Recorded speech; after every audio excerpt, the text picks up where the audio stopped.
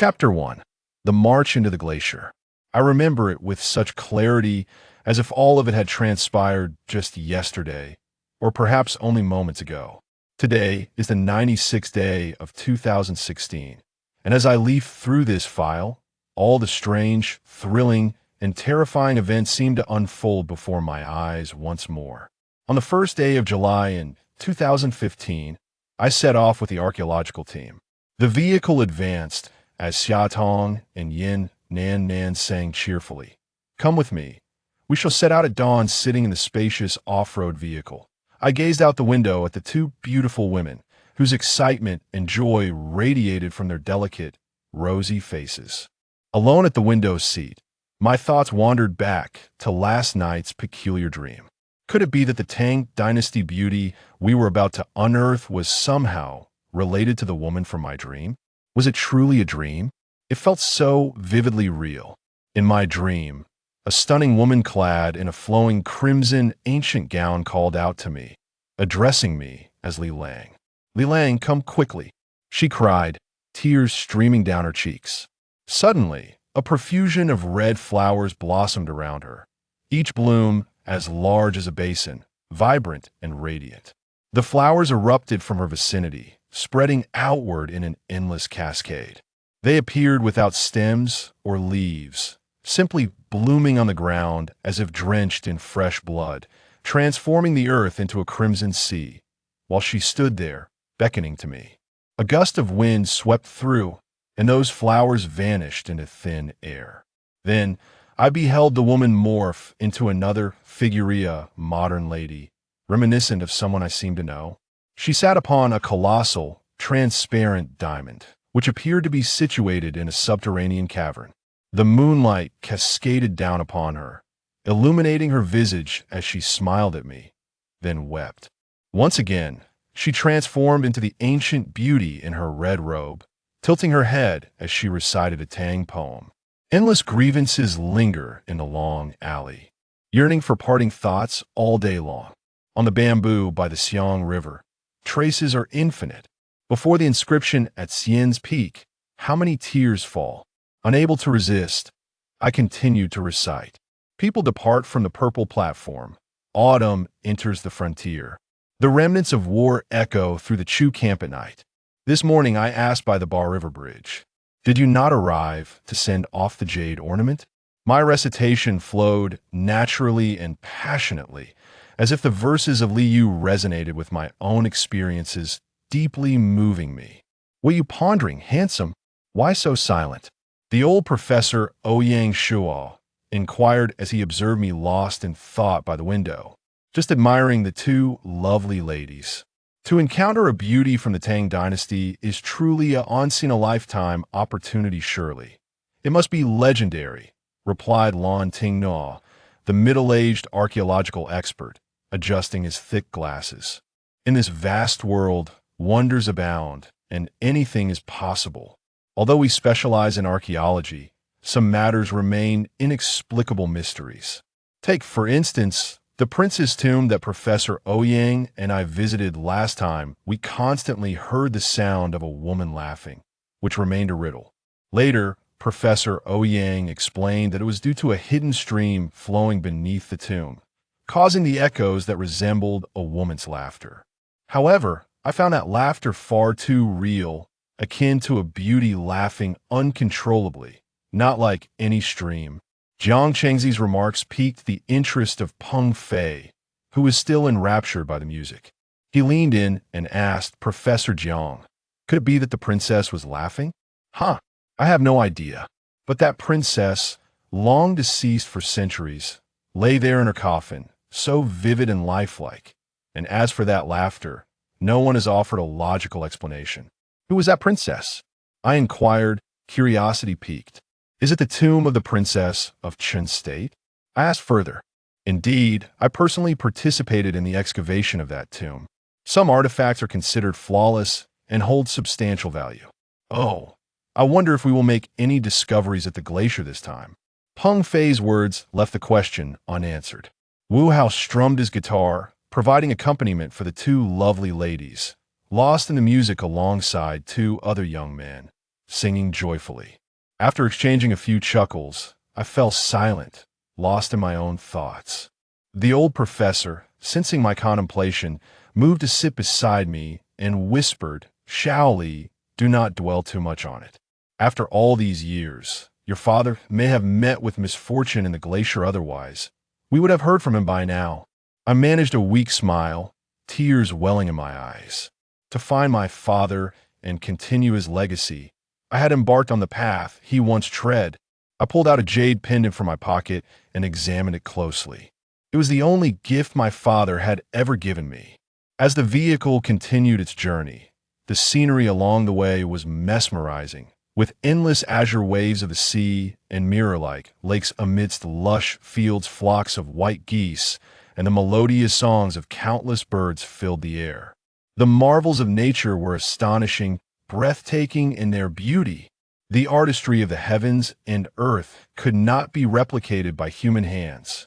Throughout our journey, we spent most of our time admiring the scenery, our eyes greedily absorbing the beauty surrounding us, longing to savor its splendor and the extraordinary, surreal sights in the quiet moments of solitude. However, there was simply too much to take in. As we approached the majestic Yarlung Tsangpa Grand Canyon Glacier, a winter chill enveloped us. In the distance, we beheld the continuous peaks adorned with white caps of snow, rolling like waves in the ocean, prompting a few of the younger members to exclaim excitedly, "Wow, Glacier, I love you. I am coming to marry the Tang Dynasty beauty residing within." I joined in the raucous cheer. "Brothers, the Glacier has specially invited us, so surely the Tang Dynasty beauty belongs to us." "Come on, you pretty boy. You think you could just claim that? What give you the right? I believe the Glacier has a fondness for you instead." Among the 11 members were the old professor Ouyang Shaw, middle-aged archaeologists Jiang Chengzi and Lan Ting Nua, female team members Yin Nan Nan and Xia Tong, and the young recruits Li Jun, Yang Jun, Gu Hao, Xia Yushu, Peng Fei, and Kai Shuangyao.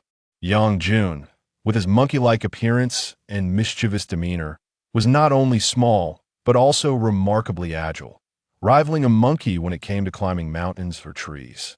Xia Tong and Yin Nan then stifled their laughter, and I knew that the two beauties often sent me subtle signals of affection. I was a fool, oblivious to their advances. Yet, the monkey and Shao Kai seemed to enjoy the attention. They were more direct in their pursuits, while the ladies were more discreet. "What's so funny?" I remarked. "We're just feeling good about ourselves. Cut it out." I shook my head playfully. My hairstyle was a result of that Japanese fellow, my university classmate, a Japanese exchange student named Ono Jiro. If it weren't for his influence, I wouldn't have been swaying my head so much. Everyone was amused by my antics. That was just who I was, serene as a delicate flower reflected on water, yet lively as a willow swaying in the breeze. Look, how have I become Lin Daiyu? Phew, what nonsense am I thinking?" I mumbled to myself. "Are you having another episode?" The old professor chuckled at me. To Professor Ouyang Shaw, I was his prized student, akin to a beloved son, while the others seemed like stepchildren. I often enjoyed special privileges, as he would share delightful tales with me during our evening strolls under the moonlight, recounting historical and cultural narratives essential for understanding archaeology. He was like a computer brimming with knowledge, providing endless resources. Thus, I clung to him as if he were my own father. Strangely, ever since the archaeological team departed from Inner Mongolia, I had been experiencing similar dreams every night. On one particular evening, the glacier lay in the distance, yet a vast expanse of grassland still separated us. The vehicle sped across the prairie, mirroring our exhilarated spirits as we raced joyfully forward. "Oh, look at that!" Gu Hao suddenly exclaimed. Heavens! A blinding white flock was soaring towards us, and these birds were quite large. None of us had ever encountered such creatures in real life. Even when standing on the ground, they would be over a meter tall, with snowy feathers, brown beaks, and triangular foreheads resembling the heads of snakes. Their eyes bore an uncanny likeness as well, and their talons resembled those of eagles. They were charging towards us in their thousands. Do you think they might see us as food? Xia Tong's face paled in fear. Chapter 2. The Feathered Serpent-Winged Dragon. Oh my goodness. The Feathered Serpent-Winged Dragon. We have encountered this monstrous creature. Quickly, check the windows to ensure they are securely closed, exclaimed Jiang Qingzi in alarm. The others, filled with terror, hastily inspected the windows, while the two beautiful women, trembling in fear, seemed utterly devoid of strength to move. Wasn't this just adding to the chaos from the very inception of our team? I had opposed the inclusion of women, unlike the old professor, but the organization insisted, claiming it was a manifestation of male chauvinism, asserting that contemporary women are no less capable than men. Yet, such courage is not something that can simply be summoned at will. What utter nonsense it is to bring along a burden. The feathered serpent-winged dragons appeared to perceive us as invaders intent on usurping their sacred realm. They circled menacingly, emitting haunting, hoarse cries. The air was filled with the sound of flapping wings, akin to the mournful howling of a fierce gale, reminiscent of tumultuous waves crashing against the shore, producing a cacophony of noise. That was the sound they made when they flapped their wings in fear. The assault had commenced. To mitigate any potential disaster, this foreign-imported SUV, astonishingly valued at over 100 million yuan, was indeed a prized possession. The feathered serpent-winged dragons spiraled above, their hoarse calls echoing as they dove down, mercilessly pecking at the roof and sides of the vehicle. Inside, we were overwhelmed by a series of thunderous impacts, each one sending chills down our spines. Xia Tong and Yin Nan clung to one another, occasionally letting out sharp screams, their bodies trembling uncontrollably. Yang Jun, the smallest and yet the most audacious among us, shouted excitedly, "Wow, these are primitive creatures. Look quickly, that one must be the leader. Observe how it differs from the others. It is larger and much redder. Capture the leader first, shall we? Hurry and bring out the dog killer." "Enough with your nonsense, you cursed monkey," I retorted. "Do you think using the dog killer will eliminate yourself? You might as well use your own stick. That one do. My stick one reach it, and I'll be finished if I don't act swiftly." "Quickly, lawn expert, use your M9. I believe you can aim well enough. That's only to be used in dire circumstances, and besides, these are rare species. You would be committing a crime." "That I in a fit of frustration," the monkey exclaimed. "Lawn expert, what are you worrying about at a time like this? Besides, killing one leader is hardly excessive. There are still plenty left to breed." The relentless pecking on the vehicle grew increasingly frantic. The driver could no longer discern the road outside. The doors and windows were already riddled with countless peck marks. If this continued, it was only a matter of time before something shattered, and then we would be doomed. Outside the window, a flurry of white feathers and red descents danced in the air, resembling a stunning display of plum blossoms blooming amidst a sea of pristine snow. However, the spectacle was far too alarming. I thought that had I been an onlooker or merely a viewer, I would undoubtedly be inspired to compose a poem in praise of the red plum blossoms. "Ah, Shaoli," I exclaimed. Xia Tong released Yin Nan and leaped into my embrace. I was inexplicably overwhelmed by a tingling sensation throughout my body, and my face felt slightly flushed. My lower body also reacted. I quickly glanced around, fearing the embarrassment of being seen by my teammates. Aside from that one time I left after the icy encounter, where I was unexpectedly embraced, I had never held any woman in my arms, not even a 3-year-old child or a newborn. At times, I questioned whether something was amiss with me, as I seemed impervious to feminine allure.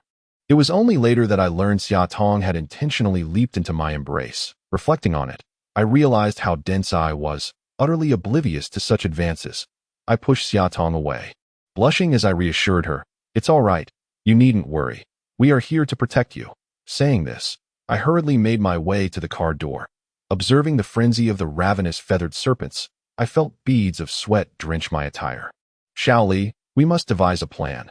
This approach is untenable," Gu Hao insisted, clutching his guitar with a trembling voice. "You aren't carrying any fireworks, are you? Didn't you mention that certain things are afraid of fireworks?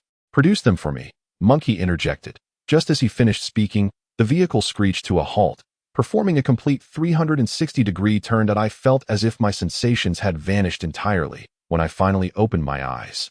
The car was eerily silent. I found myself lying atop Monkey, gazing out the window, only to discover the absence of the feathered serpents.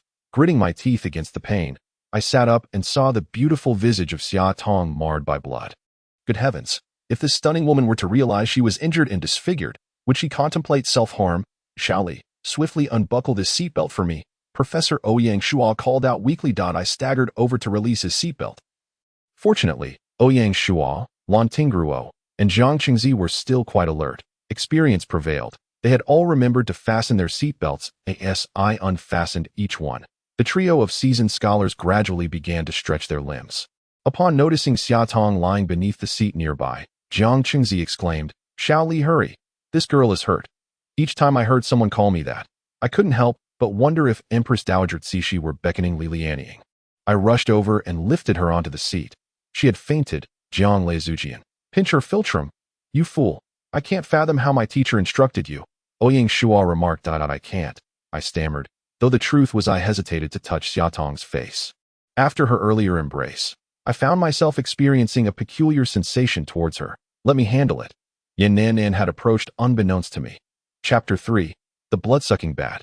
Yan Nanan's intervention was precisely what I needed. I felt nothing but gratitude. Not contemplating anything further, she moved closer and pinched Xiaotong sharply, rousing her from her stupor. The forcefulness of Yan Nanan's action drew a glance from Professor Ouyang Shuo, who offered a slight smile without uttering a word. I found that gaze inexplicably perplexing to that moment. Gu Hao approached, concern etched on his face. "How is Xiaotong feeling? Is she in pain?" "A bit.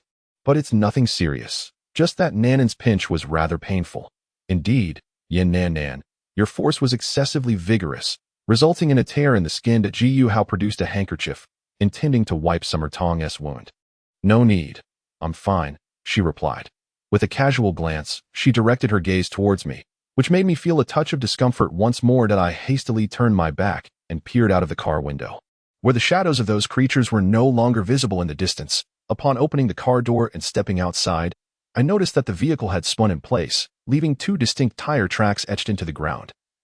Both sides flanked by soil. It must have stirred up quite a cloud of dust earlier. To those feathered serpentine dragons, it would surely resemble a gigantic beetle releasing gas, akin to a weasel, which is intolerable to such odors. I pondered whether these creatures had ever witnessed the spectacle of the car spinning in place. It must have been a frightful sight, awe-inspiring and terrifying at once. The area we traversed was seldom frequented by vehicles, a rather dimly lit dirt path, thus giving rise to such a startling scene. "Li, you little pretty boy, you have ill intentions. You nearly broke my back with your weight," I exclaimed. This is simply astonishing. Look at the miracle our car has created, truly magnificent," I continued. Above, it frightened away ancient relics. Below, it unveiled unparalleled marvels. This foreign contraption can indeed rival our domestic wonders. Monkeys are, after all, inherently restless. Despite the pain, one of them was the second to alight from the vehicle. I paid no heed to the monkey's words, gazing into the distance instead at a canyon stretched towards the peaks. Flanked by snow-capped summits, and a gust of cold wind rendered even the sweaters we had recently donned somewhat chilling. The canyon's entrance resembled the gaping maw of a lion, seemingly poised to devour its prey.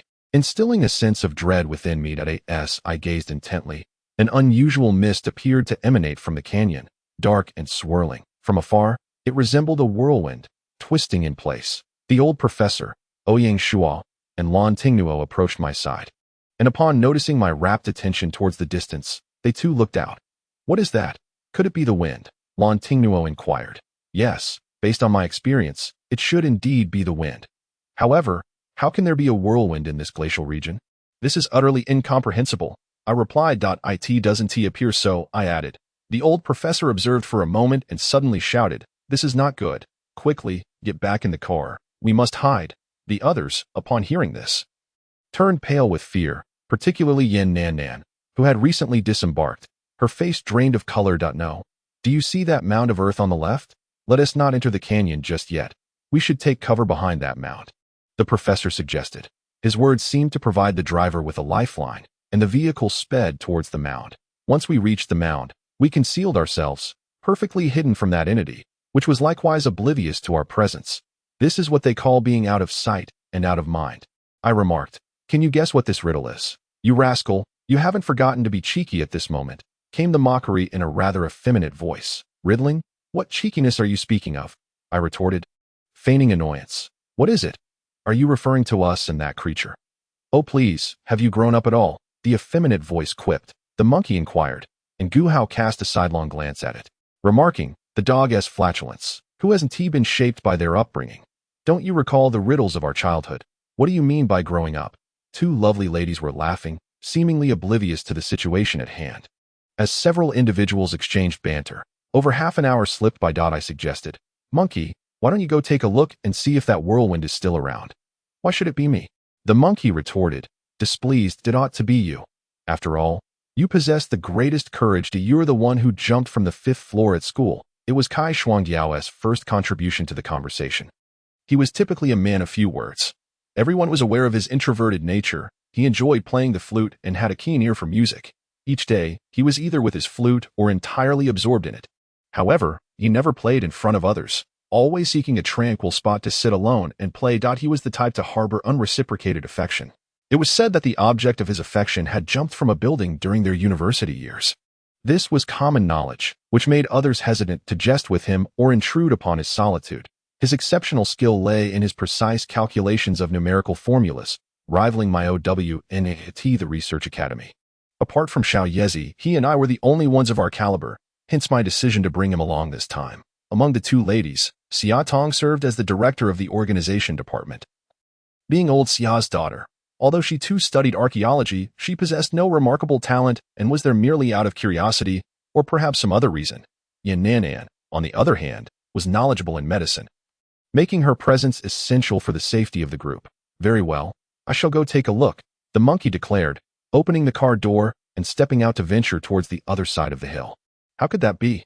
We all saw it," I asserted. "Saw what? Perhaps that wretched thing, the feathered serpent-winged dragon, terrified and scared of everything," he scoffed. "I in that case, let us proceed into the canyon. Beyond it should lie the village of Ith." As Han Bing mentioned, the village, did Han Bing tell you about it? The monkey inquired curiously, his tendency to chatter evident. Indeed, Han Bing had spoken of it thus, describing it in such an enigmatic manner. Claiming that the villagers feasted on polar bears and drank human blood, their appearances grotesque. The most beautiful among them was said to be a Tang Dynasty beauty, frequently visiting this quaint little village. The more I listened, the more it felt like a tale being spun. Gu Hao pouted slightly. As the vehicle moved forward, just as we entered the canyon, a rustling sound erupted all around us. Countless dark specks took flight from the sheer cliffs, converging upon the vehicle. "Vampire bats," Jiang Qingzi shouted. "Good heavens, there are far too many." Instinctively, we young ones huddled together. In that moment, I could not discern whether it was I who had embraced Xia Tong or if Yan Nanan had nestled into my arms. Either way, the embrace was tight, very tight. Chapter 4. The spirits and the ghostly eyes. Thousands of blood bats circled around the vehicle. It was the first time I had witnessed such ghastly creatures at dusk. Moreover, to see such peculiar beings in this frigid temperature was astonishing. I had only encountered these things in images. This was my first real-life experience. Their crimson eyes glimmered in the twilight, like countless sparks of starlight, faintly glowing red. Had it been nighttime, it would undoubtedly have been terrifying. These creatures resembled mice, with pointed snouts and gaunt features, a pair of fleshy wings, flitting around the vehicle in a frenzied dance.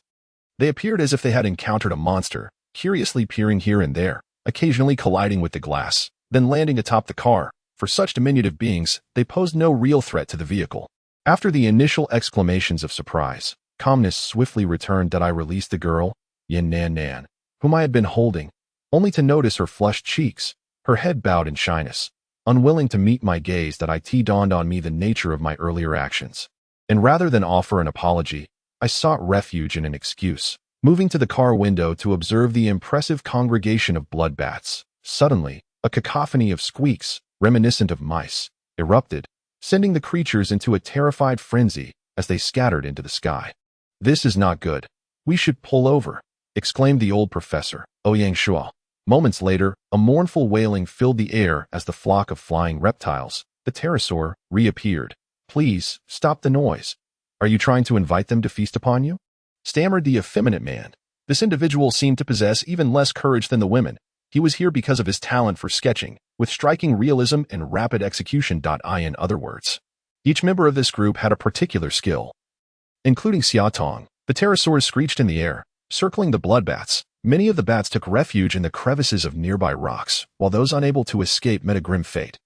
Becoming meals for the pterosaurs, the flesh of these little delicacies appeared to be quite delectable to the pterosaurs, and in the midst of the chase, The desperate blood bats even ventured beneath the wings of the pterosaurs, fiercely biting into their flesh and sucking their blood. Despite the flapping of the pterosaurs' wings, they refused to let go. Jiang Qingzi suggested, "I think it prudent for us to make a hasty retreat. It is already nighttime, and we have yet to find a suitable place to pitch our tents. We cannot rest in the vehicle." I concur. If we do not flee now, the dwindling number of bloodbats may turn their attention towards us, which would be disastrous, Lan Tingnuo added.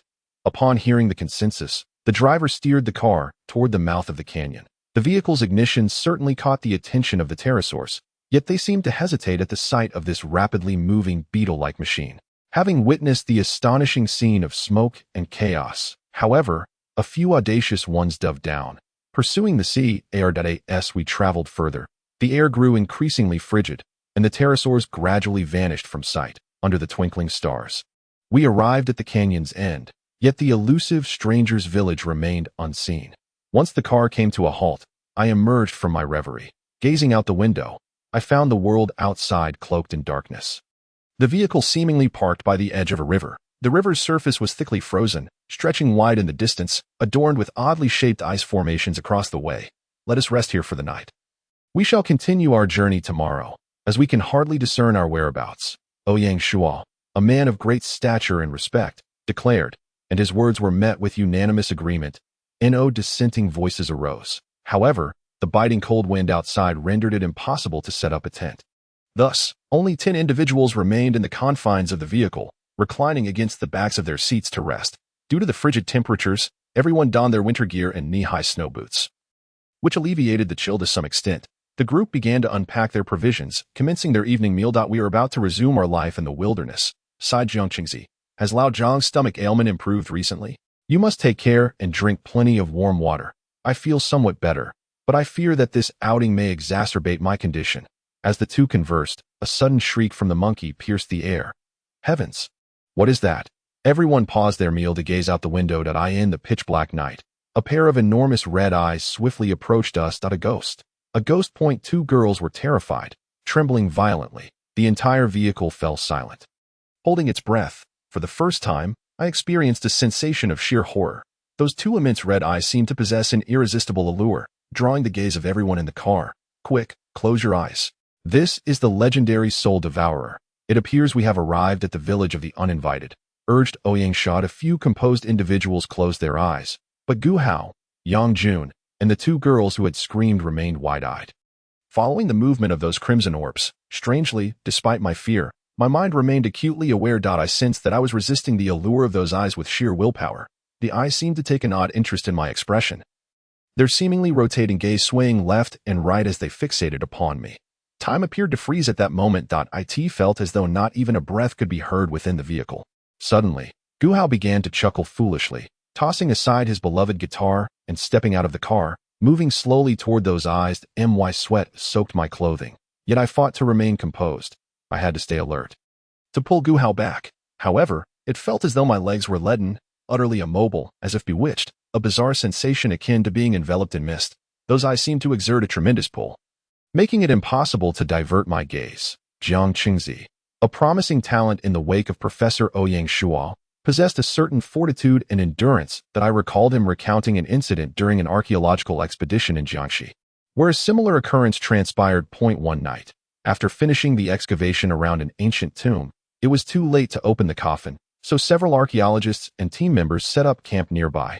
That night, Jiang Qingzi and a few teammates were startled awake by a strange cry. They emerged from the tent to see a fireball the size of a bowl dancing up and down, swirling around a teammate who had stepped out to relieve himself. The frightened teammate leaped and hollered, yet the entity refused to depart. Strangely, aside from Jiang Qingzi, those who witnessed it seemed entranced, slowly walking toward it, as if in a trance.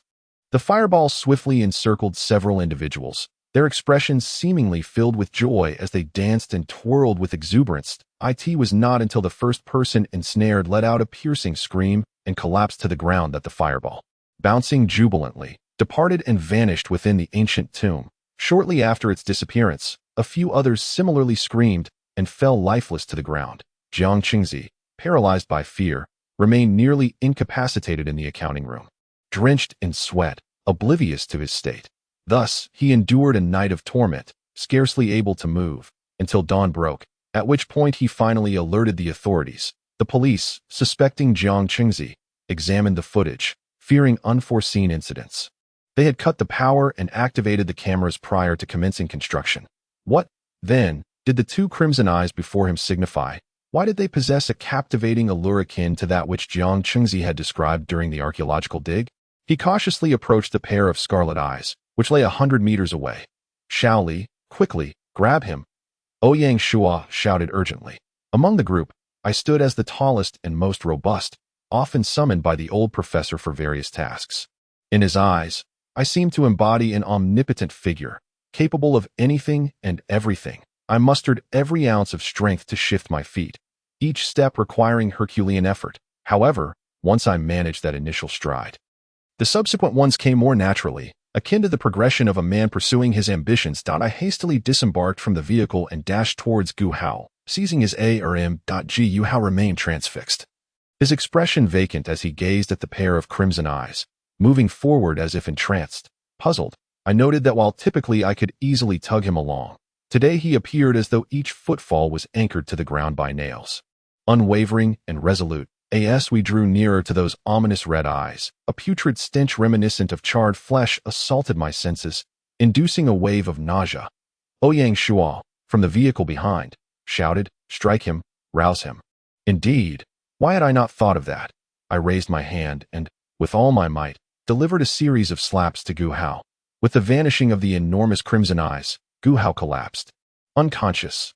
Damn it, I cursed under my breath. Now I must carry this fool. Aren't you usually so capable? Playing dead now, are we? Get up! I kicked him several times, yet he remained unresponsive. Is he dead? I muttered to myself, checking for his breath. Chapter 5. The tall tale grows exaggerated. Your strength is insufficient. He is merely feigning death, remarked a young man who had unexpectedly appeared, kicking Gu Hao squarely in the rear. Ouch! You little rascal, is this how you treat your elder brother? Just wait until I deal with you. The youth, brimming with vitality, had seemingly revived Gu Hao's youthful spirit, even as he remained pale under the flashlight. To hell with you, you little monkey, I retorted, pushing Yang Jun aside as I helped Gu Hao to his feet. Aren't you usually so bold? Why didn't you come down sooner to pull Gu Hao back? I chided. What a coward. And stop pretending to be a big shot. Leave me alone.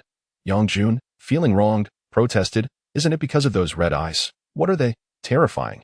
I feel as though they are watching me no matter where I look. As if my gaze is irresistibly drawn to them. I exclaimed, "Hey, Xiao Li Zi, don't you feel the same?" "Not at all," he replied. I continued, "Come on, my friend, are you really afraid of those wretched eyes? Even if the devil himself were to appear, we would stand our ground and confront him." "All right then, you surprising little rascal, I didn't realize you were so unassuming. From now on, if any adventurous endeavors arise, you shall lead the charge." At that moment, I realized I had bitten off more than I could chew. I initially intended to boast, but now it seemed I had over-exaggerated. Asking me to take the lead? Good heavens, where would I find the courage for that? "No, monkey, you're the bold one. You should take the lead and display your authority." I continued. "Everyone at headquarters knows you're the brave one. You're quite the renowned figure, which is why the minister chose you first to sign up. Isn't that an honor? Therefore, you should always lead the way." In a flurry, the two of them helped Gu Hao into the extended off-road vehicle. The two beautiful women, along with Xia Yushu, were also pulled into the car by Ping Fei and Kai Shuangdiao. As I settled Gu Hao into his seat, I suddenly realized that in this frigid temperature, while below 30 degrees, my face was drenched in sweat, and my thermal underwear clung to my skin, giving me an uncomfortable chill. "Xiao Li Zi, quickly wipe off your sweat. We mustn't catch a cold," Professor Ouyang Shua advised. At that moment, the two beautiful women suddenly became attentive, as if treating a returning hero, and together they offered their fragrant towels. The scent enveloped me, evoking a peculiar sensation throughout my being. With a bashful smile, I replied, "I think I'll use my own. How could I use a beautiful lady's towel with this foul sweat?" This unintentional action somewhat alleviated my embarrassment. The two women exchanged glances, their expressions decidedly unfriendly, leaving me perplexed. After wiping my sweat and shedding my winter gear, I sat back down.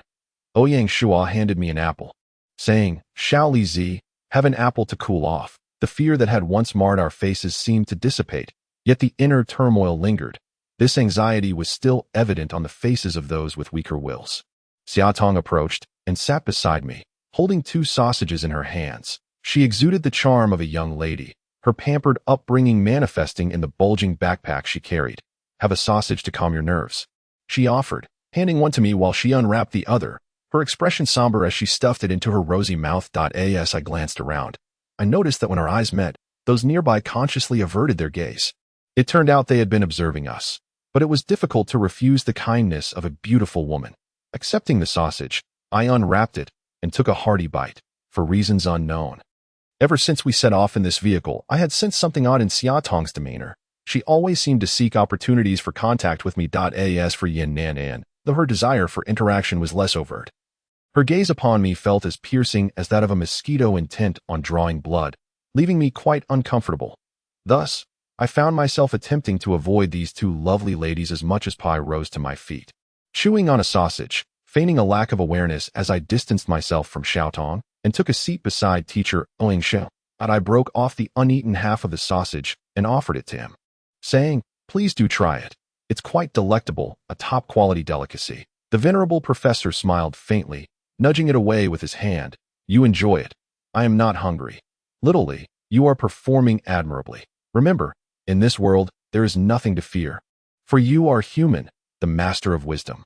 Only through experience can one forge a competent archaeologist. Your father and I were classmates. His courage was the strongest in our class. The last call I received from him mentioned he encountered something strange." Before he could finish his words, I heard a startled cry, followed by silence. Given his bravery, he must have faced something perilous and bizarre. He called me, perhaps to share something or seek counsel. Alas, let us not dwell on that. I truly long to see him alive today. As he spoke, he opened his phone to gaze at photos of his father.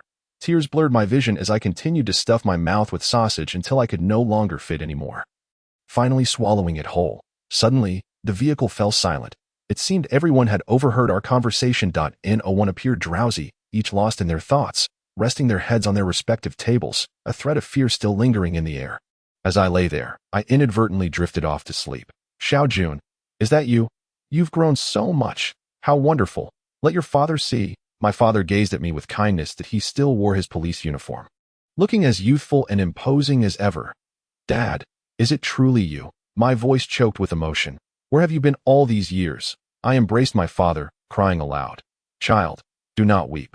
Father is in the Ice Palace, living well. That I can see my enemies, who, like me, reside in the Ice Palace, unable to desecrate the nation's artifacts any longer. That brings me joy." That I shook my father's shoulder, sobbing. "Huh? Am I truly your father? Are you certain you are not dreaming?" As I lifted my gaze, I found that the figure I held was not my father but a grotesque demon with eyes the size of bowls, glowing crimson. Those were the same eyes I had just seen. And its body was a terrifying array of stark white bones. It was neither human nor beast, an indescribable skeletal form. Chapter 6. The Villagers of the Uninvited. As I spoke, a disheveled man in tattered clothing approached. He staggered as he walked, his face so dark that it was difficult to discern his features. His unkempt hair concealed half of his visage, revealing only a small set of white teeth that flashed as he walked and laughed.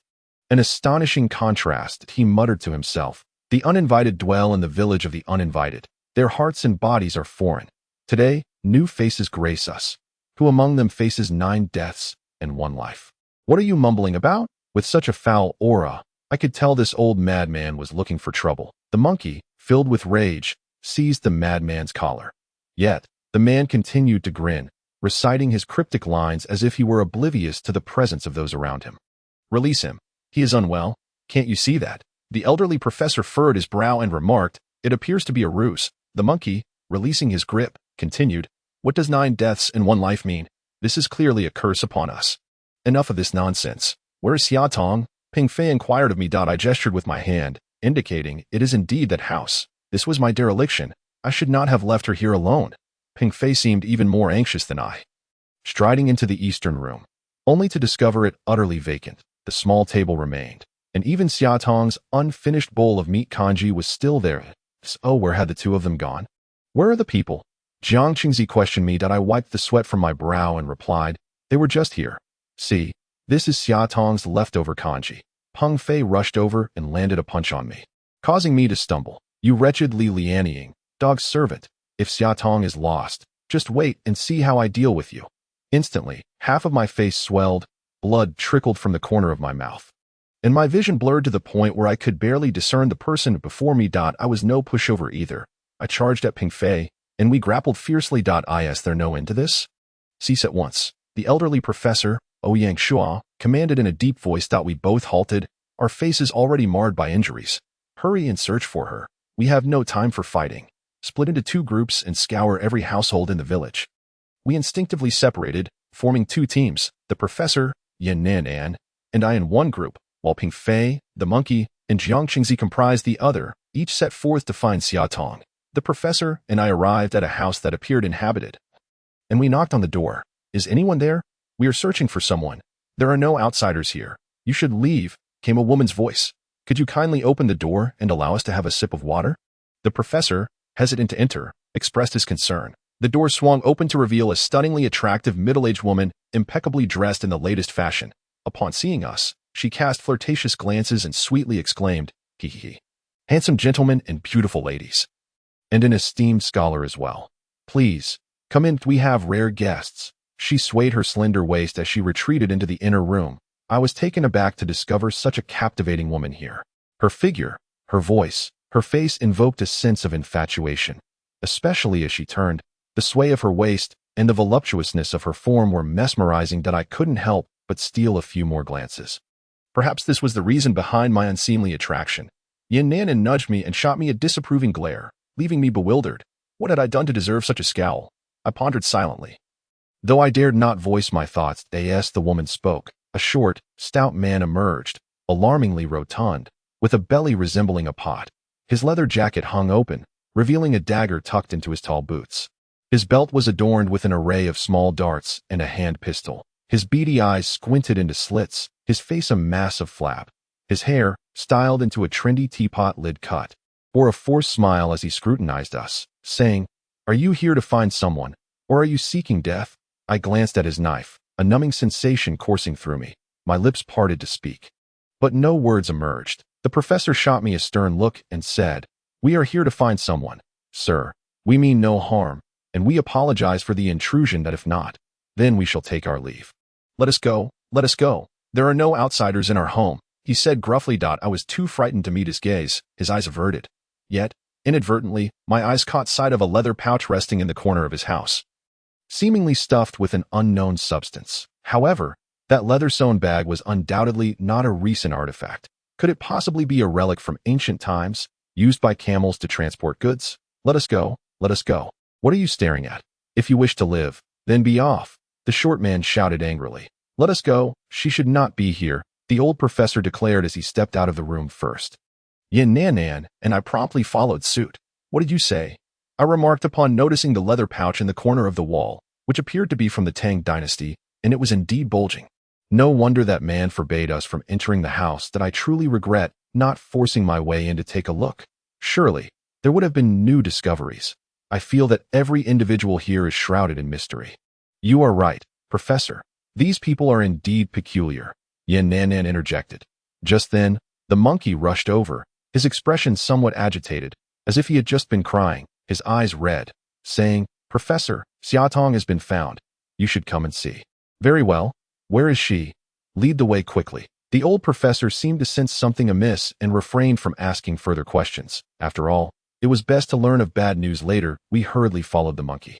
Li Jun, to the woods at the west end of the village, where we saw several people gathered, seemingly wiping away tears. I felt a wave of confusion wash over me and glanced at the old professor, whose expression was grave and footsteps somewhat unsteady. Yin Nan reached out to support the professor as they approached the group. "The professor has arrived," the monkey announced. The crowd parted to reveal Peng Fei cradling Xia Tong, both weeping, while an old woman lay on the ground. To my dismay, it was the same old woman who had fed Xia Tong meat porridge. What had transpired between them? I stood there, bewildered, unsure of how to react.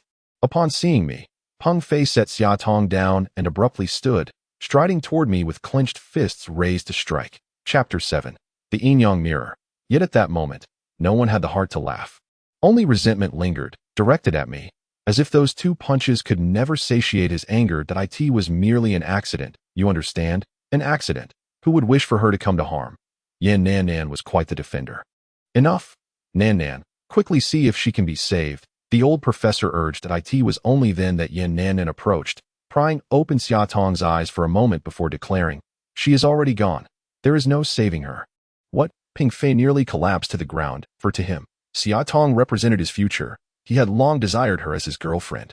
Yet, Xia Tong had always been lukewarm towards him, and he knew she seemed to be waiting for someone. But he could not believe that the person she awaited could be me. I too was uncertain, recalling later how, in her final moments, she clung to the cracked ice, declaring her love for me. Professing that she had always been waiting. "No, you lie. You were lying." Ping Fei cried out in anguish. Wu Hao and the monkey joined him in shedding tears, and I, feeling a suffocating heaviness in my heart, found that no tears were shed. Yan Nanan's eyes were also red, with tears clinging to her long eyelashes, rendering her strikingly beautiful, reminiscent of pear blossoms draped in rain. At that moment, could we still admire a beauty? How heartless of me to chastise myself thus. Ping Fei cradled Xia Tong and strode toward the car. "What about this old woman?" I inquired. I approached and lifted the elderly lady. Yet, as soon as I embraced her, she opened her eyes and looked at me, asking, "Young man, what is happening to me?" You are awake," I stammered, somewhat taken aback. "Where is that girl? Quickly, take me to see her. She still has a chance." The old woman's expression was filled with urgency. "Ping Fei, stop. The old woman claims she can save Xia Tong." Ping Fei appeared not to hear, continuing his steady march toward the vehicle. The monkey grew anxious and rushed to block Ping Fei, exclaiming, "Are your ears deaf? The old woman has awakened and wants to save Xia Tong." Jiang Qingzi hastened forward to intercept Peng Fei, demanding, "Do you truly wish for Xia Tong to perish? Do you not desire her revival? She is already dead. There is no breath or pulse. Do not deceive me. I cannot bear it. I am nearly going mad."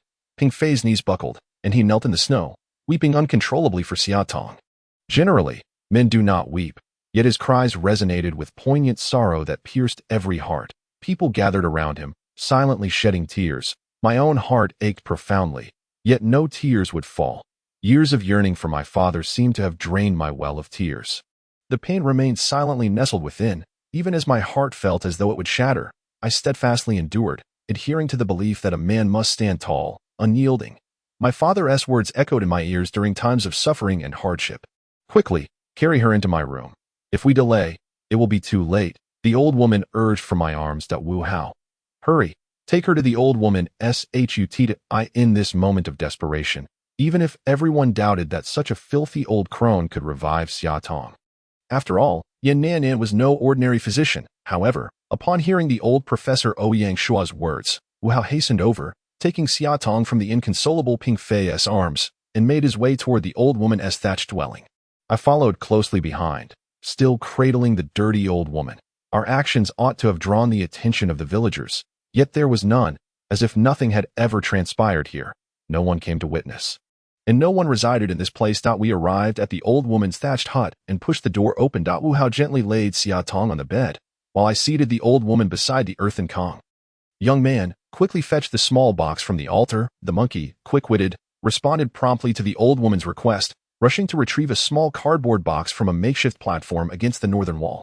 He handed it to the old woman, who opened it and began to extract various items, arranging them before Xia Tong's head: a thick incense burner, a tablet, a stack of yellow paper, a brush, a peachwood sword, and a bottle of wine.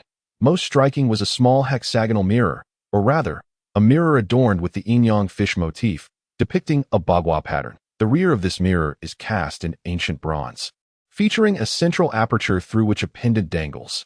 This pendant is adorned with 6 diminutive brass bells, each no larger than a bean, radiating a golden hue that suggests they are crafted from gold. It is evident at a glance that this is a treasured antiquity of considerable worth. The old woman remains unfazed. Our collective attention is entirely captivated by this remarkable artifact. She descends to the ground, igniting incense and candles. Subsequently, she inscribes a talisman, ignites it atop the candle, and disperses the ashes into the air with a flourish. Reciting incantations, she intones, "Celestial spirits, earthbound spirits, female spectre, swiftly release this maiden soul. Otherwise, do not blame me for employing this treasure against you, condemning you to wander endlessly within this realm of yin and yang, void of rebirth." I find myself stifling laughter, a task made increasingly difficult, while the monkey beside me, upon hearing the old woman's mumbling, bursts into a fit of giggles. Silence. The old woman bellows. Suddenly, a series of invisible slaps resound against the monkey's face. Startled, he bares his teeth, exclaiming, I'm sorry, I shall never laugh again." He clutches his face, nearly brought to tears by the pain. What an inexplicable phenomenon. Before our very eyes, there was no one seen to wave a hand. Yet the monkey was struck? This is utterly astonishing. All of you kneel.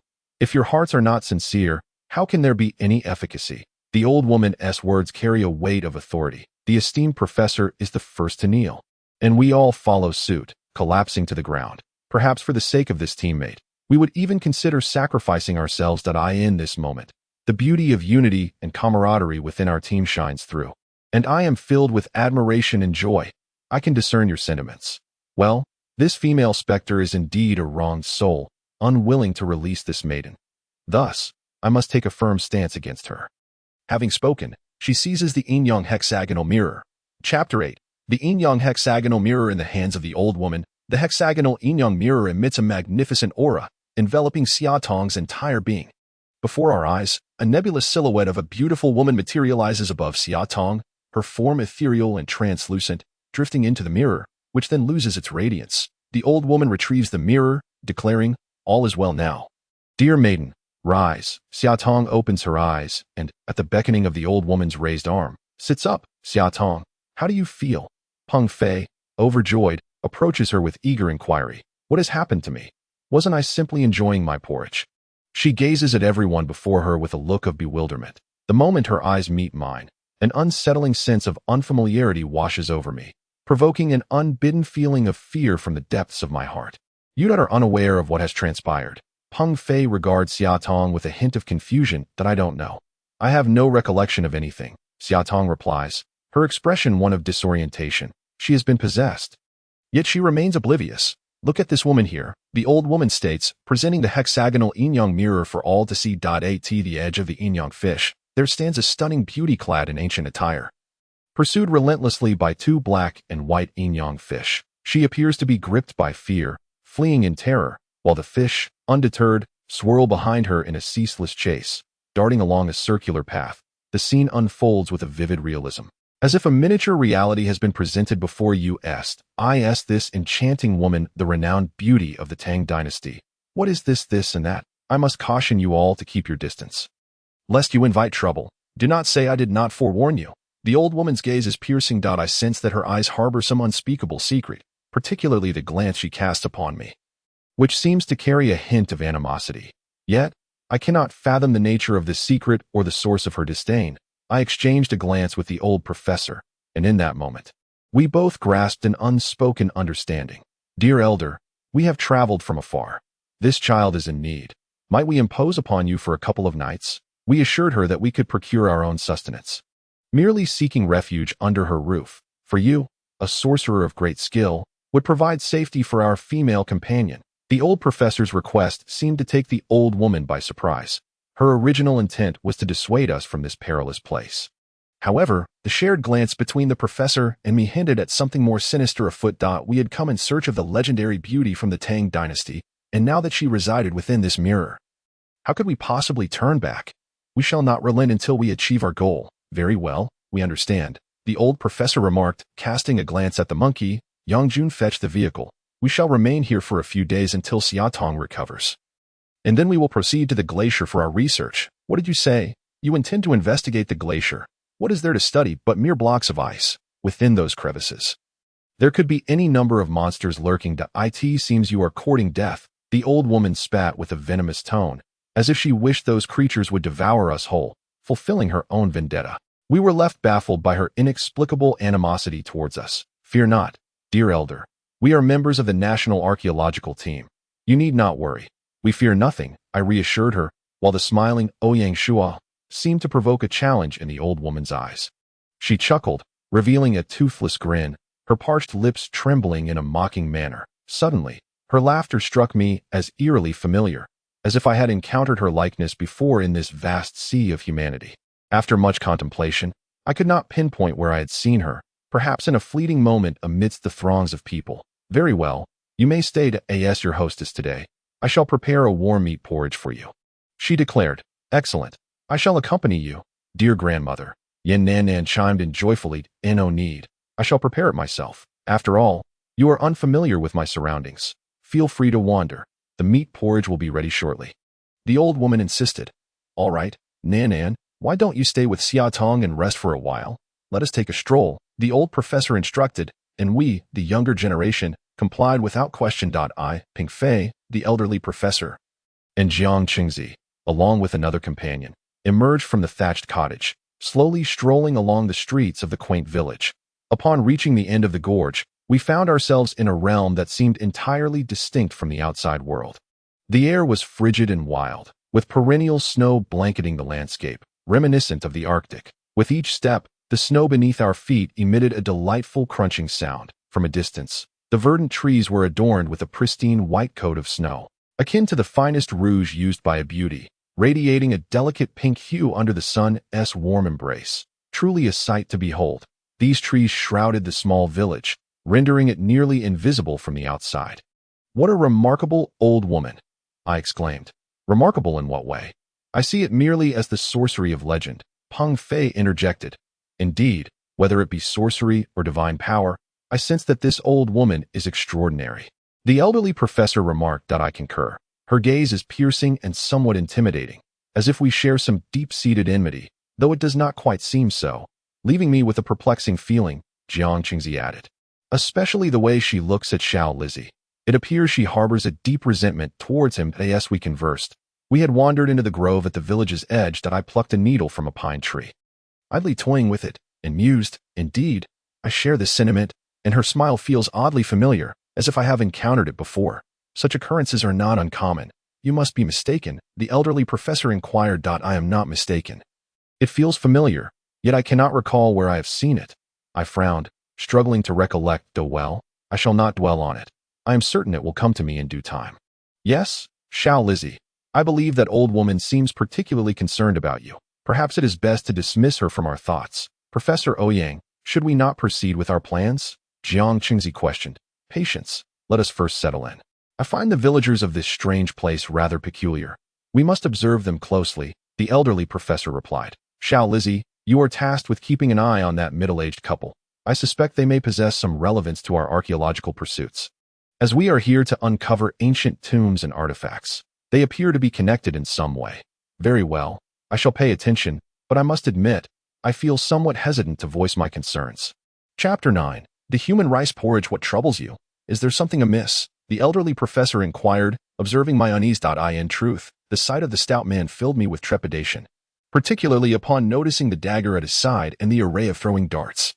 Yet, I found it difficult to admit my fear of him. Ping Fei cast a glance my way and remarked, You seem cowardly. Are you truly afraid of that individual? If so, I shall keep watch over them. Grateful for his timely intervention, I quickly responded, Thank you ever so much. Ouyang Shua glanced at me and said, I never would have guessed you had anything to fear. Teacher, I am but human. How could I not be afraid? I retorted. Yet, when you confronted Gu Hao, you appeared quite brave. Did I? I scratched my head, feeling a flush of embarrassment. After all, it was you, the old rascal, who pushed me into it. Am I not afraid? If I were not, why would I be drenched in sweat? What are these footprints? Jiang Qingzi's words drew everyone's attention. Only a trail of footprints could be seen, leading into the depths of the forest. These prints bore a striking resemblance to bear paw prints. Could it be that a bear roams this area? Truly, it feels as if my fears have been magnified. What one dreads often comes to pass. If I were to encounter such a creature alone, I would surely become its next meal. Upon returning to the old woman's thatched cottage, I noticed that Xiaotong appeared considerably better. She gazed at me and inquired, What happened to your face? It was then that everyone became aware of the fact that my face had been quite severely struck by Peng Fei. It's nothing, just a careless encounter with a dog and a fall. In a fit of rage, Peng Fei approached me and kicked. You little rascal, seeking a beating, are you? Can you refrain from being so arrogant? I, feeling somewhat incensed, retorted, Do you truly believe that I am an easy target to bully? Enough, it's time to eat. The expert Lan Tingnuo impatiently interjected. Humph, resorting to sneaky tactics. If you have the guts, let us practice outside after the meal. I stubbornly retorted, You little brat, I'm not afraid of you. Ping Fei was equally spirited. Ha. You dare to challenge me? Let us see who will back down first. Who the hell is the turtle here? I disregarded Lan's attempts at mediation. The two of us seized each other by the collars and headed outside. Once we reached the outdoors, we began to grapple. After all, I dared not strike too hard, being mindful that he was my teammate, which allowed him to take advantage of me. "You wait, you little brat. I will surely show you the wrath of the mighty," I muttered inwardly, while outwardly I could only glare. The two of us fell to the ground, commencing a set of push-ups. Meanwhile, the other 9 had gone off to eat. As we exchanged glances and furrowed our brows, we kept count. 1, 2, 3, 4, 5, 6, 7, 8. Ha ha ha. What a delightful meat porridge. The monkey approached with a bowl, deliberately shoveling spoonfuls of porridge into his mouth while observing us. "Get lost," I replied with irritation. "Not a chance. With those panda eyes of yours, it's hard to tell if you're glaring or not. What is there to fear? Isn't this akin to a black bear standing at attention?" As the bear returned home, in a sudden burst of energy, I leaped up, seized the monkey by his collar, and raised my fist. "You little rascal, trying to stir things up, are you? I'll give you panda eyes too." As I prepared to strike the monkey, he pleaded, Wait, Li the great scholar, I'll never say another word. Just let me serve you this bowl of meat porridge." He held the bowl up to me that I glanced with keen interest and spotted a chunk of meat within that my eyes instantly brightened, as if I had encountered a treasure, and my clenched fist transformed into a claw, reaching for the piece of meat. Just as I was about to bring it to my mouth, the monkey suddenly shouted, "Stop, don't eat that. The meat is problematic." My hand halted just shy of my lips, slowly lowering as I peered down to see. I exclaimed in shock, and with a tremor in my hand, I flung the piece of meat onto the ground, recoiling as if I had encountered a venomous snake. The monkey, cradling the bowl, glanced down in astonishment at the porridge, and with a shaky hand, it slipped from his grasp, crashing to the ground. He then bent over, retching violently. Peng Fei paused in his sit-ups, rose, and approached the discarded meat, leaning down to inspect it. When he realized what it was, he too shrieked and threw the meat away, retreating far from it. "How could this be possible?" Peng Fei gaped, stuttering as he gazed at us. That a few individuals in the courtyard shrieked, causing a commotion among those inside the house, who all emerged quick-witted. I disregarded my disgust and swiftly picked up the piece of meat, concealing it behind my back, then signaled with my eyes to Peng Fei and Li Jun, urging them to keep silent. What was going on? No push-ups. How bizarre. Were you too envious? Upon seeing Li Jun sipping his porridge, the old professor inquired with a stern expression that I forced myself to remain calm, stealing a glance at the old woman standing at the entrance behind several people, and managed a strained smile, saying, "Yes, that rascal monkey is simply intolerable, coming here to tempt us." I did not intend to knock over his bowl, that I was unaccustomed to lying, and my demeanor betrayed me. The old professor regarded me for a moment before addressing the others. "Go ahead and eat. I have matters to discuss with Shaoli. Indeed, you all should proceed to dine. I have yet to finish my push-ups, and I shall continue." Naturally, Peng Fei would not indulge in the porridge. Li Jun was even more disinclined, stating, "I won't eat. I've lost my appetite." The others found this perplexing. After all, this meat porridge was a rare delicacy, particularly the exquisite flavor of the meat, which remained a mystery. "Wow!" Li Jun retched again. I tugged at the old professor, urging, "We must leave quickly. This monkey seems to be unaccustomed to the local conditions. It's utterly revolting." As I spoke, I too felt the urge to gag. Peng Fei noticed Yan holding a bowl and was about to step inside when he seized her bowl, saying, "You should eat less of this. The local conditions may not suit us." Yan glanced at Peng Fei but remained silent, her expression quite frosty, as if to say, "What business is it of yours?" Peng Fei turned crimson, holding the bowl, unsure of how to proceed. Chapter 10. The finger in the porridge. What transpired? The old professor asked me after we had distanced ourselves considerably. Trembling, I opened my clenched hand before him. When the old professor discerned the severed pinky finger resting in my palm, his face turned ashen. This was in the porridge? Indeed, so. The meat in the porridge could be human flesh? It appears that way. Oh, dear, the old professor began to retch. After a moment, he looked at me and said, "Having witnessed countless corpses, I have grown indifferent to their grotesque and revolting appearances. But this is cannibalism. We must uncover the truth. That old woman is certainly no ordinary individual, and thus, this task is entrusted to you." He produced a handkerchief to wrap the finger, placing it in his pocket. I felt a twinge of fear. After all, the old woman's gaze was exceedingly menacing. He then handed me a letter. "They will not heed you. Open it for them to see." "What do you mean by this, Professor?" "Just in case. After all, I am quite old now. And the preservation of our national heritage will rely on the diligence of young individuals such as yourselves. My nose suddenly felt a touch damp. Rest assured, I shall fulfill my duties. To avoid alarming anyone and to keep our work discreet, it was imperative that we remain undetected. You should subtly arrange things. Let us refrain from forcing everyone to consume that meat porridge. The old professor is on the brink of retching, struggling to endure, his expression a portrait of agony. I am relieved that I did not partake. Thus, I shall step inside to take a look. I deliberately chose to ignore him and entered the house. Inside the west room, there were small square tables placed on the earthen kong, where Jiang Qingzi, Lanting Nua, and the others, Xia Yushu, Gu Hao, and Kai Shuangdiao, were dining. While in the east room, the old woman, along with Xia Tong and Yin Nanan, were also having their meal. I first ventured into the west room, for I thought it might be a tad easier to handle the situation with the old woman in the east room. In her eyes, the terrifying look seemed to have vanished, replaced by a gentle demeanor, but I made a concerted effort to steady my trembling hands, smiling as I reached out to take the bowl of porridge. However, upon glimpsing the pink chunks of meat within the bowl, waves of nausea surged over me. No, I adhere to Buddhism. I cannot bear the scent of flesh. I gagged. I hastily set the bowl on the table, accidentally nudging it just so, causing it to crash to the ground with a clatter. I feigned urgency as I rushed outside to vomit. Jiang Qingzi, seemingly perceptive of my unusual behavior, remarked, "This meal is rather disheartening. I assume no one is satisfied. Let us pause for now, and I shall step out to procure something more suitable for you all." "Excellent. Old Jiang will have Shao Kai accompany you," Lanting Nua chimed in. In the east room, Xia Tong continued sipping her porridge, as if all the commotion were of no concern to her. Outside, through the glass, I caught sight of her rather lovely face, devoid of any expression. She appeared lost in thought, wearing a dazed look. Just moments ago, she seemed so cognizant. How had she transformed into this state? I cannot allow her to consume that human flesh porridge. The thought of her discovering this horrifies me.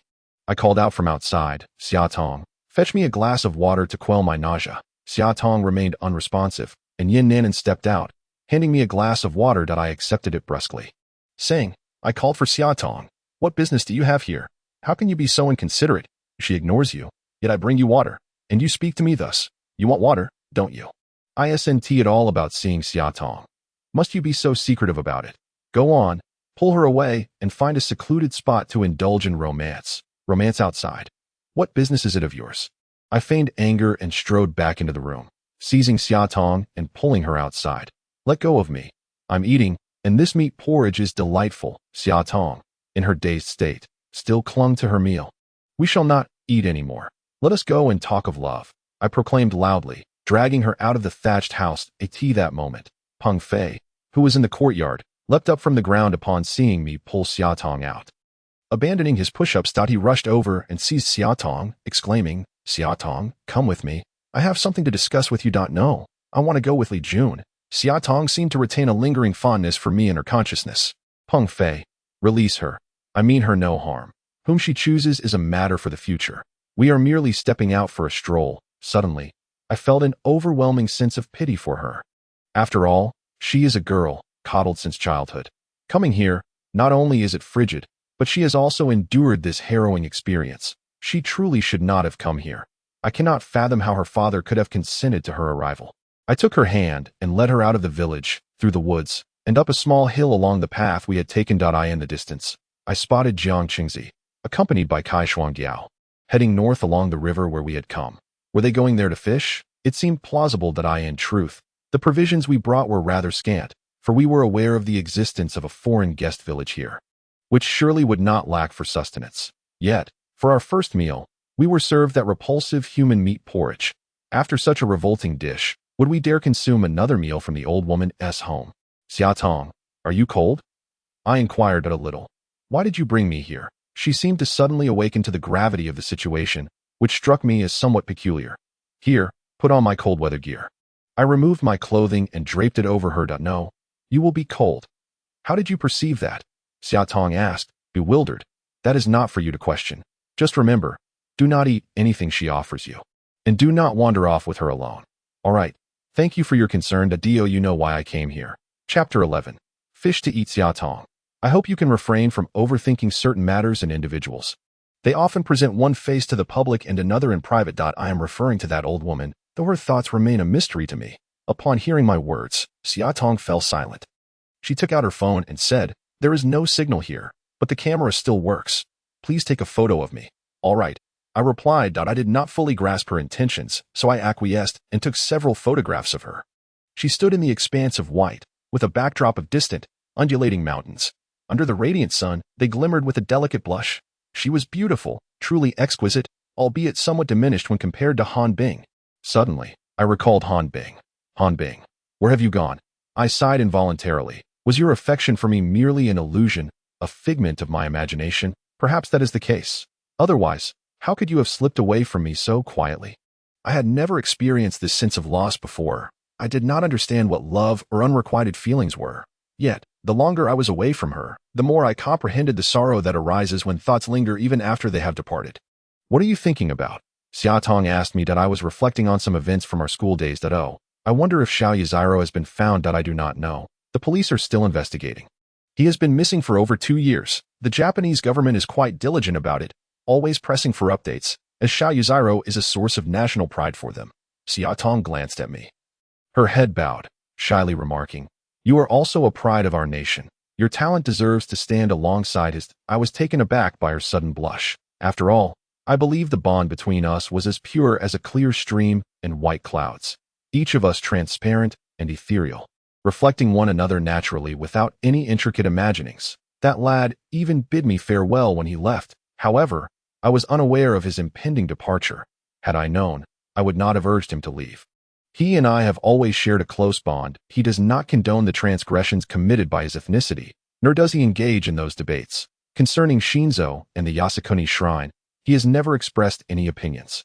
Clearly, this individual, as he himself stated, is a bookworm. Indeed, his thesis once created a sensation across several countries, both domestically and internationally, that in the realm of archaeology, he ought to be a source of pride for his nation. It is no wonder they have exerted considerable pressure on our country, having sought him for over 2 years. Yes, during that time, we were exceedingly happy together, often engaging in heated debates over a formula. With both of us unwilling to concede that in the end, one of us would always relent. Our intention was never to disparage anyone, but rather to learn from one another. When he departed, he even accompanied me for a meal, and we got our hair cut together. You can see I have maintained this hairstyle ever since. To be honest, I miss him dearly, for we were inseparable friends who shared everything. Did you discuss girls? After Xiaotong finished speaking, her cheeks flushed even more. Yes, we did, and frequently. The theme often revolved around Han Bing, as it seemed he held a particular fondness for her. And what about you? Xiaotong gazed into my eyes as she inquired. I had never given it serious thought, that I truly had not, that I believed that such a beautiful girl was beyond my earnest contemplation, even though in my moments of leisure there lingered a tinge of wistful longing. I considered it to be a hazy fantasy, with no possibility for any development between us. Really? Yes, truly. Wow, these two are quite impressive. Even in this icy wilderness, they managed to catch fish. Remarkable, Xiaotong exclaimed, leaping with joy. Teacher Jiang, you are truly amazing. Indeed, Teacher Jiang has undergone experiences that are not significantly fewer than those of the seasoned professors. He can adapt to various conditions with remarkable reflexivity, managing to survive in the harshest of circumstances. Before I could finish my sentence, Xiaotong had already bounded down the hillside. I followed closely behind, as the four of us laughed and chatted delightedly about our bountiful catch. Expert Jiang was astute.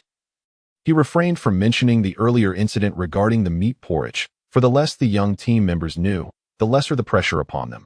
Presently, Xiaotong seemed entirely oblivious to the earlier oddity. Kai Shuangdiao and Jiang Qingzi appeared to harbor suspicions, but chose not to mention them, doing so for Xiaotong's sake. Teacher Jiang, how did you know there would be fish there? I asked. Yes, please tell us. What kind of places are likely to have fish? Look at that riverbank. In areas where it bends slightly, fish naturally tend to be active beneath the surface. I, along with Xiao Kai, used a Luoyang shovel to dig a hole the size of a basin, and soon fish were vying for air. Consequently, I utilized this small fork, which is our essential tool, to spear the fish. You are truly remarkable. With you around, we need not fear going hungry, Xiaotong said cheerfully. Indeed, Teacher Jiang is truly exceptional. I cannot spear fish at all. Every attempt has been in vain. Take your time. I shall teach you later. We will come here every day to catch fish for everyone. How wonderful. We will have fish to eat. Xia Tong exclaimed, bouncing around like a little girl, her demeanor utterly delightful. However, who would have thought that teacher Jiang, in her unwavering dedication to ensure we could save her fish, would lose her life a mere fortnight later? Nan, look at how teacher Jiang procured such a magnificent fish for us. We are truly fortunate. This is indeed a natural green delicacy. Despite my words, she remained silent, casting a resentful glance at me and shouting. I felt a twinge of discomfort in my heart, yet I could not voice my feelings.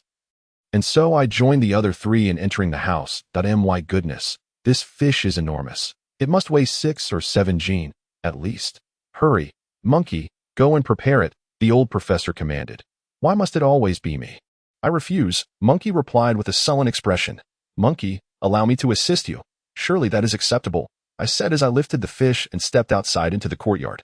Chapter 12, Shouting Under a Spell Before Long. The fish was stewed to perfection. Monkey and I divided the fish into 2 portions, each bearing it into the respective rooms. Wow, it smells divine. Let us enjoy this, old Lan and old Jiang. The 3 of us shall share a few drinks. Lan Tingnuo, upon hearing the old professor's words, eagerly rummaged through his supplies bag and retrieved a bottle of erguodo. Hey, I asked you to bring wine. Why did you take mine instead of your own? The old professor laughed, inquiring that I noticed you had some fine liquor in your backpack, so I thought I might indulge in your bottle of erguo too. This isn't a recent desire, he replied. You are becoming more gluttonous than monkey. The old professor remarked, playfully pointing at Lan Tingnuo. Let us dig in. With the old professor's command, everyone began to devour the meal as if they had not tasted fish in several lifetimes. As we feasted, I glanced around and noticed a conspicuous absence. Where is Kai Shuangdiao? Has anyone seen Xiao Kai? No, I truly haven't seen him, came the collective response. It was then that everyone realized Xiao Kai was missing. Monkey, hurry and search for him. Xiaoli, you should go too, teacher Ouyang urged, a hint of anxiety in her voice. All right, no need to panic. We will find him right away. I set down my chopsticks and rushed outside, with Monkey closely following. Where could he have gone? I asked Monkey. How would I know? Monkey replied, his face filled with helplessness. Why does he always wander off? It's ruining our meal, and now we must search for him. No need to complain. Xiao Kai has always been this way. You know he is quite introverted. He better not be in any trouble. Otherwise, we will all be in a predicament. Indeed, let us hurry and check the hill we climbed. Recently, Xiao Kai had taken to ascending the small hill alone to play his flute. To the west of this quaint village lies a small hillock, and we hurriedly made our way there. But upon reaching the summit, we found no trace of Xiao Kai. Where could he possibly be? Monkey and I were becoming increasingly anxious. The south of the village lies the primeval forest. Could he have ventured there? Monkey, let us head toward the forest. Fine. The 2 of us made our way southward into the woods. Not far into the thicket, we spotted a line of footprints. Could these be Xiao Kai's? These must be his tracks, Monkey declared as he pressed forward. Xiao Kai, where are you? Please come out. Everyone is searching for you. After all, the woods ahead were dense and difficult to navigate. Indeed, what could he possibly be doing here? I hesitated to proceed further. At that moment, it seemed as though I heard a faint cry. Me. I'm here. Come quickly and save me. Did you hear that? It was the voice of Xiao Kai. I heard it. Let's run. Let's hurry and see what's happening over there. The 2 of us dashed swiftly into the forest. Not far ahead, we spotted Xiao Kai collapsed in the snow, his body seemingly stained with blood. Xiao Kai, what happened to you? I rushed over and helped him to his feet. It was then that I clearly saw his face marred with injuries, his clothes tattered, and blood oozing continuously from his thigh. Xiao Kai, how did this happen? The monkey, too, was filled with urgency. I encountered a black bear. What on earth made you think to come here alone? I asked him, somewhat irritated. Before he could finish his words, Kai Shuangdiao fainted. What the hell are you rambling about? Can't you see he's barely hanging on? The monkey, now anxious, crouched down to carry Xiao Kai. You go on ahead. With your frail physique, let me handle this. I lifted Xiao Kai onto my back, with the monkey supporting him from behind. What happened to him? How did Xiao Kai get hurt? This is too tragic, everyone murmured as they followed into the room. I laid Xiao Kai down, utterly exhausted and gasping for breath. Lan Tingnuo hurried over to unfasten Xiao Kai's clothing, and with everyone's assistance, they stripped him down to his shorts. They covered him with a blanket. And then Yin Nanan approached to examine his wounds. It seems like he was bitten by something. It can't be a black bear, can it? Yin Nanan's observation was indeed accurate. He was bitten by a black bear. When we arrived, Xiao Kai was still conscious, He said it was the black bear that attacked him. After cleaning the wounds and applying some medication, they wrapped it all in gauze. With that, Shao Kai resembled a cocoon. Ha! Let us see if this little fellow can emerge as a butterfly. Did the monkey still have the leisure to laugh so heartily? I went over and gave him a shove on the neck. Damn you! You heartless monkey! Can't you see this isn't a time for jokes? The monkey then realized the atmosphere was amiss. As everyone was looking at him with strange gazes, he rubbed his head sheepishly and retreated to the back. The mood immediately turned serious, and a sense of fear began to rise within everyone. Here, not only were there black bears, but also winged serpents and those blood-red-eyed bats. What other monstrous creatures might we encounter in the future remained a mystery. In this remote and seldom trodden place, how much unknown awaited us, and what of the villagers who appeared so peculiar? Were they a threat to us? That was still uncertain. On the first night we entered the valley. Thinking back to those blood-red, eerie eyes sent chills down my spine. Everyone sat in silence, lost in their thoughts, when suddenly outside, the song of that old madman echoed. 9 lives, 1 survives. Who is fated to live? The witch wanders the world, defying destiny. The consequences are inevitable, for since ancient times, the zombie's heir is blessed. What kind of nonsensical ramblings are these? The monkey could no longer contain himself and exclaimed as he ran outside. Which temple do you hail from? Chanting like a monk. There's a patient inside. Don't disturb the peace with your nonsense. I speak only of heavenly secrets, which must not be divulged. Child, take heed. The words of the ancients elude my understanding. I implore you to keep your distance. Your scriptures have stirred my mind. As 2 individuals engaged in conversation, Xia Tong suddenly burst forth from the room, flailing her arms and crying out, You have arrived. Uncle, I was just thinking of you. Hurry and save me. These people mean to kill me. This unexpected turn of events left the monkey bewildered, and the rest of us equally confounded. Just moments ago, she seemed perfectly fine. How could she have changed so drastically in such a short span of time?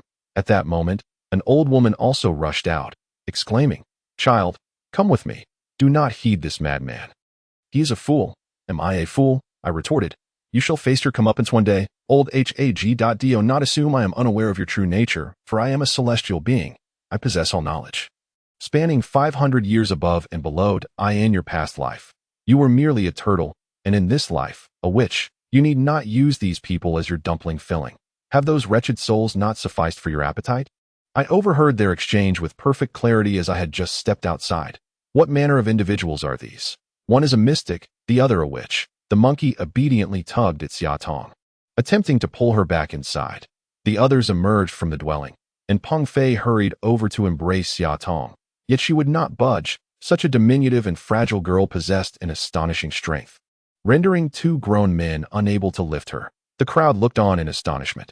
Ouyang Shua remained indifferent, while Yan Nan Nan, who was merely spectating, queried, Xiaonan, what are you doing? The stern gaze compelled Yan Nan Nan to approach. But even with her efforts, she remained powerless. How perplexing it was that this lightweight girl, not even weighing 100 pounds, could not be lifted by 2 men and another girl. At that moment, the old woman turned and said, Children, cease your pulling. Allow me a try lest you injure her. The 3 were compelled to halt. The old woman closed her eyes and began to chant incantations. Meanwhile, the madman danced about, laughing heartily, disrupting the old woman's concentration and causing her to falter. What chaos is this? I refuse to be cowed by superstition. Chapter 13. Beauty of the Tang Dynasty. I approached, gazing down at Xia Tong seated on the ground, and in a tone of irritation, I commanded, Xia Tong, look into my eyes. Upon hearing my voice, Xia Tong seemed to quiet, flashing me a toothy grin. Are you issuing her commands? What gives you the right? Do you possess such authority? Peng Fei glared at me, his expression one of fury. What is this moment? I retorted, Peng Fei, I have no time to engage in frivolities. Xia Tong, do you wish for me to pull you up? Yes, she replied, seemingly regaining her senses, extending her hand in anticipation of my assistance. At that moment, Yanandan reached out and grasped Xia Tong's hand. Pulling her to her feet, Xia Tong appeared momentarily stunned, only to plop back down onto the ground, commencing to wail. Yanandan, exasperated, pulled with all her might, yet was unable to lift her once more. My frustration mounted, and I spun in place. As I turned, I caught sight of the old woman behind me, sporting a visage of sinister and peculiar delight, seemingly murmuring incantations. Could she be the orchestrator of this entire affair? Old woman, What are you chanting? I cast a sharp glance at my mother-in-law and inquired, Dear mother-in-law, as we are but students who harbor no belief in these specters, might it be prudent to refrain from reciting? As we engaged in conversation, to my astonishment, Xia Tong ceased her cries and tantrums, being pulled up by Yin Nan Nan, who was attentively listening to our discourse. I exchanged a knowing look with the elderly professor beside me, who understood my unspoken cue and remarked, Yin Nan Nan, please escort Xia Tong inside. Promptly, Yin Nan Nan led Xia Tong into the room while I continued my dialogue with my mother-in-law. Might your scriptures truly possess such miraculous efficacy? I posed the question, merely to buy some time, as I was keen to observe whether Xia Tong's issues would dissipate in the absence of the recitation. Indeed, they are efficacious. Just look at how well Miss Xia has become. Could it be that I was overthinking? Was it truly her chanting that restored Xia Tong's well-being? My heartfelt gratitude to you. Let us proceed inside to check on Xiao Kai. Everyone else can return to their respective pursuits. The elderly professor approached to mediate. Xia Tong had entered the east room, conversing with Yin Nan Nan. What was wrong with me earlier? Was I possessed, my dear young lady, with such a slight frame? You ought not to exhibit such bravado here. Why shouldn't I come? If you can, I can too. And so, the two young ladies returned to their usual bickering. Upon returning to the west room, I found Lan Ting Nua vigilantly attending to Xiao Kai. How is she? Has she awakened? The elderly professor inquired softly. She sleeps quite soundly. She should be fine. That is a relief. These children are treasures at home, yet they are unaccustomed to such experiences. It appears they require further training. Indeed, these young team members lack experience. I concurred that I understood their reticence. Our reactions to these repeated incidents seemed to displease them greatly. They will gradually improve. I believe they will surpass us in the future. The elderly professor was always so understanding that I apologize. Professor, Kai Shuangdiao opened her tear-filled eyes, gazing at the elderly professor, and Lan Ting knew it's nothing, Xiao Kai. Your awakening is what matters. The elderly professor reassured her with a comforting expression. Your recovery is what matters, young one. A minor injury will mend in a few days, Lan Ting Nua chimed in. Yes, I wish to mention that the bear that bit me appeared to have a human face. What did you say? I asked, astonished, staring at Kai Shuangdiao. Allow me to recount the entire tale. Noticing the peculiar expressions during our mealtime, I sensed something was amiss. Yet, I hesitated to inquire, as it seemed everyone was concealing something. A wave of discomfort washed over me. After all, since our entry into the glacial region, a series of events had left me feeling anxious and fearful. My spirits were utterly dismal, prompting me to step outside alone. Wandering to the edge of the woods, where I played my flute to alleviate my gloom. It was then that I caught sight of a fleeting shadow, a woman's silhouette that seemed oddly familiar. I was perplexed. What woman could possibly be found in such deep wilderness? Although the forest was shrouded in darkness, the crimson dress stood out vibrantly against the white snow. Could it be that stunning beauty from the Tang Dynasty? Since she was a ghost, her allure was undeniably significant. After all, a ghost is still a woman. Speak candidly. On ordinary days, I would lack the audacity to pursue that woman, even if someone were to lend me their courage. Yet today, an extraordinary boldness surged within me, as if my very consciousness had rebelled against my will, compelling my legs to hasten after her. In my haste, I stumbled over a branch and fell. A sharp pain coursing through my leg. That moment, the black bear, witnessing my fall, lunged towards me. As I beheld its face, it suddenly split open, revealing a human visage within. Trembling, I stammered, Are you a human or a monster? Please, do not harm me. It remained silent, extending two claws resembling steel structures, clawing at me with alarming intent. I shut my eyes, feeling a searing pain across my face, followed by the bear crashing down upon me, causing a visceral agony that rendered me unconscious. It was only when I heard the monkey calling my name that I hazily regained awareness. After Xiao Kai recounted his experience, the elderly professor glanced at Lan Ting Nua and remarked, I suspect that the black bear was likely a person in disguise, harboring ulterior motives. Otherwise, why would it refrain from harming Xiao Kai? Its aim must have been to instill fear in us. But why would it seek to intimidate us? What could its intentions be? I interjected, unable to contain my curiosity. At present, that remains uncertain. Perhaps this individual masquerading as a black bear resides in Yike Village. We ought to heighten our vigilance and ascertain their true intentions, including that of the old woman. Old Lan concurred, urging everyone to remain alert. The professor echoed his sentiment, and then a thought struck me. By the way, Xiao Kai, In which direction did the ancient woman in traditional attire vanish when you fell? I still recall that it was towards the south, deep within the forest, he replied. Ah, I exclaimed, deep in contemplation. For several days, I had been plagued by recurring dreams of that woman clad in red, calling out to me, beckoning me as Li Lang. Could she possibly appear here? Was I, in some inexplicable way, summoned by her? I recalled a dream from the year my father departed, when I was merely 9.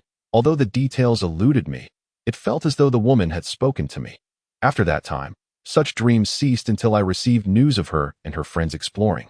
Having encountered a Tang Dynasty beauty at the Glacier, Chapter 14, encountering the supernatural Xiao Li Zi. What are you pondering? The elderly professor seemed to have been observing me for some time. Nothing much, I replied shyly with a smile. The discussion continued for a while longer, and as the sky darkened, Yin Nan Nan entered the room. How is Xiao Xia? The professor inquired. She is well. She has fallen asleep.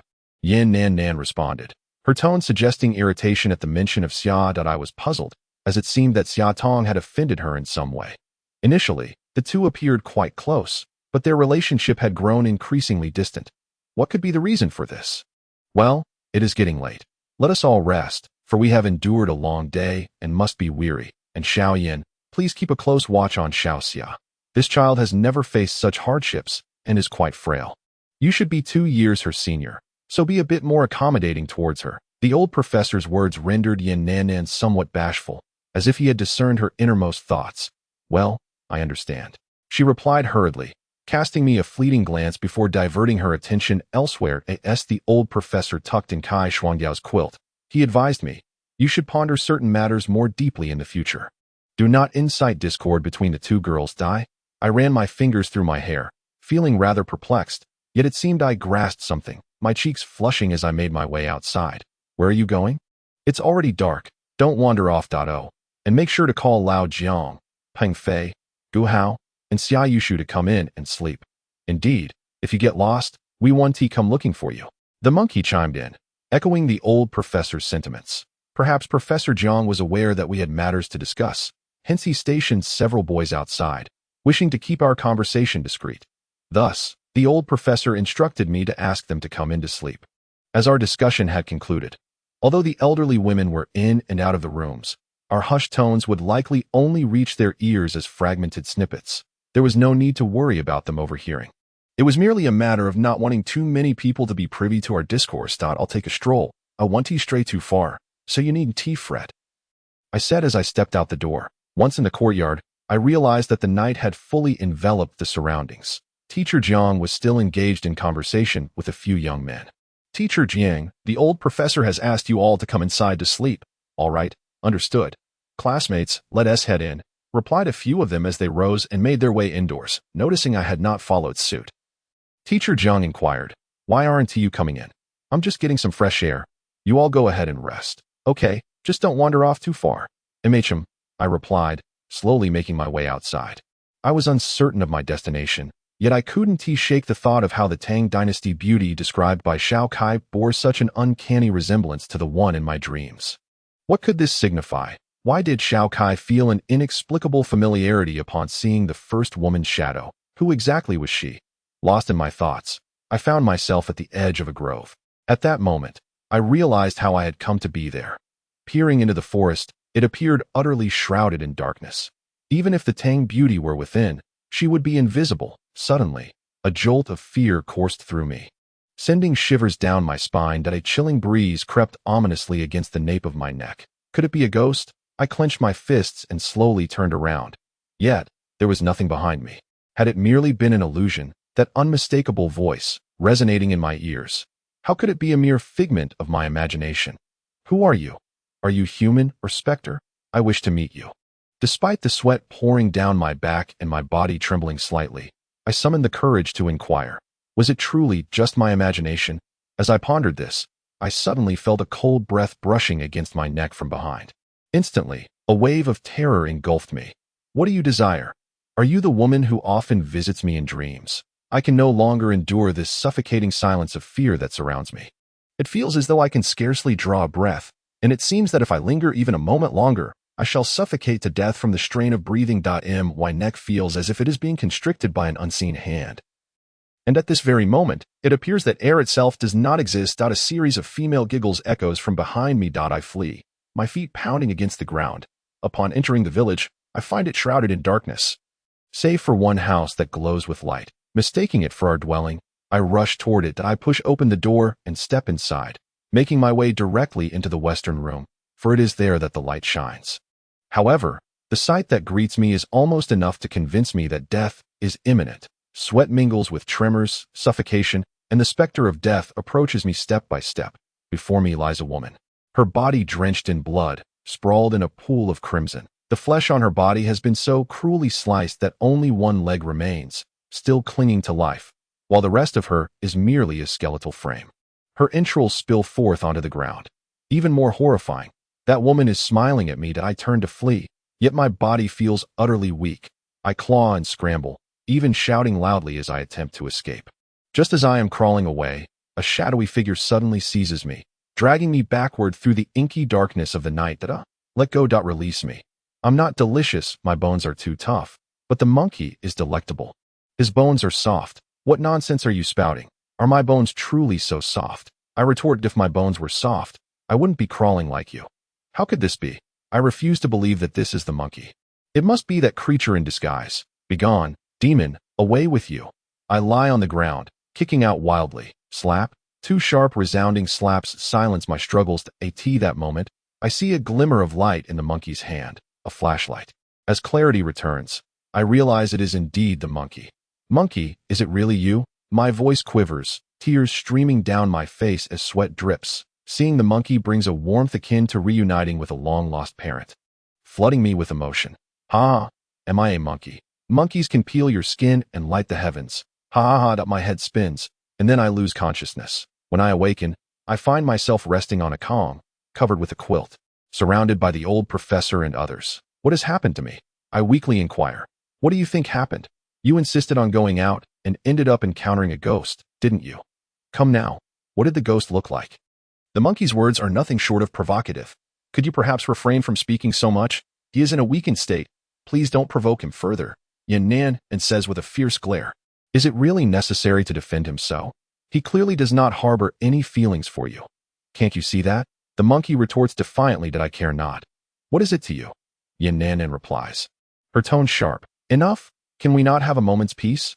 This is not the time for quarrels. He needs to rest and recover, Lan Tingnuo says, her voice tinged with irritation. Yin Nan shot a fierce glance at the monkey. And at that moment, a beautiful figure appeared before my eyes. Chapter 15. Buried in the fish's belly, Xia Tong stood in front of me, gazing at me with a concerned expression. Are you all right? How do you feel? I'm fine. How about you?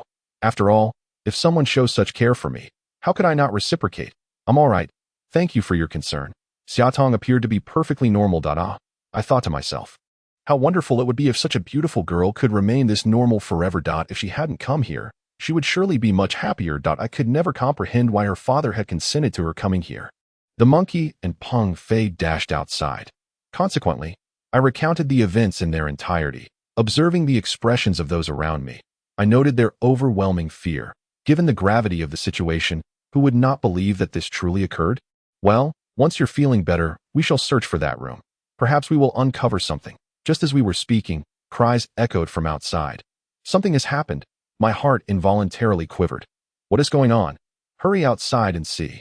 The old professor exclaimed, rushing out with the crowd. Instinctively, I sat up, my still feeble body managing to carry me out of the room. That I witnessed the monkey and Peng Fei, tears streaming down their faces, supporting a distraught Kai Shuangdiao as he stumbled into the courtyard.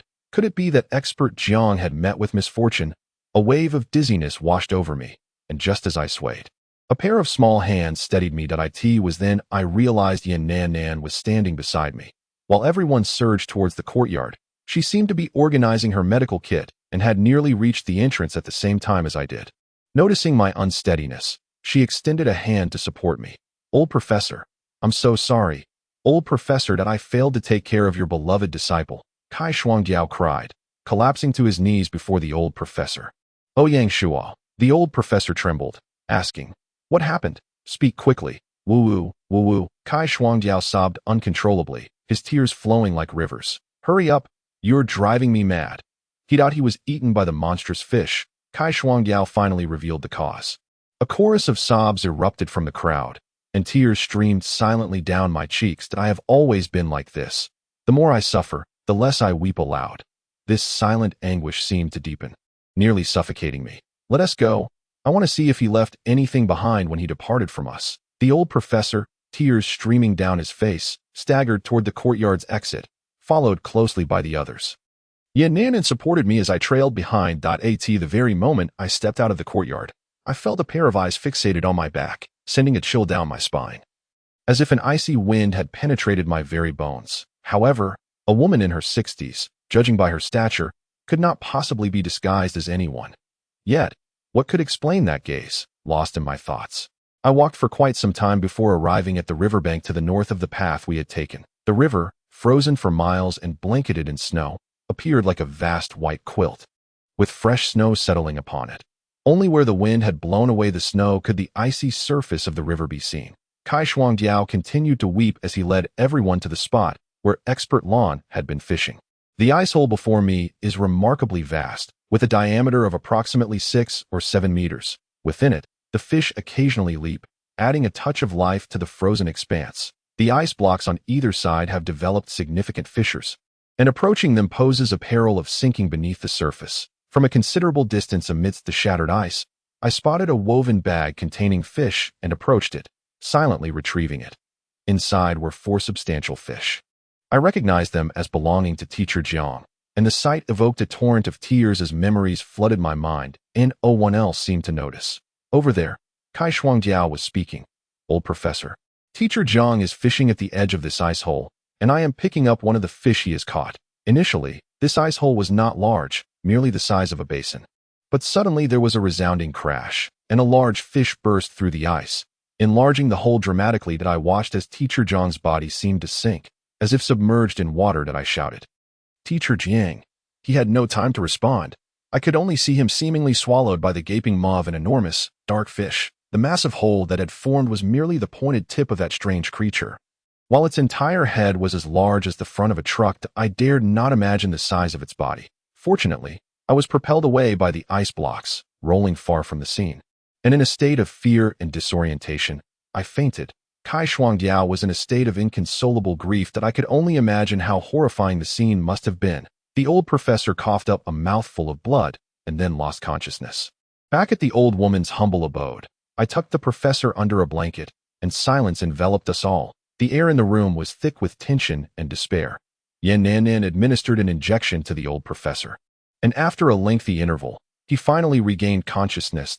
He did not appear to be sorrowful. Instead, he offered a faint, bittersweet smile and said, in any field, there will be those who dedicate themselves to their work, ensuring its advancement through the ages toward glory.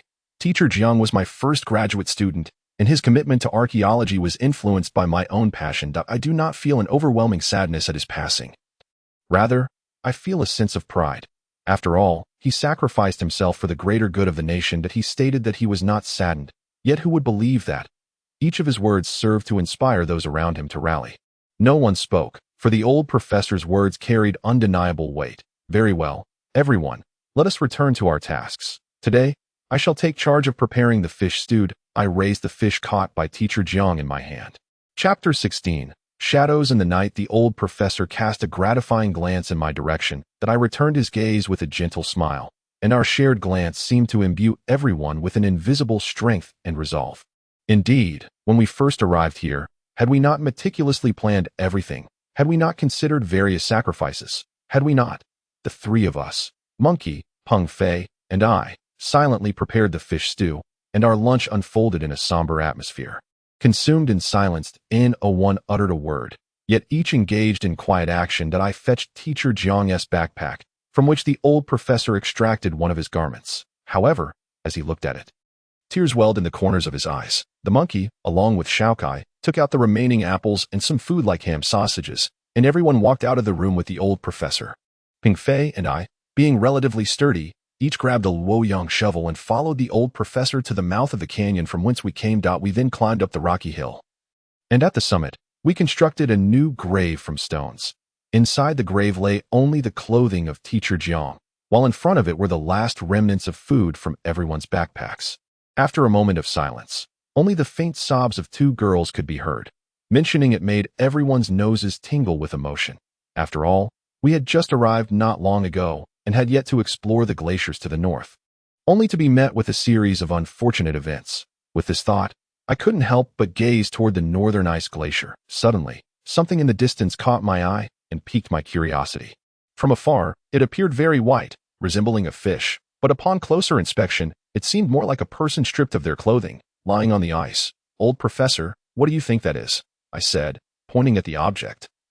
And everyone turned their gaze in unison. "It looks like a white fish," the monkey remarked, shielding his eyes from the sun. "Shao Kai, bring the binoculars." Kai Shuangdiao, who usually assisted the old professor by sketching various items, naturally kept such tools on hand. He quickly retrieved the binoculars from his bag and handed them to the old professor. The old professor observed the object for a moment before saying, "Let us go take a look. It appears to be a person." Everyone felt a bit puzzled. How could there be a person lying on this vast expanse of ice? What could they possibly be doing there? Perhaps they were attempting to fish through the ice like Teacher Jiang? We descended from the peak of the canyon and made our way toward the northern ice. The position of the fallen individual seemed to be approximately 17 or 18 kilometers from the glacier, while we were still about 5 kilometers away. Exhausted, we finally reached the corpse after spending over an hour trudging through the snow. It was a woman, lying on her back on the ice, her body displaying exquisite curves. Her legs were splayed apart, and there appeared to be stains, as if she had been intimate with a man. She seemed to have died not long ago, despite her body being stiff. Her complexion still bore a hint of rosy hue, as if she had suddenly passed away in the midst of passion. That a faint blush lingered on her face, accompanied by a semblance of a satisfied smile. She was truly beautiful, with a head of lustrous, thick hair that flowed nearly as long as her body. Even in death, her form exuded sensuality and allure. Her brows arched gracefully, her eyes were like peaches, and her straight nose was delicate and pleasing. Her small lips resembled enchanting petals. The prominence of her bosom was striking and firm, while her flat abdomen bore no trace of excess flesh. Her long legs were spread as if welcoming the entrance of a man. That I felt a surge of warmth course through me at the sight, glancing at the other boys, Monkey and Wu Hao, who were practically drooling, their eyes wide with desire. As though they were ready to pounce, I hurriedly removed my cotton coat. After all, on this frigid surface, my hands and feet were nearly numb from the cold. Summer Tong, clad only in a sweater and hugging herself, could hardly withstand the chill. I removed my clothing, yet it was still a moment too late. Peng Fei had already prepared his cotton coat for Xia Tong. Seizing the opportunity while no one had yet noticed my actions, I swiftly donned my attire. After all, in the eyes of certain individuals, my actions were a blatant attempt to curry favor with the ladies. The old professor cast a reassuring glance at Xia Tong and remarked, "Well done. Now, Yin Nan, please examine her and determine the cause of this woman's demise." Yin Nan donned gloves and approached, conducting a thorough examination from head to toe. Wu Hao, equipped with a camera, documented the entire inspection, capturing the moment for posterity. The old professor instructed Peng Fei and me to use the Luoyang shovel to carve a small trench in the ice, sufficient to lay the deceased woman to rest. Together, we all lent a hand, carefully cradling and transferring snow to create a grave for this beautiful lady. The night sky was unusually dark, shrouding everything in obscurity. It was only upon looking up that I realized the evening was overcast, the stars hidden from view. The heavens loomed above like an immense canopy, utterly devoid of light. Two young women clutched my arms tightly, one on either side, and it was then that I sensed their simultaneous grip. In the inky darkness, I felt emboldened, reassured that the two individuals wielding flashlights, Shao Kai and the monkey, were leading the way ahead. Thus, I boldly clasped the hands of the two lovely ladies. Though my affections did not lie with either, an irresistible sense of closeness compelled me to relish the delicate touch of their soft, fragile hands. As we continued onward, I suddenly heard a woman singing. The voice seemed to emanate from a distant realm. "Did you hear that?" I inquired of the group. "What did you hear?" Yin Nan asked, her grip tightening. I recognized her fear. At that moment, the melody swelled, and it seemed that everyone had become aware of it. We all instinctively halted, 9 of us huddled closely together, even linking hands as we advanced swiftly. However, our pace could not match that of the song, which drew ever nearer, allowing us to discern its haunting lyrics. "Golden hairpin, rosy face, in flowers we meet for a brief embrace. Know my heart. Feel your grace. This affection must seek heaven's trace. Fragrance as grain, tears like wax. Yet still, the hearts of two do not relax. Silken pillow, cold brocade, awakening to the lingering shade. Since parting in spring's half, glimpse brings forth a heart's soft laugh. Petals fall like snowflakes in disarray, brushing against a body still and swayed. No news from the wild geese's flight. Distant roads make dreams take flight. Parting sorrows like spring grass, the further we go, the more they amass. Listening closely, I recognized the verses as those of Li Jun. This woman appeared to possess profound knowledge, reciting so many of his poems with ease. The voice struck a chord of familiarity within me. Could it be the woman from my dreams? It bore a striking resemblance to the voice of the lady clad in ancient garb who had called me Li Lang the previous night. At this realization, a chill ran down my spine, causing my hair to stand on end. Gripping the hands of the two beautiful women, I felt them tremble slightly, slick with sweat. That moment, Kai Shuangdiao let out a wail. Heavens, it's her. She has come. Kai Shuangdiao, whose wounds had just begun to heal, had only come to commemorate teacher Jiang, and his exclamation sent the group into a flurry of panic. Xiao Kai, why are you making such a ruckus? The old professor retorted, visibly agitated. I just recalled that the woman we buried moments ago is indeed the same one I had seen before. It is unmistakably her. I remarked that her appearance seemed familiar. Upon hearing this, I too began to remember that the woman I had encountered bore a striking resemblance to the one we had just interred, most notably characterized by her long, raven black hair. Stop calling out. None of you will escape my grasp. A woman's voice echoed ominously by my ear, and in what felt like an instant, she seemed to stand right behind us. The two girls let out a terrified cry. Fear not. We are here, I reassured them as I turned to face the source of the sound. In the blink of an eye, the shadow flickered and vanished. If you have the audacity, come forth and meet your illustrious master Li. What is the point of your ghostly theatrics? I shouted boldly, for we were a multitude. Truth be told, if it were just me alone, I would never feign such a cowardly act. Ha! Ah, Li the talented. Have you forgotten the affections we once shared? Now, you are surrounded by admirers, and I find you utterly heartless and ungrateful. Truly, you deserve every misfortune that befalls you. It is my own mercy that has spared your life thus far. Otherwise, I would have long since claimed it. Just then, a wave of fear washed over me as I stumbled, inadvertently pulling down the two beauties beside me, and we all tumbled to the ground together. Ha ha, this is what one calls retribution. Her laughter resonated. Teach once. He seized my arm with a forceful grip, as if to pull me outside. As we stepped out, he taunted, Are you afraid of me? The tension between us was palpable, akin to a bow drawn taut, ready to unleash its arrow in a confrontation. Could you two be a bit quieter? There are patients inside. You know, she needs her rest. Admonished the elderly professor, standing at the doorway and observing our altercation. It was only then that we reluctantly released our grip on each other. You better watch out. If I don't give you a good beating. I once call myself Peng Fei. You two don't wish to sleep, do you? Then you can stand guard outside for me. Ordinarily, it should have been Gu Hao and Peng Fei on watch today. But now I had taken Gu Hao's place. The two of us glared at each other, furrowing our brows, unable to resort to violence, as we all needed to rest. Moreover, in the East Room, Yin Nan was currently treating Xia Tong. Initially, we exchanged fierce glares, but as the night wore on, fatigue set in, and we began to nod off, our eyes growing heavy with sleep. In a dreamlike state, I once envisioned that woman, her laughter reminiscent of 1,000 blossoming pear trees. Enchanting and ethereal, she took my hand without uttering a word, leading me forward into a seemingly transparent room, crafted from crystal.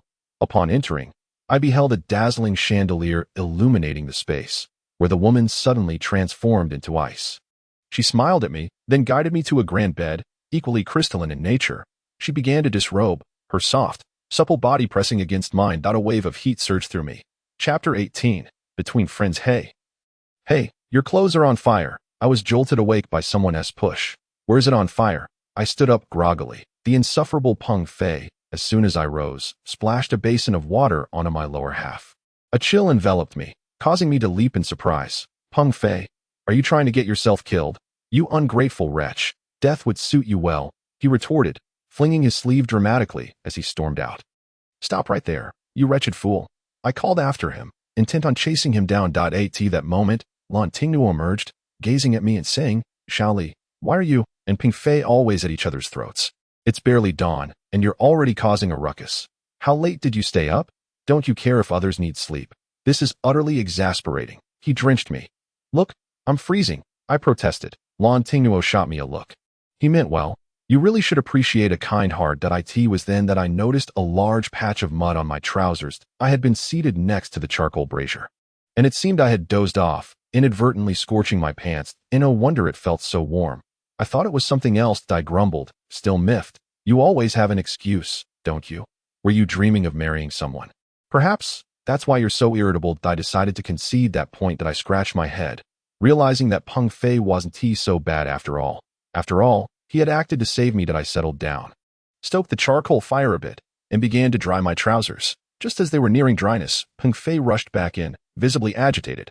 Seeing that everyone was still asleep, I took a stroll outside and then glanced at him, gesturing with my hand for him to come out. I thought to myself, what makes you think you hold any significant power? Who's afraid of whom? If you want to step outside, then so be it.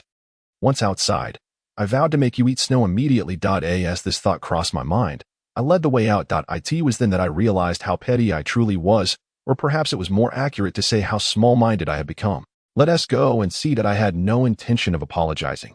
The mere thought of doing so was inconceivable. After all, there was nothing substantial between Xia Tong and me, and even if there were, you certainly didn't need to challenge me in such a manner.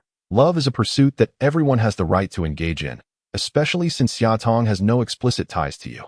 Perhaps it is merely your unrequited affection. Lost in my thoughts, we arrived at the doorstep of the couple. By now, the sky had begun to lighten, heralding the dawn. We approached the window stealthily and peered inside, only to find an impenetrable darkness. I was perplexed. It was broad daylight, yet the room remained as dark as night. Upon closer inspection, I noticed thick curtains hanging over the window.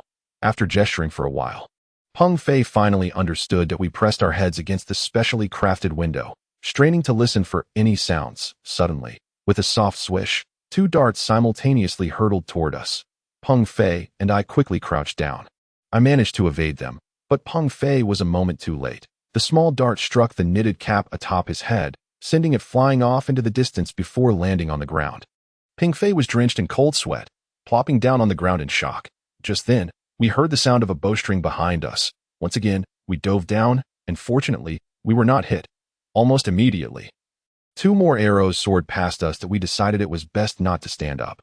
If we did, we would become her living targets. She approached us step by step, taunting, "Get up, run."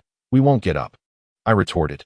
"Indeed, we shall not," Peng Fei added. The woman scoffed at us, her expression dripping with derision. "Who says you are not men?" Peng Fei huffed indignantly. "If you're a man, then show me what you've got by taking off your pants." "Do you dare?" The woman, wild and audacious, was unlike any I had encountered. The two of us exchanged flushed glances. "Fine, I'll do it. But you mustn't leave," Peng Fei suggested, thinking this would make her depart. "You." Peng Fei blushed as he scrambled to his feet and sprinted away, and I followed closely behind. The woman laughed heartily, doubling over with amusement, before knocking another arrow and aiming it at us. "This is ridiculous. Turning us into monkeys," Peng Fei grumbled. "You have the nerve. Why don't you take off your pants?" I shot back, relishing the absurdity of our predicament. "I don't mind being played the fool," Peng Fei angrily shouted at me. "Hey, what are you two squabbling about so early in the morning?" "When did I, the monkey, offend either of you?" "Enough with the interruptions. You should just go back to sleep." I snapped at the monkey. "I want to sleep too, but with you two bickering, how can we rest? If you don't want to sleep, then forget it. I'll sleep on my own."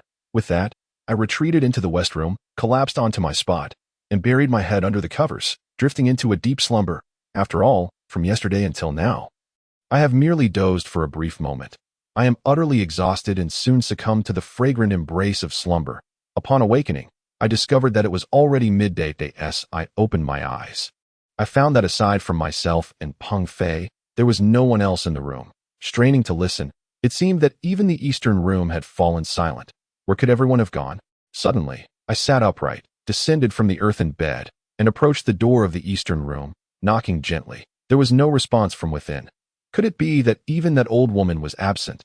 Peng Fei, deep in his sleep, pulled the blanket over his head once more. In a fit of frustration, I yanked it away, only for him to tug it back over himself. Enraged, I summoned all my strength to rip the blanket from him and cast it onto the floor.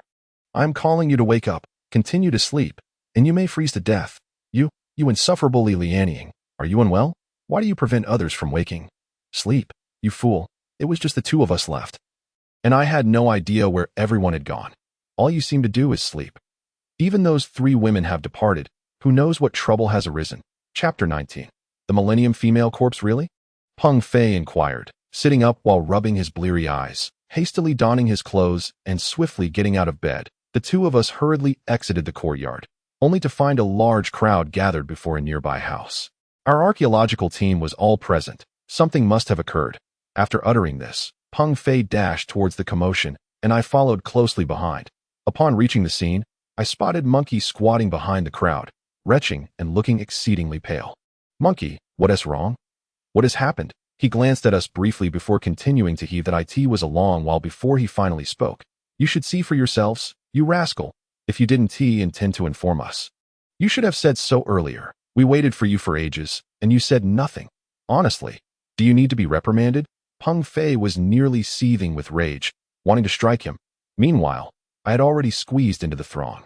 Upon recognizing me, the crowd parted to make way, allowing me through. As I stood before the open door of that room, I was greeted by the sight of a table set at the entrance, upon which lay a human skeleton. The flesh had long since decayed, leaving only the skull into. With a flushed face, I took a step back, averting my gaze. I was reluctant to behold that headless figure. Yin Nanan's audacity was indeed commendable. She grasped the scattered remnants and deposited them into the woman's abdominal cavity, yet perhaps some had frozen, causing one of the intestines to snap, allowing a portion of food to leak out. This captured Yin Nanan's attention, and she glanced over, remarking, Professor Ouyang, look, the items she consumed are rather peculiar. They seem to belong to a different era. The elderly professor removed his glasses to clean them, took one of Yin Nanan's tweezers, and added a piece of frozen food for inspection. After a prolonged examination, he stated, this is certainly not food consumed by people of our age. Could it be that she does not belong to our dynasty? Yin Nanan, please conduct a thorough examination once more to uncover any new findings. Yin Nanan meticulously scrutinized the corpse from head to toe, extracting a small fragment from beneath the deceased's fingernail with the tweezers. Placing it under the magnifying glass for a lengthy inspection, the old professor observed, this appears to be a piece of fabric. Can you discern its dynasty? Let me see, he said, taking the magnifying glass from Yin Nanan's hand. After a moment, he declared, this is definitely silk from the Tang Dynasty. There is no mistake. Could this be the beauty of the Tang Dynasty from Han Bing's tale? But didn't she claim that the Tang beauty was alive? Indeed, Xiao Li interjected. Han Bing mentioned that she and her companions came here to explore and encountered the Tang beauty, which is why she summoned us for investigation. Yet, this woman is deceased, is she not? Could it be that she had only just passed away, meaning she died on the very night I saw her? Then the person reciting Li Yu's poetry last night must have been the spirit of this beauty? The woman who frequently invaded my dreams was indeed her? With renewed courage, I scrutinized the beauty's face once more. She was not the woman from my dreams. Was it possible that the woman was the spirit of another? A sense of confusion enveloped me as I felt an inkling of something overlooked, yet I could not discern where the error lay. Professor, I believe the flesh on this corpse has not been severed for long, and she is missing an arm. This realization struck me as I pondered. The human flesh porridge that the old woman had served contained a little finger. Could it have been the flesh of this woman? The thought alone caused waves of nausea to rise within me. Hastily, I extricated myself from the crowd and crouched to vomit. After a considerable time, I managed to quell the retching. That moment, I suddenly heard a woman's voice calling out to me, Li Lang, you have finally arrived. Come, I am here. A jolt of surprise coursed through me as I lifted my head to scan the surroundings. Yet aside from the gathered onlookers, I could discern nothing. Strangely, apart from the archaeological team, only the old woman remained standing there, observing the 3 busy figures, the old professor, Yin Nanan, and the expert Lan. Her gaze held an air of mockery and sarcasm, almost tinged with disdain. That instant, it seemed as if a woman's silhouette pushed through the crowd, startling me that I felt an uncanny familiarity with this figure. Prompting me to rise and weave my way through the throng. I was determined to discover the identity of this woman. As I maneuvered through the crowd, the monkey remarked with curiosity, what are you squeezing through for? It is of no consequence. I merely wish to observe them. I mumbled, casting my gaze about. Yet, I could not discern the figure of the woman I sought. Had I perhaps misjudged? Only Xia Tong was seen beside my wife. A mere wisp of a person, What purpose could she serve? I felt a twinge of reluctance. However, I am aware that beneath this glacier lie countless untold secrets. For instance, this place is a crucial passage to the ancient realms of the western regions. Moreover, a once thriving tribe existed here, engaged in trade with antiquities and silk merchants. Thus, those who settled in this area were predominantly affluent individuals. They could acquire the belongings of travelers passing through, and historically, this locale has been home to numerous traders and ancient tombs. The practice of tomb raiding has persisted unabated until the year my father vanished. It is said that the path, often beset by avalanches, was buried beneath icebergs resulting from volcanic eruptions in the riverbed, rendering it impassable. Additionally, the river's course has shifted, and the road, along with the small town that once existed, now lies entombed beneath the glacier. The road and the town, already situated at the glacier's base, have become increasingly concealed by the accumulating ice and perennial snow, creating this astonishing spectacle. As far as the eye can see, an endless expanse of glacier stretches out, with no discernible beginning or end. Chapter 20. Encounter with the black bear. I cast a glance at the old professor and remarked, I believe it would be rather unsafe for us to venture without a guide. I too pondered this, yet in the village of Yike, there were but a handful of us. Where could we possibly find a guide? The old professor wore a look of exasperation. Indeed, with only these few individuals, who would be willing to lead us? Only the young couple might take us, but their peculiar disposition made it certain they would never consent to guide me. Of course, they must possess knowledge of the locations of ancient tombs and hidden treasures. Just from the leather pouch I had seen upon my arrival, it was evident their stay here appears to be transient, their true intent being tomb raiding. And what of the old woman and the madman? What purposes do they serve? Professor, I believe we must wait a while longer. We should at least ascertain the reasons behind the villagers' presence here. Is it merely these few souls that inhabit Yike village? What drives them to endure such harsh conditions? Furthermore, we were devoid of provisions and must ensure we have sufficient supplies. My words prompted a realization in the old professor, who nodded in agreement.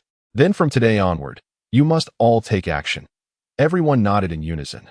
Thus, the task of procuring food fell to us, necessitating a hunt in the forest where an abundance of wildlife dwells: rabbits, wild boars, and mountain chickens, among others. Though fraught with danger, encountering a black bear would surely be preferable to facing that monstrous fish upon the ice.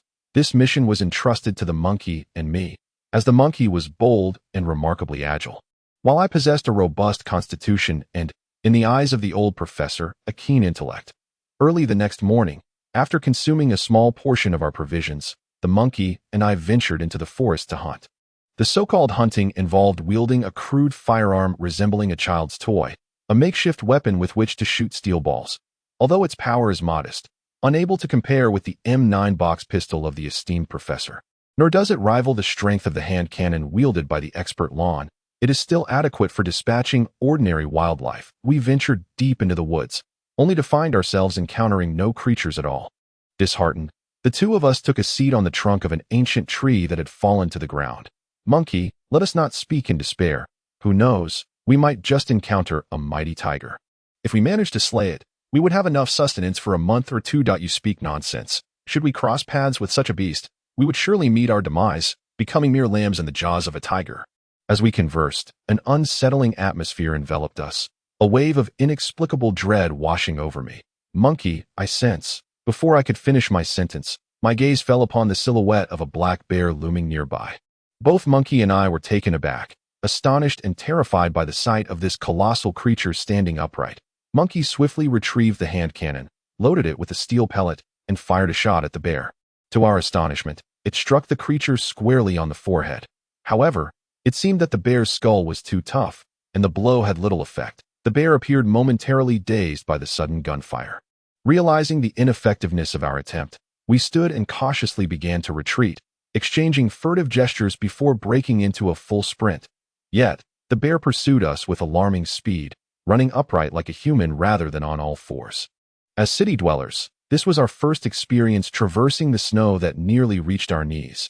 In our panic, we rolled and crawled, slowing our pace significantly as we struggled to assist each other. Nevertheless, we understood the urgency of staying together, for being alone would only heighten our peril. Just as the bear closed the distance, I exclaimed, "Monkey, climb the tree. Bears cannot ascend." We hastily scrambled up the trunk of a nearby tree. Indeed, the bear soon arrived beneath us, gazing upward for a moment before suddenly embracing the trunk with its forepaws and beginning to climb, and my heart raced as I cried out in terror. Moreover, it scaled the tree with remarkable speed, quickly approaching our position. Li, it's reached your feet. Kick it. I looked down to see the bear indeed at my feet, its claws reaching up to grasp at me. I lifted one foot and delivered a forceful kick to its head. Perhaps the bear was taken aback by the sudden blow, as it lost its grip and tumbled down. It seemed to suffer no lasting harm.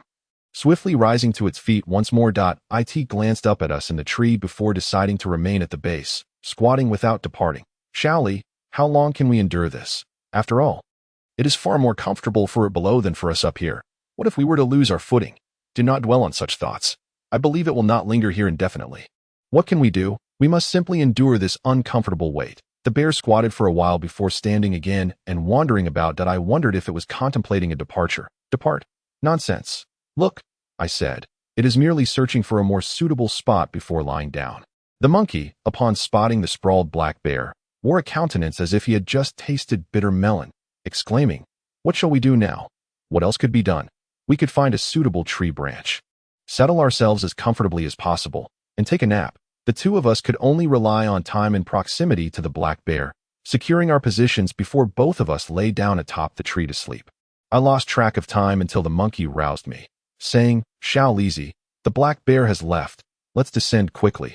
Rubbing my sleepy eyes, I realized it was already midnight. In the dense forest, through the rare gaps, I could vaguely see the star-speckled sky. Looking down, indeed, the shadow of the black bear was nowhere to be found. The two of us slid down the trunk and reached the ground. Which direction should we take? The monkey pondered helplessly. Indeed, after being chased by that black bear during the day, we had fled in such haste that we had lost all sense of direction. The monkey plopped down onto the snow, resigned to inaction. Let us eat something first. I'm starving. Let us not be so pathetic again. I thought to myself. I wanted to reassure the monkey, though I was not entirely convinced we would find our way out. After all, the wind howled daily here, and the footprints we had just made were swiftly filled in by the drifting snow. Well then, even if we perish, we shall not do so as famished souls. Come, we still have this bottle of liquor that the old professor brought us. Let us drink it together, the monkey declared, biting the cap off the bottle that we took turns sipping, accompanied by bits of sausage, until we had emptied the bottle of its modestly potent contents. Feeling a warmth spread through my body, I suggested, "Let us go. We can't just wait here for the black bear to feast upon us. Perhaps we can find our way out." "All right, I'll follow your lead." The monkey and I each picked up a branch to use as a walking stick, shining our flashlight ahead as we ventured forth. As we walked, a wild chicken suddenly appeared before us. Truly, this was a gift from the heavens. We quickly held our breath and crouched low. With precise aim, the monkey half-squatted, brandishing his air gun, and with a squeeze of the trigger, a sharp crack echoed as he struck true. Chapter 21. The tomb within a tomb. I joyously ran over to retrieve the large wild chicken, adorned with a vibrant red comb, proclaiming, "Wonderful! This is ample for a splendid meal for the both of us. Let us roast it and feast immediately." The monkey gazed at the wild chicken, his mouth nearly watering. "Didn't you just eat? As dawn approaches, if we manage to catch more game, we shall consume it. And if we fail, shall we starve?" the monkey retorted, vexed. "Why all the morrow's talk?" Seeing my genuine annoyance, the monkey fell silent. Though our playful banter was lighthearted, the foundation of our friendship ran deep. The two of us continued forward. As we walked, a small hill suddenly came into view. This hill was not particularly large. It resembled a colossal mushroom, singularly seated amidst the forest, presenting an oddly captivating sight. "Monkey, could this be a fossilized mushroom?" I said, directing my flashlight at it while speaking. "What if it's an ancient tomb?" The monkey's words piqued my interest. Perhaps it truly was an ancient tomb after all. We circled around this mound resembling a steamed bun. Yet we discovered nothing of significance. Clearly, it was merely a stone hill. What kind of ancient tomb could possibly rest like this, mushroom-like upon the ground? Moreover, it resembled a stone egg entirely. Disheartened, the monkey leaned against the stone hill. And I too lost my enthusiasm. I leaned against the adjacent stone hill, seeking a moment of respite. However, as soon as I leaned in, I collapsed into it. Unable to maintain my balance, I tumbled backward in a most undignified manner. "Monkey, save me!" I cried out, plunging into the stone mound. The monkey quickly activated his flashlight and jumped through the hole from which I had fallen. At that moment, I managed to stand up, and under the beam of his flashlight, I beheld a circular structure resembling a yurt, empty save for a piece of sheepskin laid upon the ground. Yet the walls were adorned with numerous paintings, the meaning of which eluded me.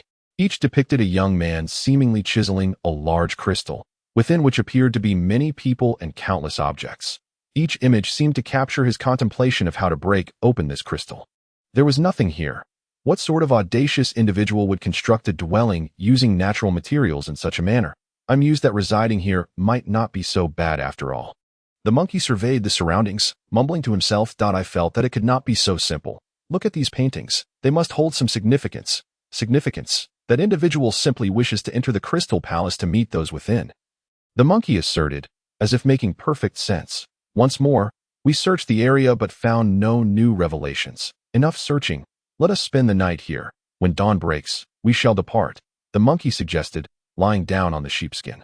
It made sense. It would be wiser to wait until daylight, for the night held its dangers, and encountering a black bear could spell trouble. That I glanced at the entrance where I had collapsed, only to discover it was a mere stone slab. That I secured the slab in place before settling down beside the monkey to sleep. In the haze of slumber, I heard someone calling my name. I felt myself sit up, and there she stood before me, a woman clad in ancient garb. She was the epitome of allure, draped in a sheer garment that revealed her delicate figure. Her pronounced bosom, slender waist, and curvaceous hips captivated me, rendering me momentarily speechless. Come, Li Lang, do you not recognize me? Compelled, I rose and followed her as she moved forward. After a few steps, she crouched to uncover an opening in the ground and swiftly slipped inside. I promptly followed her as she advanced. Her figure seemed to emit a soft glow, illuminating the descending steps akin to a corridor, making it clearly visible. The passage extended downward, and after what felt like an eternity, we reached its end. Below lay a horizontal underground corridor, considerably more spacious. After walking a short distance, a bright light suddenly appeared before me. That a vast underground chamber unfolded, its walls also hewn from stone.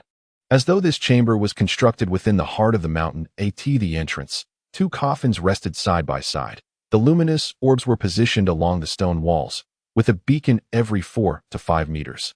It was uncertain what type of oil was contained within a stone vessel resembling a large bowl, filled with a viscous yellow liquid. A wick, as thick as a man's arm, was inserted into the oil, with flames flickering blue atop it, creating an eerie and unsettling atmosphere. Li Lang, come here. What are you staring at? It was then that I noticed the woman, who had somehow taken her place inside the already opened coffin, now completely naked and gazing at me with a tender look in her eyes. However, just as I emerged from the stone chamber, I stepped into thin air and fell. Monkey, come save me. What are you yelling about? The sun is up. Get up. It's time to go, Monkey said, giving me a couple of nudges. Suddenly, I sat up, wiping the cold sweat from my forehead, and exclaimed to Monkey, why the hell are you making such a racket? I called for your help. Didn't you hear? Lilianning, little Li, are you dreaming about a wife being beaten by her husband and calling me for rescue? Are you out of your mind?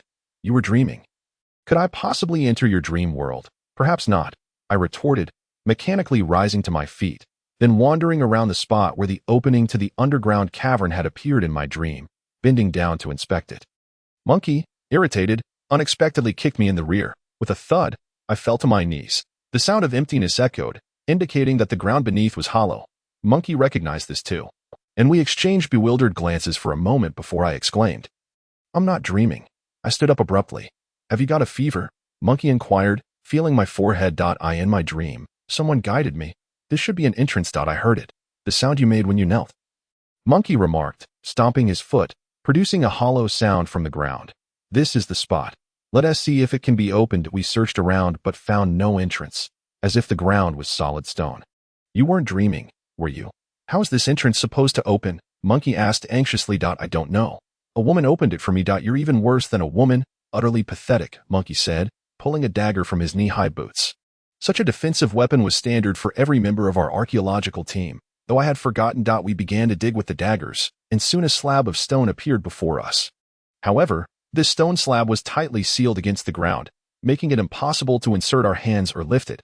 Let us use our daggers together, I suggested, inserting mine into the crevice, and Monkey followed suit. We shouted a chant. 1, 2, and at last, we pried the slab up. Looking down, it was pitch black. Nothing was discernible. Chapter 22. The vast forest sea monkey switched on his flashlight, revealing a sight identical to that of my dream. This was truly astonishing. I must possess some form of clairvoyance. The woman I had encountered in my dream surely held some connection to me. We descended the steps, entering the stone chamber. Everything within the stone chamber resembled what I had encountered in my dreams. Those two coffins lay there, untouched. The mere thought of that naked woman inside, beckoning me to enter, sent shivers coursing through my body. The monkey, upon discovering the cave's entrance, exhibited an uncontrollable excitement. Once inside, he eagerly surveyed his surroundings. Entirely devoid of fear, he gazed at the flickering blue flames with keen interest and remarked, "I've heard that the oil lamps within ancient tombs are made from human essence. I dare say they look quite like it." His words, rather than alleviating my anxiety, intensified it, causing me to envision countless wandering souls swirling above each lamp, sending a chill down my spine. "That a monkey, please do not speak so recklessly," I stammered, struggling to articulate my thoughts. "Are you, perhaps, afraid?" he teased, just as a soft creaking sound emanated from the coffin. "Ah, she is about to emerge," I exclaimed, retreating hastily, but in my haste, I stumbled and fell unceremoniously to the ground. Another creak followed, this time louder than the last. "Run, there's a zombie," the monkey shouted, pulling me to my feet as we scrambled to escape. Upon reaching the cave's entrance, we hastily replaced the stone slab. "Let us depart swiftly. If that thing emerges, we shall surely perish from fright," I declared, taking the lead. The monkey crouched down to retrieve the wild chicken, and together we ventured into the depths of the forest, lost within the vast sea of trees. We found ourselves inching closer to death. To avoid retracing our steps, we made notches in the trees with my dagger every few meters. As dusk fell, we had yet to escape the forest, and despair began to engulf us. Enough of this. It is better to live as a coward than to die a brave man. I refuse to perish, the monkey insisted, gesturing ahead. "Look, there seems to be a mound. We can spend the night there, sheltered from the wind." "Very well," I replied. We approached the mound, cleared the snow from its base, then gathered some pine branches to kindle a fire. We skewered the wild chicken, feathers and all, over the flames. The enticing aroma wafted through the air. The monkey, impatient as ever, snatched the roasted bird from the fire, stripped away the charred feathers, and tore into the succulent meat. "By heavens, this is delightful. In all my years, I have never tasted anything so exquisite," he exclaimed, savoring the chicken. "Indeed, I share your sentiments. While I have dined on wild chicken before, it pales in comparison to this." I reflected, recognizing that perhaps the prolonged hunger had rendered this meal extraordinarily delectable. After satisfying our appetites, we moved the fire aside and lay down on the warm ground where the flames had danced. The journey had left my body aching and sore. "How do you feel, monkey?" I asked, gazing at the stars peeking through the trees. "It feels strangely unfamiliar, as if I am not home," he replied, imitating the tone of the esteemed Zhao. A sense of melancholy enveloped us, for this vast forest held the uncertainty of whether we would ever find our way out. "Monkey, quickly look for the Big Dipper. In which direction does it lie?" The monkey seemed to recall something, standing upright and peering through the gaps in the trees. "Can you see it? In which direction?" "Yes, towards the northwest of the campfire. Is it over there?" I asked, pointing with a stick. "Indeed. How did we not think of it yesterday? We've wandered an entire day for nothing." Thoughts of my mother flooded my mind, and tears streamed down my cheeks uncontrollably. The monkey, noticing my prolonged silence, turned to me and asked, "Missing your aunt?" "Shaoli, do not worry. Since you are not here, rest assured, I will take care of her. Get lost, you wretched monkey. As long as you are alive, I shall not report to old Marks." "Precisely, we are not destined to die." "How would I know?" I retorted, exasperated. "So you and Han Bing are not involved." "You foolish monkey, what nonsense are you spouting? I have told you countless times, we are simply from different worlds. One soaring in the skies, the other scurrying along the ground. We are not on the same level. You ought to refrain from such frivolous talk, like a blind bear trying to husk corn. Just tell me, do you know? Given our esteemed camaraderie, you must realize that we are no ordinary beings. Which woman would I ever find appealing? Just enlighten me on how you mere mortals pursue romance. After all, we have both lived in the shadows. Otherwise, we would have perished without ever knowing the taste of love." The more he spoke, the heavier my heart felt. After all, like the monkey, I too had no girlfriend and was unaware of the essence of loving someone. They say love is such a beautiful thing, yet comfort yourself, you big-headed fool. Suddenly, the monkey shouted, then sat up abruptly, weeping as he exclaimed, You rascal, you think I am oblivious? We shall never see such a day in our lives. Woe is me! Woe is me! Unable to contain himself, the monkey burst into tears. Let it out. I thought through my tears. Perhaps a good cry would lighten our hearts. The past few days of traversing the forest had left our clothes torn and our hands, feet, ears, and faces frostbitten. If this continued, after another day of wandering, we would both perish in this vast sea of trees. Let us sleep. Once asleep, we shall think of nothing. I embraced the monkey, and for the first time, we felt an intimate bond, a testament to shared trials and genuine affection. Huddled together for warmth, exhaustion quickly lulled us into a deep slumber that I had no notion of how long I slept. But I felt as though resting upon a plush, fuzzy blanket. Beside this blanket, an unusual vine sprouted, suddenly imbued with a strange vitality, each tendril adorned with a peculiar eye. They lunged at my body, and I was seized by terror, unable to scream. I attempted to move, yet found myself utterly immobilized. Those vines had ensnared me completely. Ha! Wake up! Wake up! That a strange yet somewhat familiar voice echoed. I opened my eyes to behold the face of an unfamiliar man. Though there was a hint of familiarity about him, he had thick brows and large eyes, his hair cut in a peculiar style, and one ear adorned with an earring. He wore the traditional cotton robe of the Tibetan people. Standing at around 6 feet tall, he bore a physique similar to mine, robust and sturdy. Who are you? Release me. I glared at him furiously. And no wonder I dreamed of being bound by vines. It turned out I was tied up with ropes. What the hell is this blanket? We are lying on a patch of rotten grass. Ha ha. If you want me to let you go, then tell me why you are here. Why should I tell you? I retorted sulkily. Don't be so stubborn. It's quite uncomfortable for us being tied up like this. If you want to speak, I will. The monkey grew impatient again. I turned to see the monkey bound, and I said, Let him go. Chapter 23. Chinner and Jor. Hee. If you don't speak, I want to release you. The man wore an expression of indifference. Very well.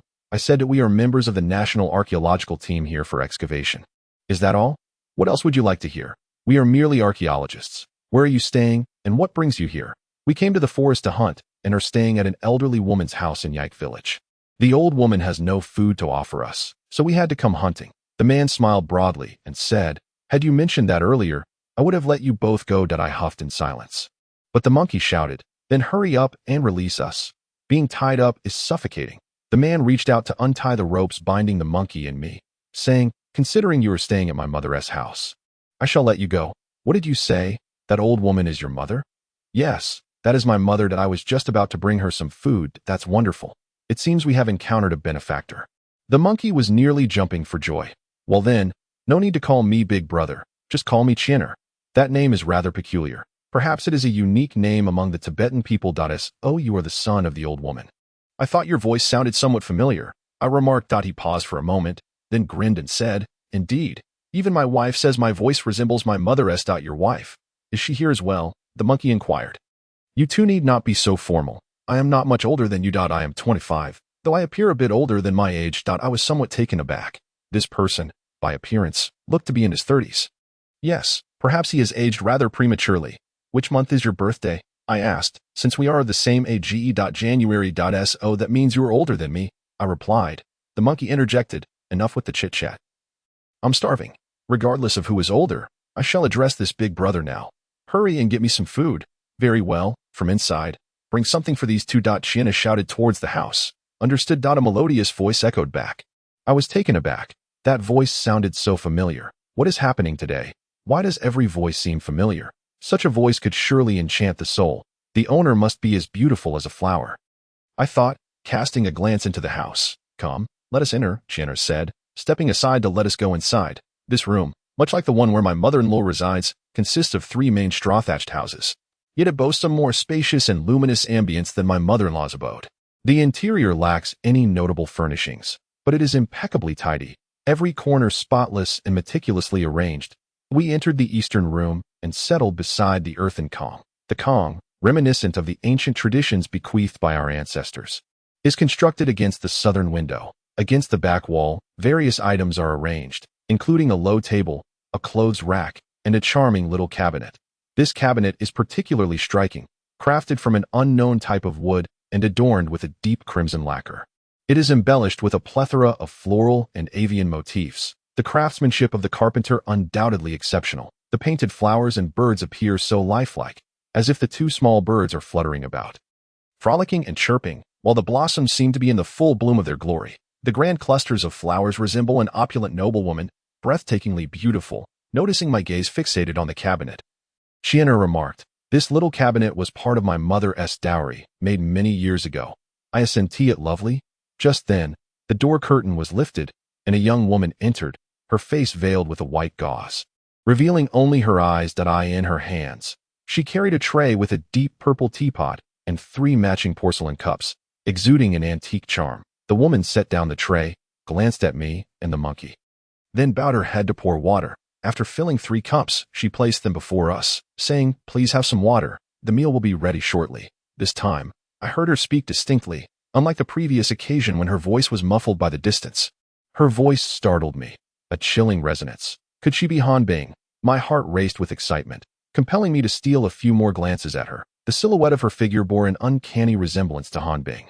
The gracefulness was unmistakable. "Han Bing," I involuntarily uttered. She flinched, then raised her head to meet my gaze, asking, "Brother, do you mistake me for someone else?" "I do not. I believe you are Han Bing. Haha. Is that so?" Chienner chuckled. "Then why not remove the gauze and let us brothers see if you truly are Han Bing?" "Very well." The woman slowly unveiled her face, revealing an extraordinarily unattractive visage. Her cheeks were dotted with red blemishes, and her mouth was slightly askew, as though she had suffered from facial paralysis. "All right, you may return to your tasks." Chienner seemed eager to have this unsightly woman depart from our presence. The woman acquiesced, adjusting her white gauze as she exited. "She is my mother's goddaughter, raised in my family since childhood, with no relatives of her own, but we were only married last year." "Oh, how thoughtless of me." I sighed, feeling a pang of disappointment. "What relation does the Han Bing you mentioned have to you?" "She wouldn't happen to be your wife, would she?" Chienner inquired, scrutinizing me with a piercing gaze. Confused, I wondered why he was looking at me in such a manner. Haha. A secret crush. How intriguing. Chienner laughed, that moment. Joer re-entered, carrying a wooden basin filled with steaming meat. It seemed she had overheard our previous conversation. She glanced at us before placing the basin on the small table atop the Kong. "Feeling hungry? Let's eat quickly. We have no other delicacies." "Wow, there's meat. It has been ages since I last had any. This feast is truly extravagant." The monkey rolled up his sleeves, grasped the knife embedded in the meat, and cut a hefty chunk to devour with gusto. "Look at your voracious appetite. We shall not hold back, for we are utterly famished." I too sliced a piece and relished it. The flavor was simply divine. This meat is a specialty of Inner Mongolia. I never expected to find it here. Do the Tibetan folks often indulge in this as well? I inquired of Chienner as I savored my meal. "That we don't eat this much. Currently, raising sheep here means this is our only sustenance. There are no other grains available. This is already splendid. To eat meat every day is indeed our dream." The monkey and I were so full that we could hardly move, finally setting down our knives. "Thank you so much, my brother," the monkey said as he wiped his hands. "No need for thanks. We are all fated to meet, and it is destiny that brings us together at this table. Money is secondary. Let us go and slaughter a sheep for tomorrow." "That sounds wonderful. Thank you immensely." Without hesitation, the 3 of us set out, leaving the room and heading to his sheep pen. His pen was vast, containing over 200 sheep. Surrounding the pen were several stone troughs, which struck me as peculiar, for each trough was engraved with numerical formulas. It was as if these stone troughs were relics of ancient times. How could such formulas be inscribed here? I silently observed a few times, memorizing the details as I ran, for I possess an exceptional memory. "Wow, so many sheep!" the monkey exclaimed in delight. "Catch the larger ones. They yield more meat." In truth, without his prompting, we both sought out the biggest ones. By afternoon, we had slaughtered 5 or 6 sheep.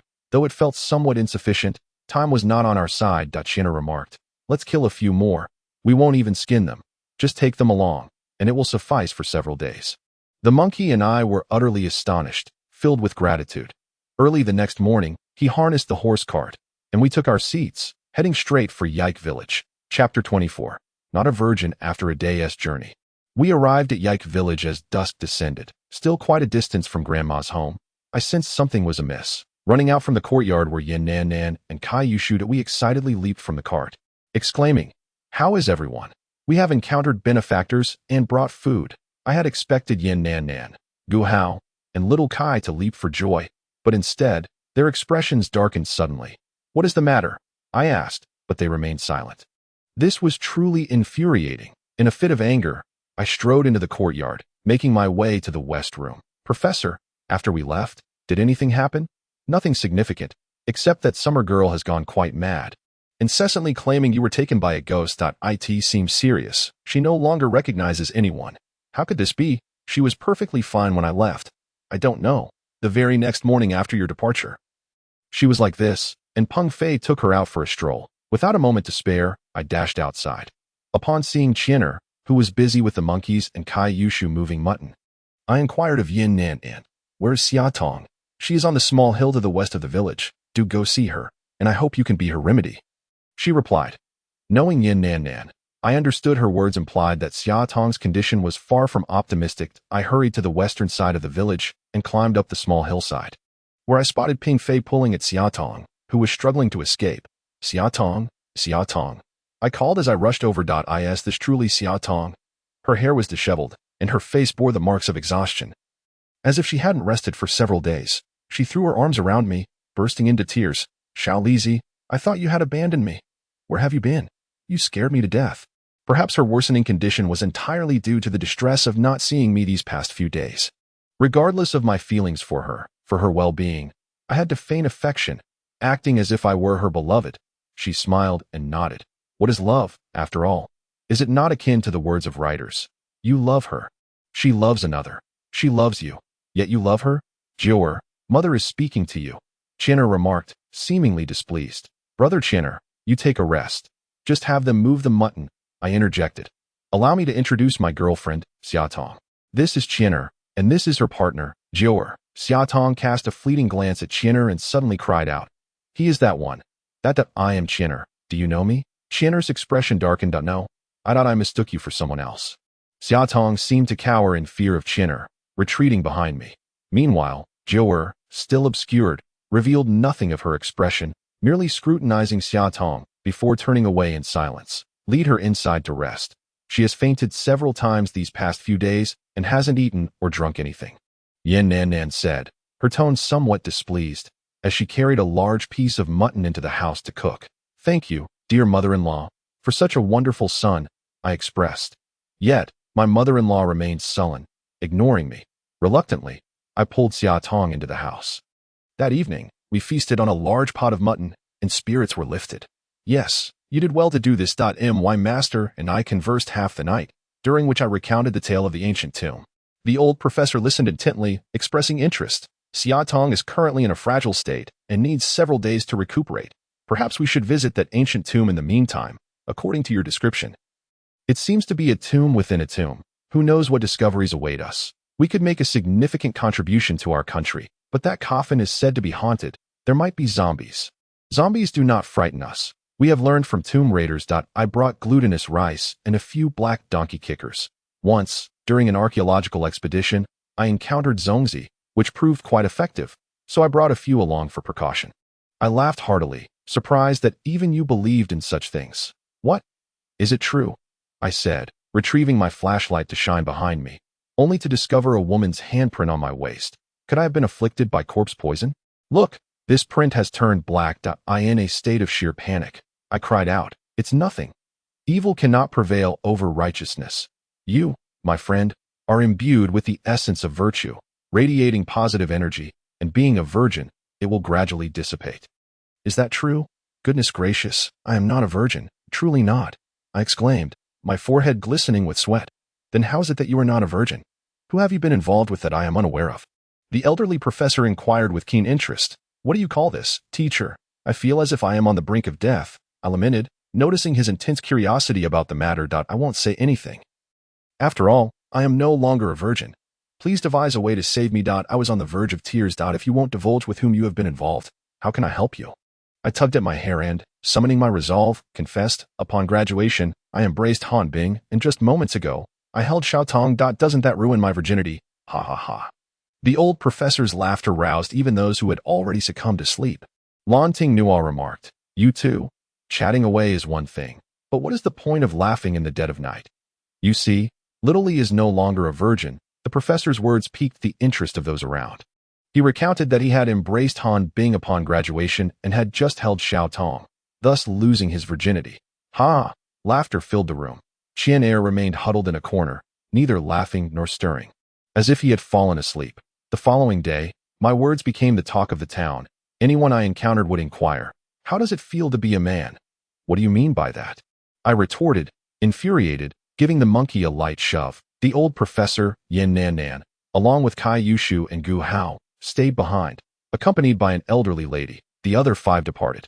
Initially, Xiao Tong was adamant about not going, but after my repeated assurances, she finally acquiesced. We spent a day preparing food and tools, and on the 3rd day, we set off. After a long day on the carriage, we arrived at Qian Er's sheep farm by nightfall. We spent the night there, and the next day we ventured into the vast, dense forest. Perhaps this time we would successfully reach the ancient tomb, but that was merely a hopeful wish. Chapter 25. The Battle of Man and Mouse. Following the markings left by the monkey and me on the trees, we ventured deeper into the forest. We walked from morning until nightfall, finding refuge on a wind-sheltered hill to spend the night. Using branches, we built a fire and roasted the previously frozen lamb meat until it was thoroughly cooked. Feasting until satisfied, we then moved the fire aside and spread out the blankets brought by the old professor, lying down for rest. This time felt different from the last. It was no longer just the 2 of us, and I felt a sense of safety to eye in the first half of the night. The monkey, Peng Fei, stood watch while we lay down for a short while, fearing that we might doze off. Eye in the latter half of the night. I awoke along with expert Lon, ready to take over their watch. Just as they had succumbed to sleep, I felt an urgent need to relieve myself and stood up to find a secluded spot. Not far from our camp, I spotted a white figure moving in the snow. Startled, I cautiously approached, only to discover it was a small rabbit. I drew my dagger and thrust it forward, hearing a soft whoosh as the white rabbit darted away, vanishing from sight. How could this be? I was certain I had hit it. I was unwilling to accept my fate. After all, the snow was as white as a rabbit. Perhaps it hadn't ventured too far. Thus, I ambled over, wandering the vicinity in search of it. However, there was no trace. Had it truly fled at such a swift pace? As I pondered this, I sensed a fleeting shadow behind me, accompanied by the rustle of fabric in the wind. How peculiar! While the monkey, Peng Fei, remained undisturbed throughout the night. What could possibly be amiss with me? Yet, after wandering for quite some time, I still could not catch sight of the campsite's flickering fire. This was astonishing. I had barely taken a few steps outside, and yet the fire eluded my gaze. Resolute, I continued on, this time paying closer attention, only to discover I was circling an ancient tree. Could this tree be the source of my predicament? I addressed the venerable tree. "We are merely 2 entities, water from different wells. Why do you obstruct my passage? I beseech you, allow me to pass, and I shall bow before you in reverence." At that moment, I genuinely began to believe in the multitude of oddities this world harbored, when suddenly, an aged voice resonated, "Your bloodlust is too potent. Rabbit, even a rabbit possesses life. Is it not excessively cruel to wish it harm?" "It was not my intention," I replied, "for we are here to conduct archaeological work, and without sustenance, our endeavors cannot progress. Hence my actions. Remember this well. Everything possesses its own right to freedom. To deprive them of their rights is what you refer to as infringement. Goodness, even an ancient tree can speak of infringement." I mused. "Wise tree, I acknowledge your wisdom. Now, may I be on my way? Go on." Upon the utterance of its words, I hastily rose, scanning my surroundings, only to find myself beside the campfire where the expert, Lon, was dozing. The other 3 were sleeping soundly, as if nothing had transpired moments ago. I felt a surge of confusion, questioning whether I had truly committed those acts, whether I had indeed plunged a dagger into that little white rabbit. I reached into my tall boots, only to find the dagger was indeed absent. It seemed that the events had genuinely unfolded. It was unwise to share this with Lon, considering the 3 others were still in slumber. After standing for a while, I settled at the edge of the blanket, succumbing to drowsiness that I lost track of time until I was roused by someone calling, "Little Li, breakfast is ready." I opened my eyes to see Lon expertly roasting frozen mutton over the fire. Rubbing my eyes, I approached It. That moment, the old professor, the monkey, and Peng Fei all awoke, gathering around as the 5 of us commenced our meal. My sleep had been restless, filled with dreams of voices conversing. The sound reminiscent of Little Li speaking to someone about the rabbit being a life form, and matters of infringement. "Surely, you were dreaming," the old professor said, chewing on mutton. I heard nothing. The The monkey, clutching a piece of meat, replied, "It must have been the old professor dreaming. I was on watch, and I heard not." "Indeed, with whom would one converse at such an hour?" Lon added. I echoed their sentiments, finding the entire affair rather suspicious. Almost fantastical. Who would believe such a tale? Best left unspoken.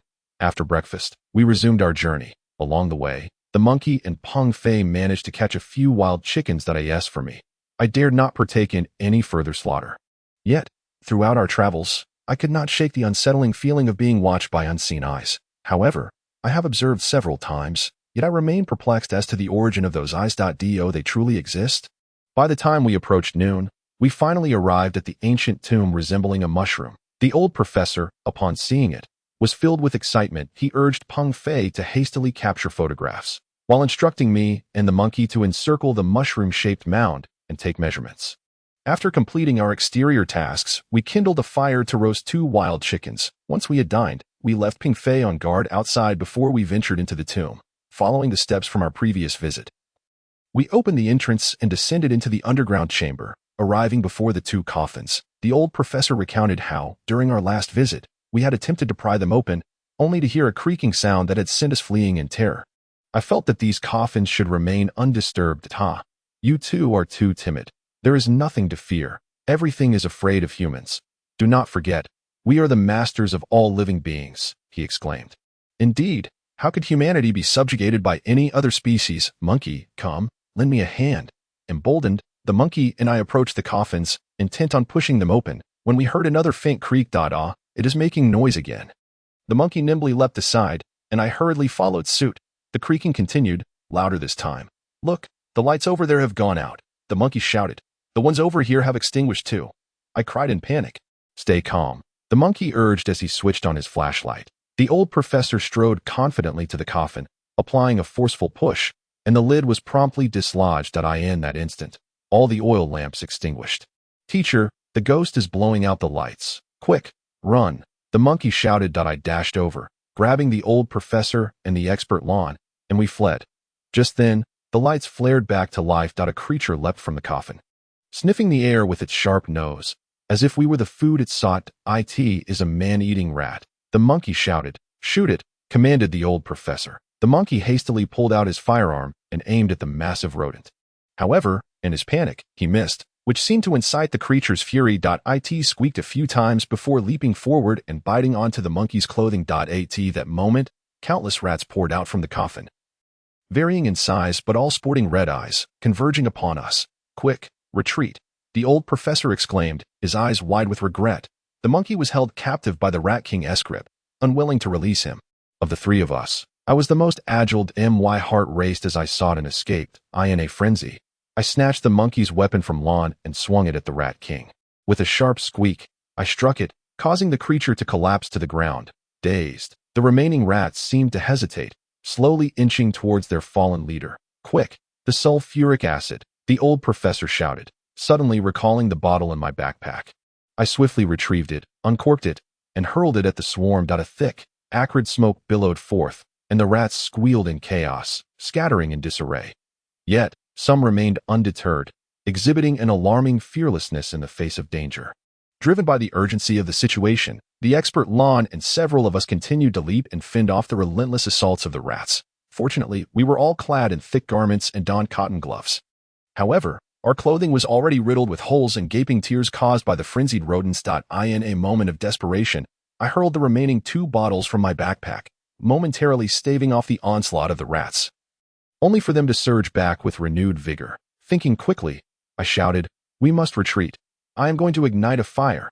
As I bellowed, I retrieved my lighter and aimed it at the now empty sulfuric acid bottle.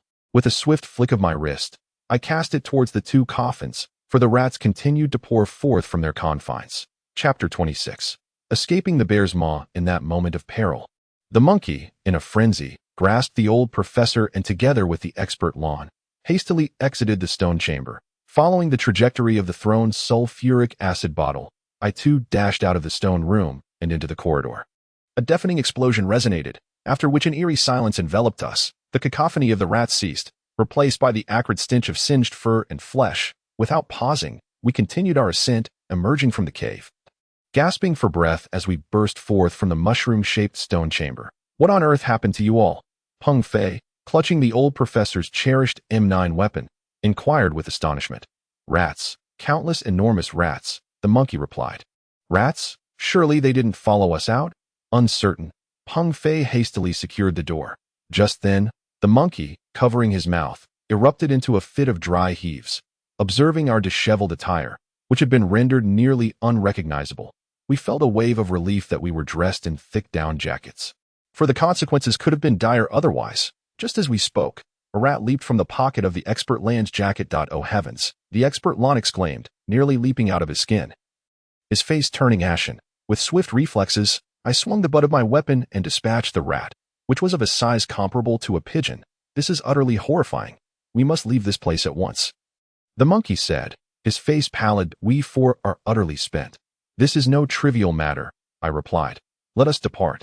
The foul odor has nearly dissipated. The old professor, undeterred, pressed forward with unwavering determination, with no choice but to follow. We watched as he boldly pushed open the door to the stone chamber and ventured inside. He lifted the stone slab and descended the steps into the corridor. The odor within remained potent, and we covered our noses as we proceeded.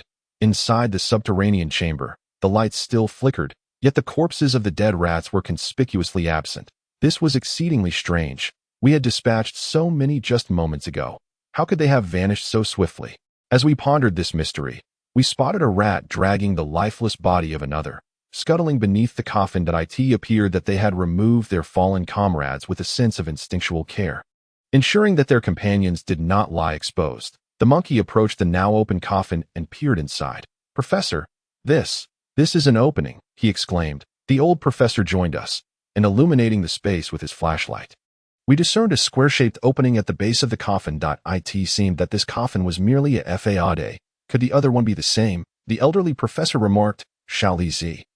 Once again, it seems we're in for a tumultuous experience. Let us open this and see what lies within. Together with the monkey, we summoned our strength to push aside the heavy lid of the coffin.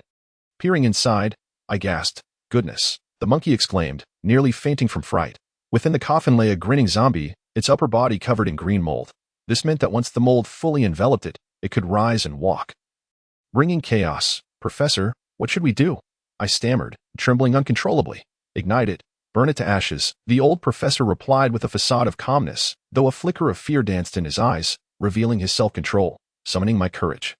I retrieved a notebook from my bag, tore out a blank page, and set it ablaze with my lighter. With a flick of my wrist, I tossed it into the coffin. The instant the flames touched the zombie, it ignited in a furious blaze. As we emerged from the cave, several individuals stood frozen in shock, witnessing the tattered remnants of Professor Lan's clothing, torn to shreds by some unknown force. His body was reduced to a single leg, with the rest of him missing. Old Lan. The professor cried out before collapsing. How could this happen? The monkey and I, along with Peng Fei, were left in stunned silence. What devoured Professor Lan? The monkey wept. It was then that I knelt beside the old professor, lifting him up while tears streamed down my face. Peng Fei and the monkey slowly approached, mourning as they gathered the fragments of Professor Lan's remains. How could a living person perish so suddenly? We could scarcely believe our eyes. After what felt like an eternity, the old professor regained consciousness, sobbing uncontrollably. It's all my fault. I thought there was danger inside, so I asked old Lan to wait outside, not realizing that peril lurked here as well.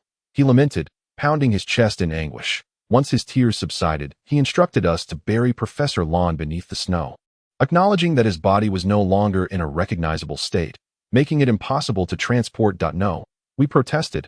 Our comrade sacrificed himself for our cause. How could we abandon him? The three of us young men were rendered speechless. The day had grown late, and we resolved to wait until morning to re-enter, by which time the remains would have been fully consumed by the flames, allowing us to enter the subterranean cavern. We remained silent, the harrowing experience having shattered our courage, yet we knew we had to persevere. If given the chance to start anew, I would never pursue archaeology, nor enroll in this field of study. Yet at this moment, we could only move forward. Retreat was not an option. Much like embarking on any great endeavor, one must see it through to the end. The old professor, however, had lost his appetite. Declaring he could not eat, the night passed in near wakefulness, and before dawn, I was jolted awake by the monkey's insistence. Just as I opened my mouth to question him, I noticed his anxious expression as he pointed ahead. It was then that I spotted a black bear, its eyes glowing like fiery orbs, staring intently at us. Hatred surged within me, and I clenched my teeth as I shook Ping Fei awake.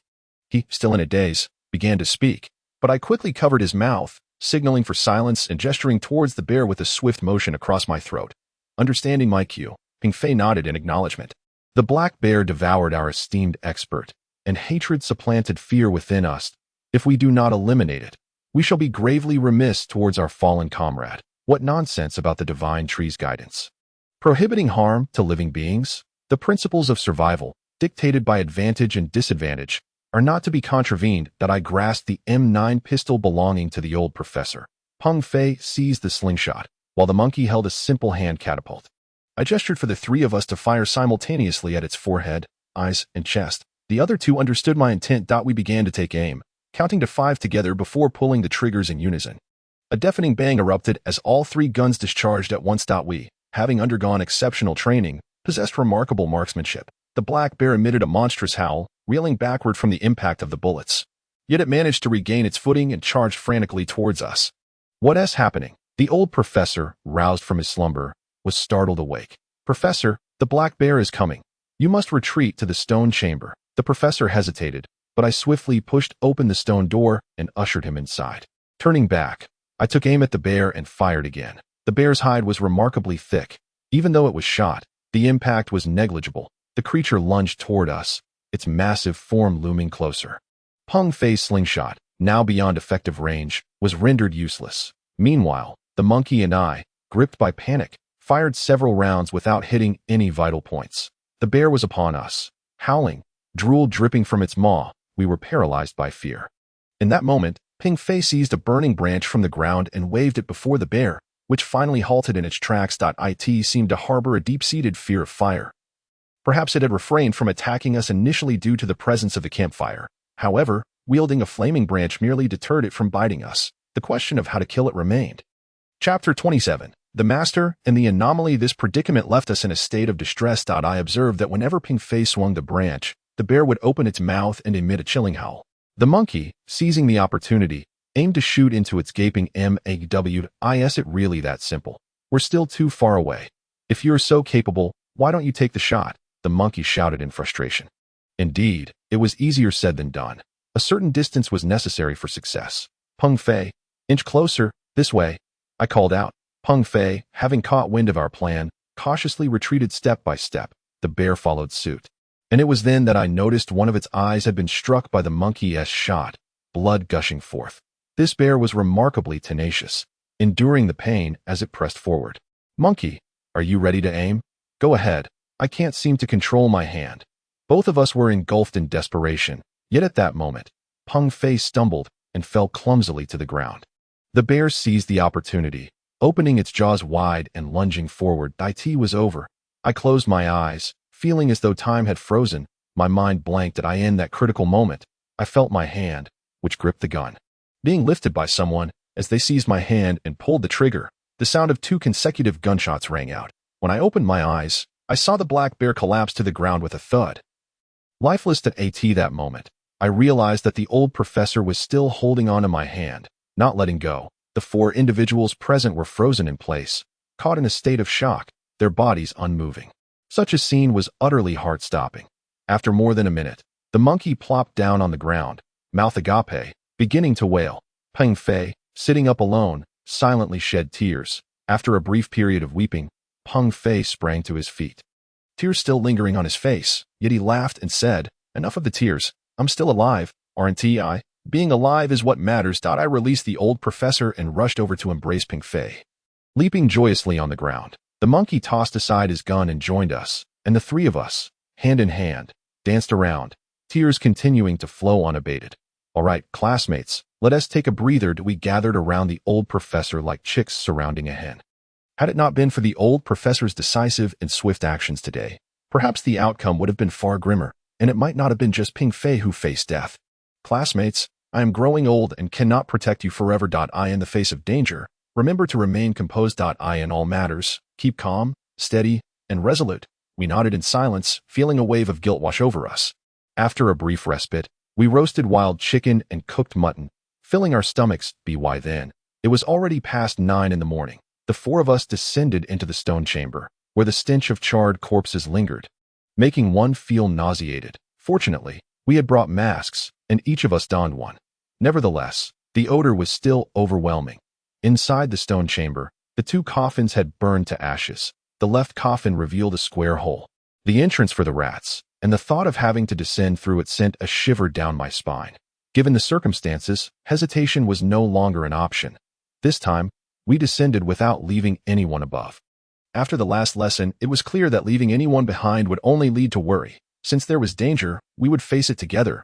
"I will go first," I declared, stepping to the edge of the hole and shining my flashlight inside, only to find an impenetrable darkness. "Old professor, bring the rope. I will go down to the bottom. If there is danger, I will pull on the rope, and you pull me out. If all is well, I will signal with the flashlight. Be cautious. Remember not to panic." "Understood." After securing the rope, the monkey looked at me with a wry smile and said, "Buddy, if you report to Marks, know that you're just stepping ahead. Your brother will surely join you there." "Foolish monkey, don't speak nonsense. We have yet to encounter the beauties of the Tang Dynasty. Who knows whose wife she is? We still have a protracted battle ahead. How can we easily report to old Marks?" With that, without waiting for the monkey to say more, I slipped into the entrance. The shaft descended vertically, and after what felt like an eternity of falling, I finally reached the bottom. As I illuminated the surroundings with my flashlight, I discovered a passage extending forward. I thought it prudent to assess the situation ahead before proceeding. However, a wave of unease washed over me, and a poignant sensation lingered in my nose. Summoning my courage, I ventured forth. After traversing a distance of approximately 10 meters, I stumbled upon a burial chamber. The interior was still ablaze with light. In the center of the chamber lay a coffin, prominently placed before me. To its right stood a woman, vividly lifelike, with meticulously drawn brows, crimson lips, and rosy cheeks, her almond-shaped eyes framed by delicate brows. She was astonishingly beautiful. Clad in a white palace gown, she appeared to be a court lady from the Tang Dynasty. In her hands, she held a tray upon which rested a yellowed book. Despite its apparent age, it bore not a speck of dust. Surrounding the chamber, akin to the previous one, were oil lamps, along with dozens of women standing with bowed heads, seemingly attendants. Against the wall to the left, a vast array of exquisite jewels and jade artifacts sparkled with a mesmerizing brilliance. This was indeed the true coffin of the burial owner, and an overwhelming joy filled my heart. At last, I had discovered an authentic ancient tomb.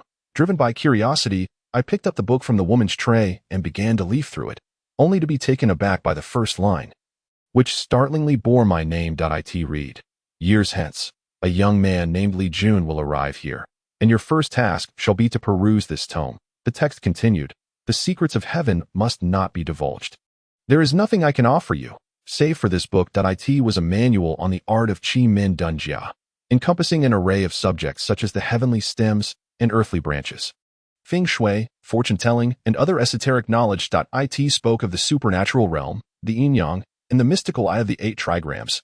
"Should you inquire as to my identity, I am merely an old ghost, having once had numerous disciples, yet still reminiscing about you, my last inheritor. Many years hence I constructed this tomb in anticipation of your arrival. Once you acquire this book, do not boast about it. Conceal it from all others. Upon reaching this point, promptly hide the book and take 4 treasures, which I bequeath to you as private possessions. Your particular treasure is the vial of dew beneath this book. Use it to wash your eyes on a moonlit night after you leave.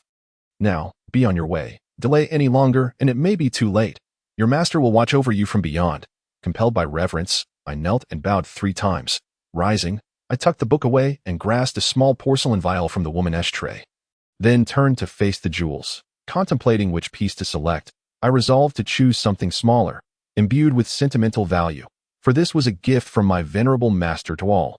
Just as I was about to exit the cave, I heard disturbances from below. The sounds resembled mice squeaking, intermingled with a rumbling akin to thunder. Alarm coursed through me. Time to flee. I leaped from the cave, dragging the old professor along as I shouted to the others, "Hurry up! If you linger, it could cost you your lives." We raced ahead, but those mice were even swifter. Before we could escape the second stone chamber, a swarm of mice had already begun to pursue us. How had I failed to notice them earlier?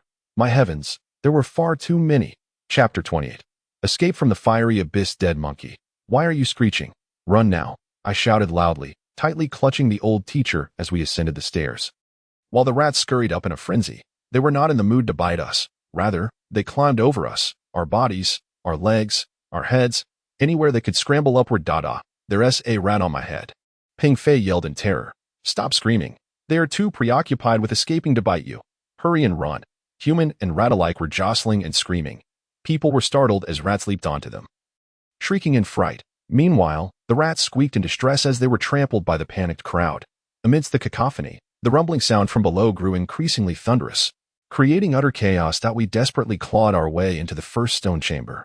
Only to follow the rats as they fled from the mushroom-shaped surface stone chamber. We dared not linger, and with a single breath, we scrambled up a nearby hill. Heavens, the mushroom-like stone chamber had vanished, and flames were now flickering outward from its location. The volcano has erupted. We must flee. This forest is about to catch fire as well. I hurriedly hoisted the old professor onto my back, with Peng Fei following closely behind, retracing our steps directly to the sheepfold of Qian Er. At this moment, Qian Er had already noticed the forest ablaze, and he had prepared his belongings, harnessed his 2 mules, and awaited our arrival. Thank you, brother Qian Er. Which direction shall we take now? After all, the path we initially took is directly in the line of the wind. There is another route we can take, although it is a bit farther. However, that way leads to the desert, where the fire cannot spread, and I cannot abandon my sheep. They are, after all, our family's sustenance. Very well, we shall follow your lead, the old professor said with a grateful expression.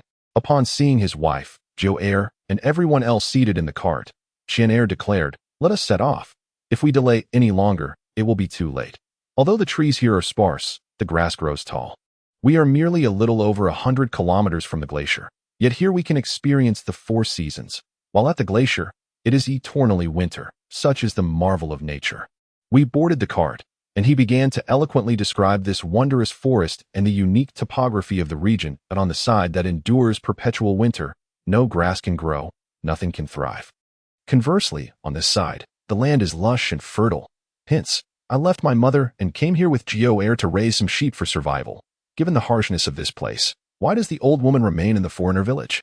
I inquired of Qian Er. His expression suddenly grew somber, and after a moment, he replied, my father was buried in the glacier during that avalanche. Though it is called an avalanche, it was actually a volcanic eruption, for there is a volcanic vent at the bottom of this river. However, I did not expect this volcanic eruption to occur so swiftly. I had anticipated it would be delayed by at least half a month.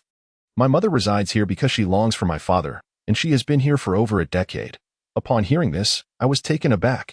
Could it be that his father and mine were both victims of the same calamity on the same day? Do you remember the exact date of that incident? I do not recall, but my mother does. The monkey's face darkened, and he said, could it be that on that day, there were spirits unleashed, causing the mountains to crumble and the avalanche to occur? The elderly professor couldn't help but chuckle, remarking with amusement, monkey, as archaeologists, we fear nothing, yet there are certain inexplicable phenomena that compel our belief. Still, the notion of ghosts and monsters ultimately remains a fanciful tale. We may entertain the idea of precognition, yet it should be perceived as a phenomenon possessed by those with mystical abilities. A glimpse into the unknown. The current climatic fluctuations and the heightened activity of volcanoes merely suggest a coincidence. Monkey chose not to respond, and I understood that he would not easily relinquish his convictions. At that moment, Zhou Er interjected. Stop your chatter. The flock is no longer trailing behind. Qian Er. Look at them. They're running wildly, and the fire is pursuing us from the rear. What? I exclaimed. The wind was blowing from behind us just a moment ago. How could it have shifted so swiftly? The sheep were no longer following the cart, and the 2 shepherd dogs were powerless against the frenzied herd, which bleated incessantly as they headed southward. Consequently, we found ourselves ever more distanced from Yike village. Qian Er, perhaps we ought to disregard the flock, lest we stray further from Yike village, I suggested. The heavy silence fell upon us. After all, he was a local, and his reasoning held merit. Qian Er urged the cart southward with haste, pursuing the flock as they galloped away. The sheep ran for several hours until they could no longer continue and finally came to a halt. Upon stopping, many collapsed, their eyes rolling back as they succumbed to death. We disembarked and witnessed the flames indeed advancing eastward, confirming our safety at last. It appeared that these creatures possessed greater awareness than we had anticipated. Monkey mused once again. Indeed, otherwise how could those rats have escaped faster than us? Ping Fei interjected. I shot him a warning glance. silently urging him to refrain from mentioning anything related to the ancient tomb. But it was too late. What rats? Jiao seemed particularly sensitive to the topic. Weren't we meant to locate that ancient tomb? Instead, we stumbled upon a rat hole, teeming with them. Upon seeing the rats flee, we realized the peril and began our own escape. This was the only explanation I could muster. Jiao appeared astonished, though the white veil concealed her expression. I glanced awkwardly at Qianer, who seemed to wear a peculiar smile, a blend of disdain and an odd amusement, reminiscent of an adult dismissing a child's folly. It flickered briefly, yet I felt an unsettling familiarity with it, though I could not recall where I had encountered it before. Enough of this discussion. After running for so long, I am famished. We can prepare a hearty meal from these sheep, which have exhausted themselves, declared the elderly professor. With that, he leapt from the cart, rolled up his sleeves, and seized a lifeless sheep, placing it on level ground. Monkey, Peng Fei, and I joined to assist him. At that moment, aside from myself, the professor and the other two drew daggers from their boots, yet I found myself unable to retrieve mine. What of yours? Monkey inquired, noticing my empty hands. I must have lost it. I have no idea where it went, I replied. I exchanged a knowing glance with the monkey, who understood my cue and refrained from further inquiries. In a short while, several individuals had gathered 6 or 7 sheep. Peng Fei and Jiao collected some dry twigs, ignited a fire, and soon the aroma of roasting lamb wafted through the air, tantalizing and inviting. Jiao produced a few bowls made of edible salt and handed one to each person. Qianer skillfully sliced the lamb and distributed the portions among us, with the salt bowls at our disposal. A mere dip enhanced the flavor to an extent that rendered the otherwise bland meat infinitely more delectable. After satisfying our hunger, we quenched our thirst with water boiled from snow, leaving us thoroughly satiated. I rose to gaze at the roaring fire, which continued to spread eastward. Behind it, however, there were no flames, only charred tree trunks emitting wisps of black smoke, standing forlornly in the desolation. Chapter 29. The Sleepless Night Well. That seems acceptable. After all, the fire on the ground would likely extinguish by tomorrow, leaving only the embers to persist in their forward blaze. As for Qianer, he appeared intimately familiar with this woodland. Yet, little did he know of the ancient tomb hidden within those trees. This thought sparked doubt within me. What was his true purpose for being here? Was it genuinely out of filial piety that he chose to reside in this place?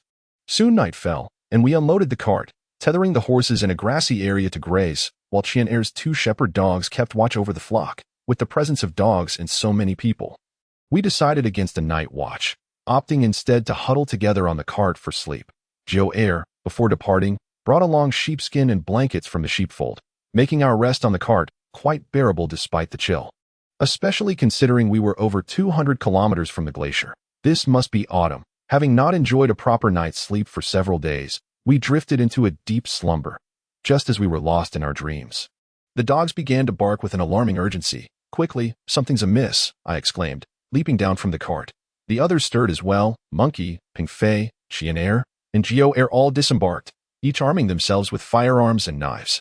Qianer and Jiao wielded particularly advanced rifles, which led me to harbor further suspicions about their true identities. Could they be grave robbers, lying in wait for a nefarious purpose? Qianer crouched low, advancing towards the source of the barking, with Jiao, Peng Fei, and I close behind. Monkey, however, gripped his weapon tightly. Guarding the old professor, we approached the commotion, and upon our arrival, the dogs, emboldened by their masters, lunged fiercely at a group of dark figures. Armed with flashlights, Qianer, Peng Fei, and I illuminated the scene, revealing a pack of wild dogs. The leader was a large male, its formidable fangs protruding menacingly. Its appearance was undeniably fierce. At that moment, the 2 shepherd dogs were circling the male wild dog, attempting to subdue it, but it was as large as a calf, with skin tough and thick. The efforts of the 2 shepherds were utterly futile. Just a few wild dogs. We can handle them with guns, I said confidently. I believe we can manage. Peng Fei remarked, they are approaching the flock. Did you not notice? Only this one male dog is attracting the shepherd dogs. With a gun, it may soon prove ineffective. As he spoke, he appeared quite anxious. At that moment, the male wild dog suddenly lunged, sinking its teeth into the neck of a shepherd dog, brutally killing it. A gunshot rang out. Jiao had fired, the bullet striking the wild dog's flank, seemingly having little effect, as the wild dog then charged at another shepherd dog. Simultaneously, the entire pack of wild dogs descended upon the sheep, causing chaos as the flock scattered in every direction.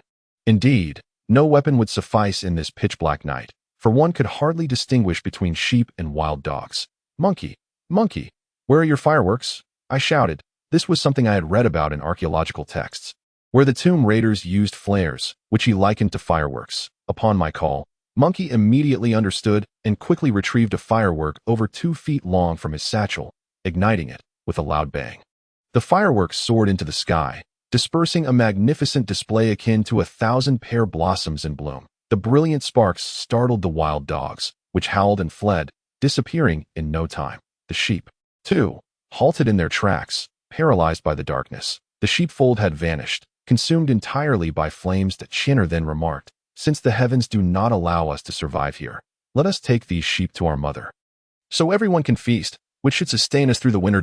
In spring, we shall persuade our mother to leave this place, for after all, the dead cannot be resurrected." With a smile, Chinner added, "Thank you, esteemed professor. Let it be so.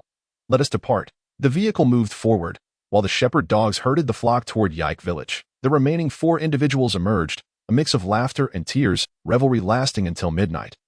Before everyone finally succumbed to sleep, arriving at what could be called home, they slept soundly until noon the next day, awakening only due to hunger. Yin Nan Nan, Kai Yushu, and Gu Hao busied themselves preparing freshly cooked mutton.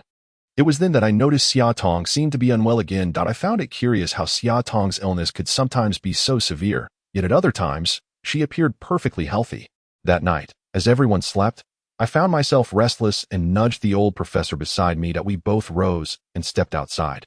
"Xiao Lizi, is something troubling you? You seem preoccupied," he observed. "Yes, Professor, I have longed for an opportunity to share something with you." "Is it about the ancient tomb?" he inquired. "Indeed," I replied. "Beneath the ancient tomb, there is indeed a second stone chamber containing some jewelry and jade artifacts. However, I noticed a mouse scurrying out, and without much thought, I seized a few easily manageable items, one for each person. I believe I should hand these over to you.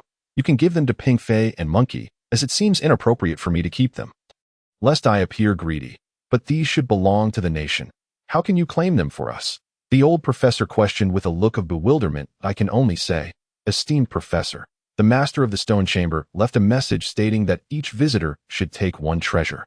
As they are fated to do so, it must not be sold or given to others. Thus, I acted accordingly, believing it prudent to honor his words. Otherwise, I fear I might face dire consequences. Is that truly so?" The old professor regarded me with a scrutinizing gaze. I could not divulge my thoughts, for my master has awaited my return for many years, and I cannot betray his last wishes. Therefore, esteemed professor, you must trust me. However, this is the admonition of that elderly gentleman, which I cannot disregard.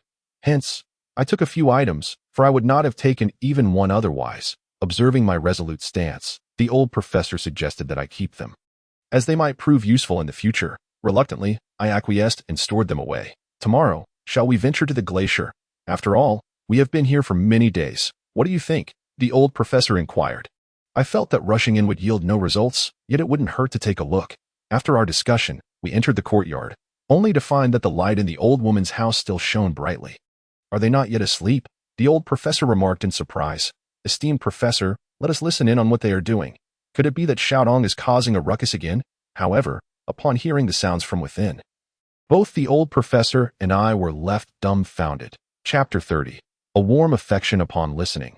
We discovered that the old woman was chanting scriptures. We could not discern her words, but the final phrases she uttered left us utterly astounded. "Xiaodong, my dear, you must be obedient, and in time, you shall enjoy a good life. Do you understand? I instructed you to approach that young man named Li, to eliminate him, yet you have repeatedly escaped my web of enchantment. Do not blame me for being merciless. What is all this?" A chill of dread coursed through me, and the old professor drew a dagger from his boot, carving a small hole in the plastic of the window. He then retrieved a cigarette, ignited it, and pressed it against the thick, numbing curtain, creating a tiny aperture through which he peered. With just one glance, he trembled violently, then shifted aside, gesturing for me to look. I peered through the aperture and beheld Xiaodong, disheveled and kneeling on the floor, her upper body bare, while the old woman pierced her skull with a silver needle. Xiaodong exhibited no reaction, her tangled hair obscuring her face. Meanwhile, Yin Nan Nan and Zhou, seemingly in a deep slumber, remained oblivious to the old woman casting her spell upon Xiaotong. After completing her work on Xiaotong, the old woman lit an incense stick and began to chant. Suddenly, a beautiful woman clad in ancient attire materialized within the room. "Wretched one, how have you fared with the task I assigned you?" "Grandmother, after all, he is my husband. I simply cannot bring myself to do it." "Ha ha ha. If you cannot, then you shall no longer be needed. You shall vanish into thin air. No, grandmother, you cannot do this. You know what you have done to me. I have endured so much, yet you cannot act in such a manner. After all, I have been apart from him for so many years, and I have done so much for you. For the sake of my efforts, please spare him. Do not utter another word. Instead, you should enter this hexagonal prism to face your punishment," she declared, raising the prism aloft. Coughing persistently, I made a noise, for the woman appeared strikingly familiar, and I wished to spare her from suffering. The very moment I pushed open the door, I observed the light in the east room extinguish, and a shadow darted swiftly out. A shiver coursed through me. Could it be that this woman was truly a specter? An indescribable feeling enveloped my heart. The old professor and I collapsed onto the bed in silence. Neither of us uttering a word. I understood that the professor had discerned the truth. Xiaotong's madness was entirely under the control of that old crone, whose intent was likely aimed at me. Furthermore, he had not witnessed the subsequent appearance of the female ghost, nor had he perceived the vacant expression of Jior. The reason lay in Xiaotong being unclothed. However, why was Yin Nan seemingly unaffected, exhibiting no signs of harm? This was utterly perplexing. Moreover, why did the old woman mutter incessantly while Yin Nan slumbered so soundly? Were the others, aside from the professor and me, truly in such a deep sleep that they remained oblivious to everything? I tossed and turned, unable to find repose, and the old professor too was restless, yet silence reigned between us, likely out of fear of being overheard by that old hag and the foolish one. At the break of dawn, I rose early, prepared breakfast, divided it into 2 portions, and took one into the east room, eager to ascertain Xiaotong's condition. To my astonishment, the room was devoid of the foolish one. Only Jior and 3 other women were present, each engaged in their morning rituals. Xiaotong appeared dazed, and upon seeing me, her expression flickered with surprise, only to be swiftly replaced by an air of melancholy as though she no longer recognized me. "Xiaotong, it's time for breakfast," I called to her, but she ignored my pleas. "She hasn't eaten yet," the old woman remarked with an air of displeasure. In her current state, can she even consume food? Since she claims to miss me, I shall find a way to awaken her. Old woman, do not presume that your actions are justified. I implore you to maintain your dignity," I retorted angrily as I pulled Xiaotong towards the door, leaving the courtyard behind. "Shaoli, where are you taking Xiaotong so early in the morning?" Peng Fei shouted from behind. The forest on this side remained untouched by flames, for the inferno lay several hundred miles away, and the direction of the fire was eastward, not northward. Xiaotong, in a daze, permitted me to lead her into the woods. After a short distance, I halted and embraced her gently. I knew that while she still possessed awareness, she was battling the old woman's sorcery, unwilling to engage with me. Now, it seemed she had entirely succumbed to the spell's influence. Tenderly, I cradled her face in my hands, gazing upon her. Such a beautiful girl, now tormented beyond recognition. "Xiaotong, would you lower your head for me?" I whispered softly, my fingers caressing her cheek as tears streamed down my face. Seemingly understanding my plea, Xiaotong bowed her head. I meticulously searched her scalp and discovered, to my horror, a silver needle embedded in her Baihui point. Carefully, I extracted it, astonished to find it over 3 inches long.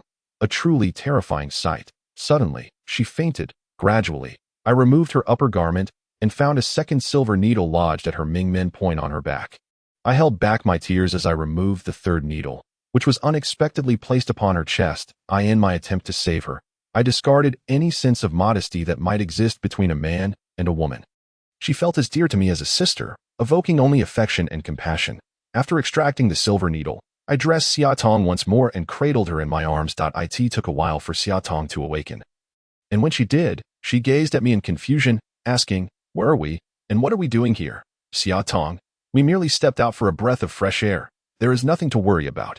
I recalled that they had gone to the forest for archaeological pursuits. It seemed that only then did Xiaotong realize she was nestled in my embrace. Embarrassed, she lowered her head and gently grasped my hand with her delicate little fingers.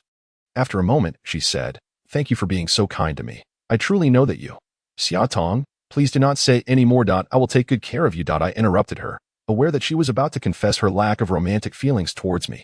"Thank you. Her eyes glistened with tears of happiness. "Let us stand and take a walk. Sitting here is quite chilly," I suggested, pulling Xia Tong to her feet, just as I prepared to take a step. She suddenly leapt into my arms, wrapping her arms tightly around my waist and resting her face against my chest. That I instinctively embraced her slender waist, feeling an unusual sensation. Perhaps it was a sense of melancholy. After all, I did not harbor romantic feelings for her, which made the moment all the more poignant. What, indeed, is the nature of emotion? Why is it that such a wonderful girl eludes my affection? Yet she harbors feelings for me. After a long embrace, she finally released her hold. Not wanting to dampen her spirits, I led her out of the forest and towards a small hill to the west. By this time, the sun had risen high in the sky, casting a blinding glare upon the snow-covered ground. Xia Tong had not felt this joyful in quite some time. Like a child, she scooped up snow to build a snowman. I joined her, and together we crafted 2 snowmen standing closely side by side. With a rosy glow on her cheeks, Xia Tong joyfully remarked, "This one is you, and that one is me. I hope that in the future, we can live and die together like them." Indeed, we shall. That I was deeply moved by her words as I tightly embraced her once more, leaning down to gently kiss her forehead. She seemed somewhat exhilarated, lifting her flushed face to meet my gaze, then closing her eyes, awaiting my kiss. "You two are here. Are you not causing any trouble?" Joer suddenly appeared behind us. "What brings you here?" I released my hold on Xia Tong. "If you two can come, then so can I." Chapter 31. The first exploration. Her expression appeared remarkably relaxed, as if she were merely wandering about without a care. A white veil still concealed her face. Despite having glimpsed her features, I could not shake the feeling that she bore an uncanny resemblance to ice. This sensation seemed to stem from the very depths of my being, as if it were an indelible truth. I stared at her, momentarily lost in thought, and Xia Tong seemed to sense my reaction. "Shaoli, did you know Joer previously?" "Oh, no, I did not." It was only then that I realized I had momentarily lost my composure. After all, having just held Xia Tong, I now find myself lost in thought over another woman. I understand Xia Tong's feelings. Who could claim ignorance? In our sheep pen, you certainly regarded me as your old friend. Joer chuckled mischievously. "Is that so? Who do you consider her to be?" Xia Tong's expression seemed rather anxious. "I consider her my old classmate," I replied vaguely. "Very well, Joer, we shall take our leave now, sister-in-law." "Why can't I call you that?" I inquired curiously. "Why do you still call me sister-in-law?" "That's not a question you need to ask," Joer responded with a displeased look. "I apologize. It has become a habit. You may leave now, and refrain from conversing with me here." "I see that Xia Tong is growing impatient," I remarked, glancing at her. Indeed, she appeared somewhat restless. "Then we shall depart. Farewell." The old professor and Ping Fei, along with others, were occupied with the sheep that had yet to be skinned. "Xia Tong, how do you feel?" Ping Fei paused, looking at her with concern. Xia Tong blushed and replied, "I'm fine. You all carry on with your work. It's quite embarrassing with you staring at me like this." As she spoke, she grasped my hand tightly and led me into the house. "Well, that's good. Don't go yet. Shaoli, the sheep aren't finished, and we need food for our journey into the glacier tomorrow." Peng Fei called out to me, somewhat displeased. "Let him be." The old professor, prioritizing Xia Tong's feelings, noted that she was still clutching my hand. Peng Fei shot me a glare before bowing his head to continue his work. I feigned ignorance and walked hand in hand with Xia Tong into the house. That moment, the old professor's voice echoed once more from outside. "Yan Nan Nan, put down your work, gather your things. And you four, Xia Tong, Monkey, and Shao Kai, will be staying in the vehicle starting today." I realized that the old professor had grown suspicious of the old woman, and this decision was made for the safety of both Xia Tong and Yan Nan Nan. Although the vehicle would be a tad colder than this thatched cottage, it would be far more secure. It was manageable for the 4 of them to sleep together. Yan Nan acknowledged the old professor's command and then turned to Xia Tong and me, saying, "The old professor has asked us to pack. Xia Tong, you shouldn't cling to Shaoli too much. We'll be living apart from now on." Xia Tong had indeed caught wind of the old professor's words. Yet she still held on to me, looking somewhat reluctant. "Xia Tong, it's just a few days. Besides, we can still be together during the day, can't we? Go on, pack your things. You all should head out. Why are we being made to stay in the vehicle?" Xia Tong asked, somewhat displeased. "The old professor has his reasons. Just listen, be good, and I promise to visit you whenever I can." To preserve her spirits, I fully embraced the role of her boyfriend, realizing that if I did not, this young girl would inevitably fall apart. Xia Tong hesitantly nodded, and then went to the east room to gather her belongings. The old woman, surprisingly, neither objected nor spoke. remaining seated on the Kong. Muttering to herself, as I stepped out of the room, I noticed Kai Yushu and Gu Hao, seemingly bestowed with some delightful task, setting aside their work to wash their hands and gather their belongings. Before long, the four of them had finished their preparations and emerged together. Laden with their possessions as they made their way towards the yard, they encountered Qian, who held a rifle in his hands. With 2 wild chickens slung over his shoulder alongside a wild hare. He had been out for over a day, claiming to scout for nearby grass patches suitable for grazing the surviving sheep. Upon seeing the four with their belongings, he curiously inquired, "Where are you all headed?" "Oh, it's nothing that I don't mind a little crowding. After all, we are together, and it feels quite safe. Your vehicle is 2 miles away from here, as it cannot reach the village, so I believe it is safer for us to stick together. The reason the vehicle could not enter the village was due to the deep snow." "It's fine. Let them go," the old professor interjected, aware of the weight of the professor's words. Qian refrained from further protest, allowing the four to depart with their belongings. That I approached the old professor, continuing the preparation of the sheepskin that Kai Yushu had not finished. Once Qian entered the house, the old professor whispered to me, "Hurry and finish the lamb. It must be cooked before nightfall. We must set out tomorrow, for this family is not to be underestimated." "Understood," I replied. We refrained from saying much more, as Qian had already emerged a second time, clutching his game, ready to prepare it. The entire afternoon was devoted to processing the sheep. Once cooked, we preserved the meat in anticipation of our departure the following day. The old professor generously provided the elderly woman with a substantial sum of money, intended as payment for Qian's lamb. "Isn't this being too generous?" Qian protested. No, please keep it." The old professor placed the money on the elderly woman's Kong. The next day, before dawn had broken, we arose early, feasting on the wild chicken and rabbit prepared by Qian, and hastily departed. We followed the same route as before, heading straight for the glacier. This time, we did not bring along the 4 individuals from the vehicle. It was just the old professor, myself, and Ping Fei, the monkey, for in total. Qian acknowledged our plans, and we set off. At this hour, the sky remained shrouded in darkness, with a waning crescent moon hanging above. As we trudged through the snow, our footsteps produced a crunching sound. While walking, the old professor engaged us in conversation, stating that this journey was not merely a pursuit of the path. Rather, our true intention was to lure the tiger away from its mountain. It was through the professor's directive that I realized during our previous venture into the forest, Xiao Kai and Gu Hao had not been idle. That couple, along with the eccentric old man, had nearly deciphered each other's habits. Every night, around midnight, the couple would venture out, their route consistently leading toward the glacier.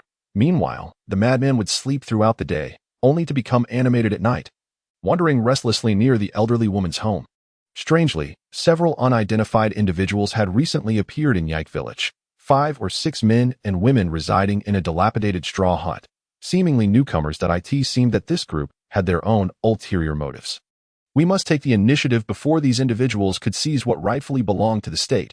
The professor's words left me with a lingering sense of unease. However, it is difficult to refute, for I, too, am uncertain about how this matter should be properly addressed. After traversing for over 4 hours, we arrived at the site where we had previously discovered the naked female corpse, around 10 o'clock in the morning. From a distance, we could still see the mound of snow that served as her grave. Yet, upon approaching, we found that the backside had been excavated, and the body had been removed. How could this be? Who would desire a woman's corpse? The monkey asked in astonishment. That I could perceive that the monkey appeared quite dejected. After all, that woman was an unparalleled beauty, a veritable marvel of nature. I, too, experienced a sense of loss. Though it did not manifest with the same urgency as the monkey, my feelings were more nebulous. Indeed, who could have taken the body? The old professor wore an expression of bewilderment. Chapter 32. Dream of peach blossoms. Let us not speculate. What is gone is gone. Let us move on, he said. With that, we continued forward, and after walking for over an hour, we spotted a trail of footprints in the snow upon the icy surface ahead. They seemed to connect to the path we had traversed, yet no such prints had marked our journey here. It was as if they had materialized out of thin air, an eerie phenomenon. The old professor crouched down to examine them closely and remarked, "These are the footprints of a man, and it appears he was burdened. Could he have been carrying something, perhaps jewels?" the monkey queried. "Foolish monkey, to use your brain. These footprints lead toward the glacier. If he possessed treasures, why would he venture deeper into it?" I chided, tapping his head lightly. "Could it be the woman's corpse?" Peng Fei suggested. "That is a possibility, but from where did he come? How could footprints appear so far from anywhere else? I pondered aloud. Enough questions. Let us pursue and find out, the old professor said. Our curiosity quickened our pace significantly. At noon, we dined on some still-warm mutton, carefully packed by the old professor in several layers of plastic bags. Each time we set out, we bore the weight of dozens of pounds in supplies, food, drink, and various essentials, including firearms and ammunition. After our modest luncheon, we pressed onward for another 3 hours. The glacier began to reveal numerous cracks, indicating we had passed beyond the river's surface, with these ice blocks being remnants of tectonic movements that had pushed the ice floes to the shore. Over the years, these accumulations had buried a path not far from the river, consumed along with a village during a volcanic eruption. Several years after the volcano cooled, it transformed into the landscape we saw before us now. The cracks in the glacier were of varying sizes, crisscrossing like a shattered glass, riddled with fractures. The trail of footprints led to a fissure that seemed to be accessible only to a single individual, after which it vanished. From above, we could not discern how deep the crevice extended, but it appeared quite profound. Professor, could it be that this person descended into the fissure? Shall we investigate? I inquired. Let us descend. The old professor replied, surveying the surroundings. After all, there are footprints here, while elsewhere there are none. It is far better that someone has ventured this way than that no one has. Very well. I shall descend alone to take a look. And then you three can follow, for you are capable of pulling me up. If the old professor and anyone else were to remain, they might struggle to hoist even a single person, given the professor's advanced age and frail constitution. All right, do exercise caution. Take this with you, and refrain from carrying too much else. The old professor handed me his cherished M9 pistol, which I tucked into my waistband. Then, Ping Fei bestowed his dagger upon me, and after securing a flashlight, he fastened the rope, binding himself securely. He instructed the others that if I pulled the rope, they should hoist me upwards. Once this was agreed upon, the three of them lowered me down. As I descended, the icy blocks surrounding me were both frigid and numbing, nearly rendering me immobile. I pondered how a person could endure such extreme cold. It suggested remarkable stamina. After a while, the chill seemed to dissipate, as the descent felt akin to entering a cellar. Only upon touching the icy walls did I experience the cold, and as long as I braced myself with my feet, warmth enveloped me. After descending for over 10 meters, I reached the bottom. Yet this was not the surface, for the fissure continued downward with an unyielding ice layer beneath. I untied the rope and ventured along the north-south oriented crevice. After advancing a few meters, I encountered a horizontal fracture in the ice beneath my feet, several meters wide and still unfathomably deep. Returning to the spot where I had descended, I secured the rope, preparing to signal the three to pull me up, with the intention of extending the rope further down to explore the deeper fissure. However, just as I was about to tug on the rope, I heard the sound of a woman weeping, and the sorrowful cry seemed to emanate from not far away. Initially, I thought I had misheard, so I held my breath to listen intently, and indeed, the sound was coming from ahead. As I had descended from the initial point of the ice crevice, I had not paid heed to what lay behind me, and so I pressed onward. When I shone my flashlight, a small opening revealed itself before me. This aperture was not large, permitting only a crouched entry. Hearing the woman's mournful sobs, I wondered if someone was trapped within. Without further deliberation, I untied the rope, crouched low, and squeezed through the icy entrance. As I proceeded further, the space began to widen, illuminating the surroundings with my flashlight. It appeared to be a man-made structure, surprisingly well-crafted. On a large ice bed lay a woman, weeping softly. I stood still, hesitant, as she was unclothed, which made me feel a twinge of apprehension. "Who are you? Why are you here?" I inquired. Upon hearing my voice, she slowly sat up. When I directed the beam of my flashlight towards her, I was taken aback, my hair standing on end. "You? Are you human or a ghost?" I stammered, retreating cautiously. The woman had long hair cascading past her knees, dark and lustrous. Her face resembled a peach blossom, with almond-shaped eyes and elegantly arched brows. The sight of her weeping, like rain-drenched pear blossoms, stirred my heart. Was this not the woman who had already perished? "Li Lang, I have waited so long for you," she lamented, rising and stepping toward me. Please, do not come any closer." I trembled, taking a step back. "Ha, Li Lang, I am aware of your exceptional talents, yet I did not realize you were also so timid.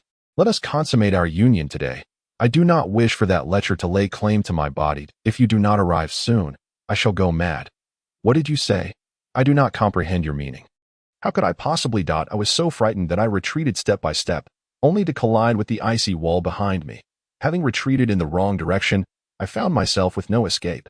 A woman approached me, as ethereal as a wisp. She reached out, and before I knew it, darkness enveloped me, rendering me oblivious. In my dream, it seemed I was entwined with the cold, lost in a haze of intoxication. My flashlight was still aglow. I glanced at my wristwatch and realized that not much time had passed since my arrival, perhaps just 2 hours. As I stood up, I felt slightly dizzy, as though my head was heavier than my feet. Could it be that I truly wandered into a dreamlike realm? It is all the fault of that cold one.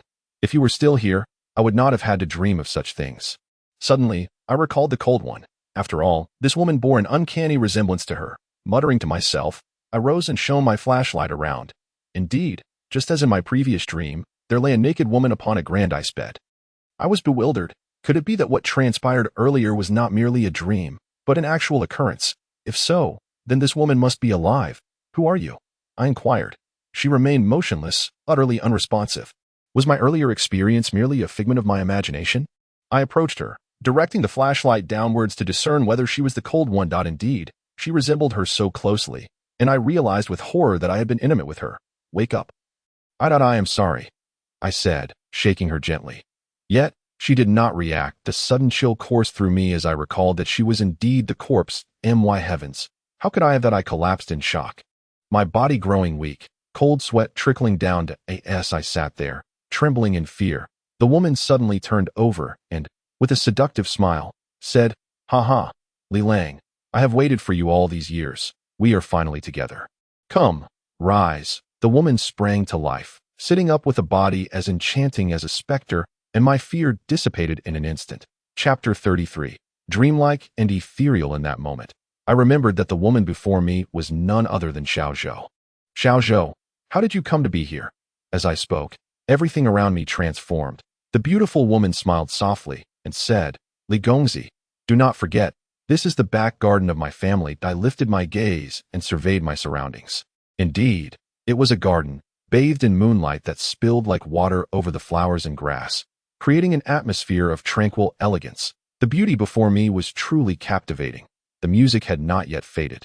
The wine cups remained, the surface of the pond just beginning to thaw. The candlelight flickered, the fragrance lingered in the deep hall, and the remnants of frost upon my hair evoked bittersweet memories.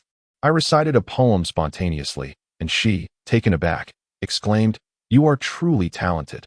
Li Gongzi, my father has invited you to our residence today, in accordance with my wishes. That I have long heard of the Crown Prince's remarkable talents and beauty, particularly your extraordinary gifts, which is why I wish to meet you. I apologize for my earlier performance at the banquet. I fear I embarrassed myself." What a humble statement. I have long heard of the remarkable beauty, gifted in song and dance, who belongs to General Zhou's esteemed family. To witness her grace today is indeed a stroke of fortune. Your Highness, you flatter me. If it pleases you, may I perform a dance for you? Splendid. Please proceed, my lady. Having said this, I took my seat upon a stone table and chair, eagerly awaiting Miss Zhou's performance. She unfastened her azure cloak, revealing a delicate white dance gown beneath. Her flowing sleeves and gossamer skirt swayed elegantly with her every step, resembling a butterfly in flight or the moon goddess soaring to the heavens. She was simply ethereal. Enraptured by the spectacle, I noticed a guzheng resting atop the stone table and instinctively began to play a tune. Till the ends of the earth we were both lost in the melody. As the song concluded, she gracefully approached, performing a gentle curtsy, and said, "The hour is late. Your Highness, it is time for you to rest. Tomorrow morning, I shall pay my respects to you at dawn." Very well. Despite the myriad of emotions tugging at my heart, I am a person of standing. How could I deny her the chance to rest? That night, sleep eluded me, as the vision of Miss Zhou's dance lingered vividly in my mind. I resolved to forego slumber and took up my brush to capture her likeness on paper. Once the portrait was complete, I inscribed a poem alongside it and eventually succumbed to sleep upon the table. In a hazy dream, I heard someone calling my name. It was General Zhou. "Your Highness, the Crown Prince has passed away, and the Emperor summons you to the palace to attend to the matters at hand." How could this be? The news struck me with suddenness. After all, he was my brother, though he had long sought to undermine me. Fearing I might usurp his position, he was oblivious to my indifference toward the throne. That I would have been content to live a tranquil life with my beloved Miss Zhou. Yet, with 6 princes born to the emperor, only the eldest and I had survived, while the others perished, Undoubtedly, I was now destined to shoulder the mantle of crown prince. Upon returning to the palace, I found my father in tears, and my presence only deepened his sorrow. My son, your brother's ambition was insatiable. I intended for your uncle to ascend the throne, but your brother learned of my plans and had him assassinated. Perhaps this is his retribution. He has suddenly succumbed to illness. The weight of the nation now rests upon your shoulders, whether you desire it or not. Unlike before, when you could refuse the throne, that is no longer an option. The empire must be inherited by you. Seeing my father, aged and weary from years of toil, I felt a rush of guilt. After all, he had labored tirelessly for so long, I had no justification to refuse the crown. I bowed deeply and said, "Father, your unfilial son will heed your command." Shortly after my brother's demise, my father too departed from this world on the day of the empress's enthronement. Miss Zhou was resplendent. Whenever we were together, I felt an insatiable longing. Unable to gaze upon her beauty enough, for an entire month, I refrained from attending court, as the presence of such a captivating woman rendered the affairs of state irrelevant to me. I had never relished such matters. "Come, my beauty, into my embrace." Dear professor, he is still lost in his dreams. The young lad dreams of becoming an emperor, complete with the 3 dukes and 6 courts, not to mention 72 concubines. Such a fanciful dream indeed. Suddenly, I heard a voice whispering in my ear, as if a monkey were speaking, which jolted me upright. I gazed at the few individuals before me, feeling somewhat dazed. "Old professor, what has happened to me?" "Ah, I cannot fathom your condition either. After you descended into the crevice of the glacier, you fell silent. We waited for an entire night, and when you failed to resurface, we feared for your safety and sent the monkey down to investigate. Upon his descent, he discovered you lying on the ground and secured a rope. With all our might, Peng Fei and I managed to pull both you and the monkey back up. You nearly exhausted us in the process. And yet, you slept soundly, utterly unresponsive to our efforts, only to be placed on the ground, mumbling in your dreams. We feared you had encountered some dreadful ordeal, perhaps terrified and thus fainted. I never utter falsehoods." And so the old professor, the monkey, and Peng Fei believed me wholeheartedly. Yet, I could not shake the feeling of reluctance to depart. It seemed as though that woman was summoning me from some ethereal realm. And the sensation akin to divinity lingered as I walked. A peculiar discomfort arose in my lower body. "Very well, you go ahead and fetch it. We shall await your return here." In a flurry, I dashed back to the original spot, retrieving my weapon from the ground, only to hear a woman's moan emanating from the crevice. A wave of warmth surged through me, and the discomfort intensified. "No, I must leave at once." I turned swiftly, only to feel a sudden weight on my back, as though someone had perched there. A fragrant breeze wafted into my nostrils. This was the scent of that woman, one I recognized all too well. You are a ghost." I stumbled back, collapsing onto the snow.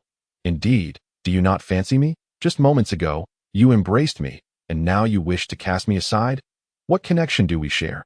If you are the daughter of a respectable family, why indulge in such reckless abandon?" "What do you mean by reckless abandon? Have we not been husband and wife for many years? Is this not the natural course of our relationship?" As I spoke, the weight on my back lifted, and the woman's presence vanished. I sensed her anger, leaving an emptiness within me. I trudged along, listless, and soon caught up with the others. "Xiao Lizi, do you not feel unwell? Your complexion is quite poor." Perhaps I caught a chill after descending. I could only fabricate such an excuse, but as soon as I uttered it, I heard a soft laugh from a woman at my ear. "Heavens! I have encountered a ghost." Chapter 34. An uncanny incident. I screamed, my body trembling, and collapsed onto the ground. "Xiao Lizi, what are you doing? You must understand that one should not fear ghosts. Only those with a guilty conscience attract them." The old professor's words sent a shiver through me. Could it be that I harbored guilt within? Were the events that transpired in the crevice merely manifestations of my troubled mind? It was a possibility, for ever since that dream, I had been brooding in melancholy. "Old professor, thank you for your guidance. I am quite well now." With that, I rose from the ground and continued my forward journey. A wave of sardonic laughter reached my ears that I chose to ignore it and began to sing an old song. "Our team marches towards the SUN.AS," I sang. The monkey and Peng Fei joined in. Perhaps the song radiated a potent sense of positivity, for the voice of the female specter gradually faded away. Upon entering the house, darkness enveloped the outside world. Not wanting to disturb the elderly woman and her family, who were already deep in slumber, we succumbed to sleep ourselves. We awoke the next day only at noon, feeling as though our bodies had nearly recovered. Rising from our rest, Chinner and his spouse had already prepared lamb. Though accustomed to delectable fare, I found myself somewhat disinclined to eat. Yet, hunger compelled me to make do with what was available. The others appeared to have bickered all the way back as we entered the courtyard. We overheard Yin Nan Nan in a heated argument with the monkey. Monkey, don't think for a moment that I am unaware of your thoughts. When we meet the old professor, let him adjudicate who is truly at fault. I know your intentions. You should not have treated Xia Tong that way. The monkey was unyielding. As they spoke, the rest of us entered. I set down my chopsticks and rose from the edge of the Kong, only to see Xia Tong stepping in, her face a portrait of grievance. Upon catching sight of me, tears welled in her eyes. What's wrong, Xia Tong? Though my concern for her remained. An inexplicable feeling of distance had grown between us since the events of the previous day. Observing that I merely inquired without approaching her, her sense of injustice deepened, and tears began to fall as she stood there, head bowed. What is the matter? The old professor glanced at Yin Nan Nan. Everyone was aware of her fiery temperament, while Xia Tong resembled a somewhat delicate young lady. Surely, Xia Tong was being overly sensitive. Had I not merely accidentally knocked her thermos and taken a prime sleeping spot? Was such weeping truly warranted? Moreover, her reluctance to venture out at night was hardly my concern. Yin Nan Nan appeared entirely indifferent to the situation. The old professor, in a fit of anger, slammed his hand on the table.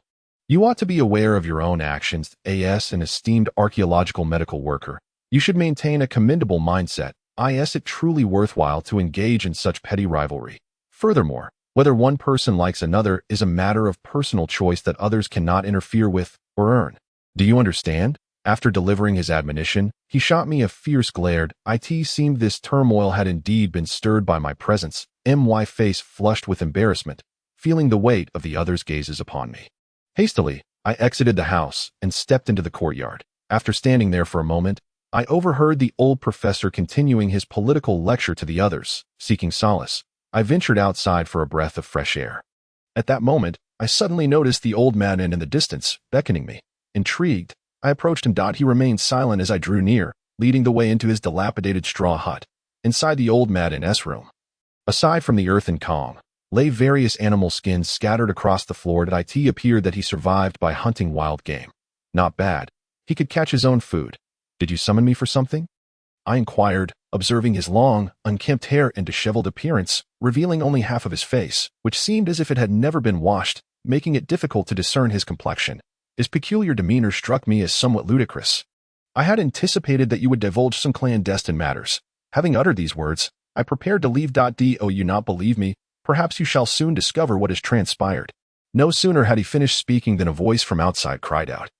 A dead person, come quickly. The sound of hurried footsteps echoed around me. I opened the door and stepped outside, finding several newcomers gathered before the humble dwelling, including the old professor and other team members. While the elderly woman was present, yet the couple known as Chinner was conspicuously absent. As I approached, I heard a woman weeping within the room. Oh, my child's father, what has befallen you? Who can save him? I would bow my head to anyone who could help. I would offer all my wealth. The woman clutched an unconscious middle-aged man, who was foaming at the mouth, and unresponsive. 4 companions lay strewn across the ground and the bed, while the remaining 2 stood there, dazed and bewildered. What on earth has happened? I inquired as I walked closer. This is exceedingly strange, given that behind us lies an endless expanse of glacier. How could there possibly be the sounds of horses or camels? It seems my husband's ramblings were indeed guided by some unseen force. We beseeched for mercy, yet my husband declared it was too late. The opportunity had already been granted. Just then, several individuals began to foam at the mouth, lamenting their discomfort. Among the 7 of us, 3 remained well, myself included. I noted that these individuals were all rather simple and easily manipulated. As I observed a few on the verge of collapse. The 3 of us hastily knelt, pleading for mercy, vowing never to set foot on the glacier again. He responded, very well, let them perish in your dwelling. The old professor glanced behind him and immediately spotted the elderly woman. Dear lady, you see, you once saved our teammate. These individuals appear to suffer from a similar affliction. Would you be so kind as to treat them? The old woman rolled her eyes and retorted, their lives and deaths are of no concern to me. The reason I saved that girl was specific. As for these individuals, I have no desire to assist. Please, do a kindness and save them. Look at this money. "It is all yours," implored the middle-aged woman as she knelt before the old woman and produced a bulging wallet from her bosom. Upon seeing the money, the old woman feigned indifference, saying, "Money means nothing to me. However, treating you will deplete my fate. Those shadowy spirits will trouble me. Therefore, should I choose to save anyone, you must promise to leave immediately, for those spirits despise being disturbed after death." After speaking, the old woman cast a meaningful glance at the old professor and us archaeologists, a look that sent chills down our spines. Chapter 35. The witch woman suddenly struck by inspiration.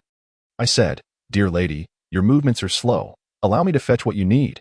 Just tell me where your items are located. Is it not the things you used to treat Xia Tong last time? They are in a small cardboard box. No need. I shall retrieve them myself," she replied, her anxiety palpable that I observed this closely, my suspicions only deepening. "Well then, just take that small cardboard box over there." Her somewhat anxious admonition had already drifted far behind me. Today, Chinner and Jior are not at home. Had they been present, they would likely have emerged to witness the commotion, for I have observed that all the villagers of Yike are gathered here, including that peculiar couple and the old madman. Since they are not at home, they must have ventured out again, perhaps in search of the sheepfold. Therefore, I am compelled to uncover what this old woman is truly up to, and how she manages to manipulate a person's mind. What kind of sorcery does she possess that can revive these individuals? Upon entering the old woman's eastern room, I immediately spotted the small cardboard box resting on a table against the northern wall. Approaching it, I opened the lid to find nothing of significance, just the same items I had seen last time that I searched the room meticulously, yet still found nothing of consequence. Could it be that I am merely being overly sensitive?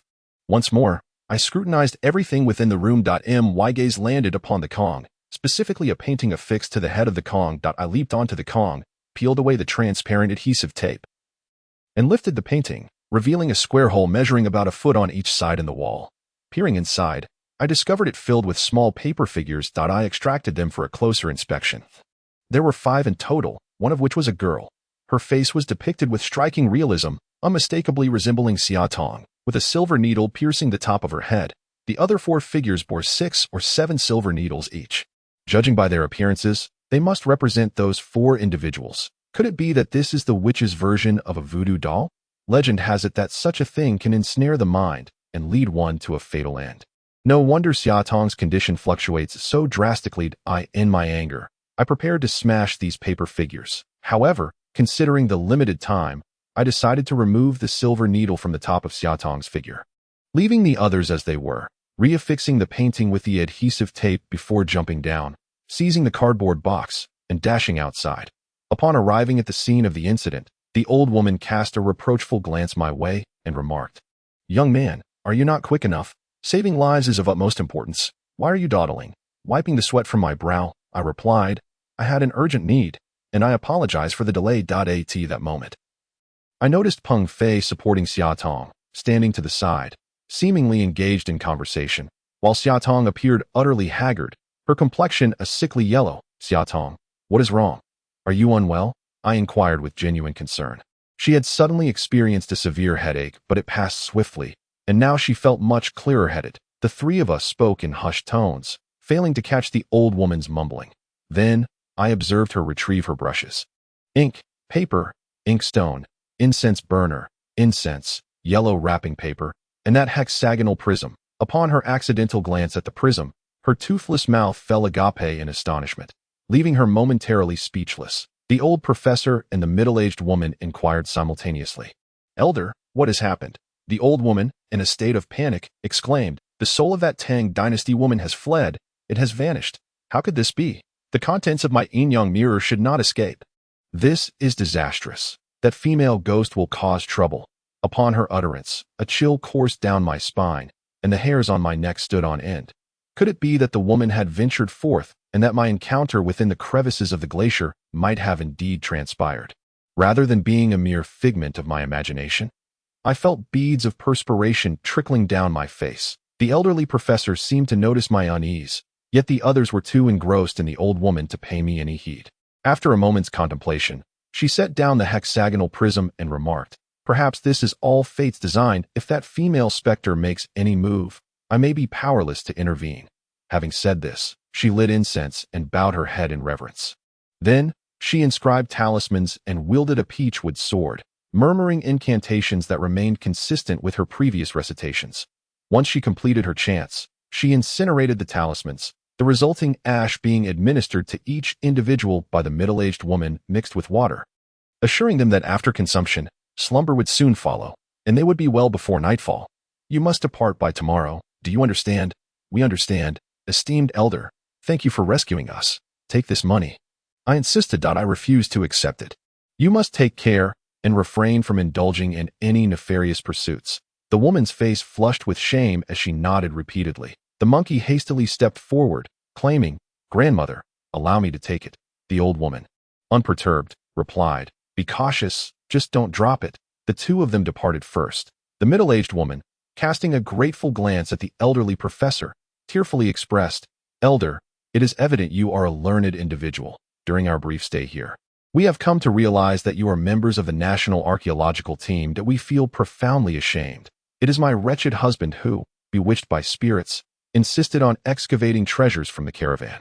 Having failed to procure any treasure, we now find ourselves in this predicament. Consider the journey we undertook, the expenses incurred, and the near brush with death that we are indebted to you for persuading the old woman to tend to their ailments. As we prepare to leave, we have little to offer in return. Some provisions and this bundle of tools. Please make use of them. We shall no longer engage in such endeavors," the elderly professor replied. "There is no need for formality. After all, it is not easy to come here. Regardless of your intentions, that we shall accept these items, and I hope you have learned a lesson. These artifacts are protected by national law. Why must one resort to illicit means when honest sustenance is available, particularly concerning food items, such as jerky, sausages, compressed biscuits, and canned beef? Everyone was set to depart, yet leaving behind two young women troubled us. After all, Yin Nan possessed medical skills and was essential in case of unforeseen circumstances. The others had to go, for Xiao Kai was the elderly professor's personal bodyguard, and the professor had grown accustomed to his presence. As for Peng Fei and myself, we were vital, possessing strong physiques and agile minds. With my remarkable ability for photographic memory, Xia Tong could not be left to the old woman, who had persistently sought to harm her. Thus, everyone busied themselves preparing their belongings, and by the end of the day, they were ready to set out the following morning.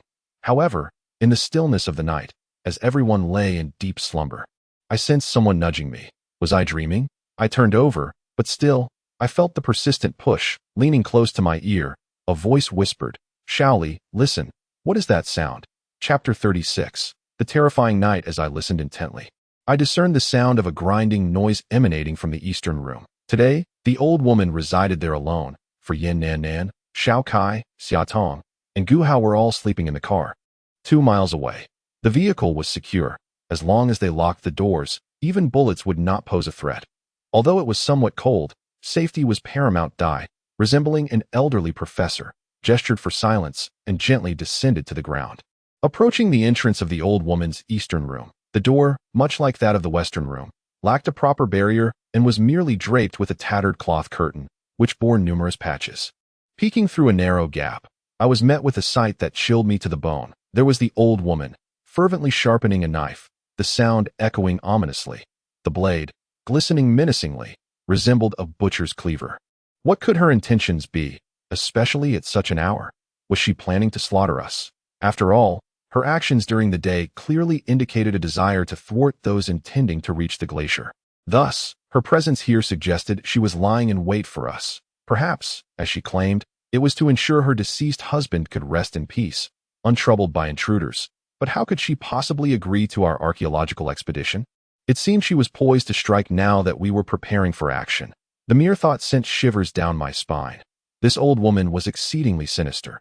Just then, she suddenly raised the cleaver and, with a gaze that could freeze one's soul, addressed me through the curtain, uttering chilling words. "Kill, kill." Her expression was terrifying, accentuated by a cold smile that appeared grotesque in the dim candlelight. Resembling a ghastly apparition, in a swift motion, I dove beneath the blanket, seeking refuge in the embrace of the old professor, my body trembling uncontrollably. The old professor leaned closer, whispering in my ear, "What did you see? Do not be afraid. I am here to." As he spoke, he gently patted my back, reminiscent of a father soothing his child to sleep. That a wave of nostalgia washed over me, and I felt a lump in my throat. Recalling my father, who had vanished amidst the icy expanse. In my childhood, he had often lulled me to slumber in a similar fashion. We must be cautious, the old professor warned. And together we strained our ears to listen for further sounds from the eastern room. The noises persisted, with the old woman seemingly engaged in some task, followed by the sound of a knife slicing through something. Unable to contain my curiosity, I once again rose and approached her door. Peering through the curtain seam, the old woman was busily preparing mincemeat, seemingly mindful of our slumber. As she sliced rather than chopped out on her workbench lay a parcel, from which blood oozed, suggesting it contained frozen meat that had thawed in the warmth of the room. Yet, the package appeared peculiar, almost as if it concealed a human corpse. The mere thought of this filled me with revulsion, and I felt the urge to retch. In my agitation, I grasped at the monkey and strode out of the room. Should the old woman suspect my intentions, I would simply claim to be visiting the latrine. It was a far better excuse than remaining silent and stifling my discomfort. Once outside the courtyard, the monkey glanced around and inquired, "Why have you pulled me out here? It's pitch black. Is something amiss? Why are you behind me? You dead monkey. Is that any way to call someone?" I said, giving him a shove. "Are you looking for trouble?" I raised my leg and kicked the monkey with a fair amount of force, catching him off guard with my genuine anger. "Oh my, Li, you insufferable eunuch. You really dare to resort to violence." He tumbled to the ground, but quickly sprang back up, swinging a fist at me. The two of us were soon engaged in a scuffle, when suddenly a bright light appeared in the distance. In unison, the monkey and I halted our movements and quickly rolled into the shadows by the wall. The light, emanating from behind us, drew nearer as it entered the home of a couple. Curiosity piqued once more. I wondered what the outcome would be. We cautiously approached, leaning close to the window to listen. Inside, the couple conversed. "We still haven't found that place today, but who could those two people we saw be?" In that pitch-black darkness, it was a wonder we could make out anything at all. It seemed those two individuals were quite familiar with the area, easily leaving us behind. Truly, tomorrow we must prepare food, as we intend to linger for several days. I refuse to believe we cannot find what we seek. There is something outside. The woman's words startled me. It turned out the monkey had inadvertently stepped on a stone, causing a faint sound. Could such a slight noise truly be heard through the wall? Clearly, those two possessed remarkable skills. I gestured for the monkey to run, and we swiftly darted into the nearby woods, where we could see outside while remaining unseen. I wiped my brow and said, "Thank goodness we escaped here. Otherwise, we would have been doomed. That woman's aim is too precise." The monkey wiped his own sweat and remarked, from their conversation, "It seems there are others in the glacier." It must be so. Entering the glacier would surely alleviate our solitude. The monkey, somewhat irate, responded, "What solitude? If we lose our way, we could be toyed with by others, or worse, encounter villains. It would be the end for us." "Monkey, can't you speak more optimistically? We're human too. Are we destined to be played with?" I began to protest, but before I could finish, the monkey suddenly covered my mouth, gesturing for me to look at the village street. I caught sight of a figure swaying unsteadily towards the house where the old woman lived. "Where did that come from?" I whispered to the monkey that I couldn't see clearly. As I looked up, I saw him meandering towards our dwelling. We watched as the figure, sneaky and furtive, peered into the courtyard. We decided to seize the opportunity to discern his identity. "All right," I acquiesced to the monkey, and together we dashed towards the figure. Unbeknownst to him, he continued to gaze into the courtyard, and upon noticing the stillness, cautiously stepped inside. "Stop. Let us see what he intends to do," I said, grabbing the monkey, and we crouched at the entrance of the courtyard. Observing the person's actions intently, the individual approached the old woman's eastern window, eavesdropping for quite some time.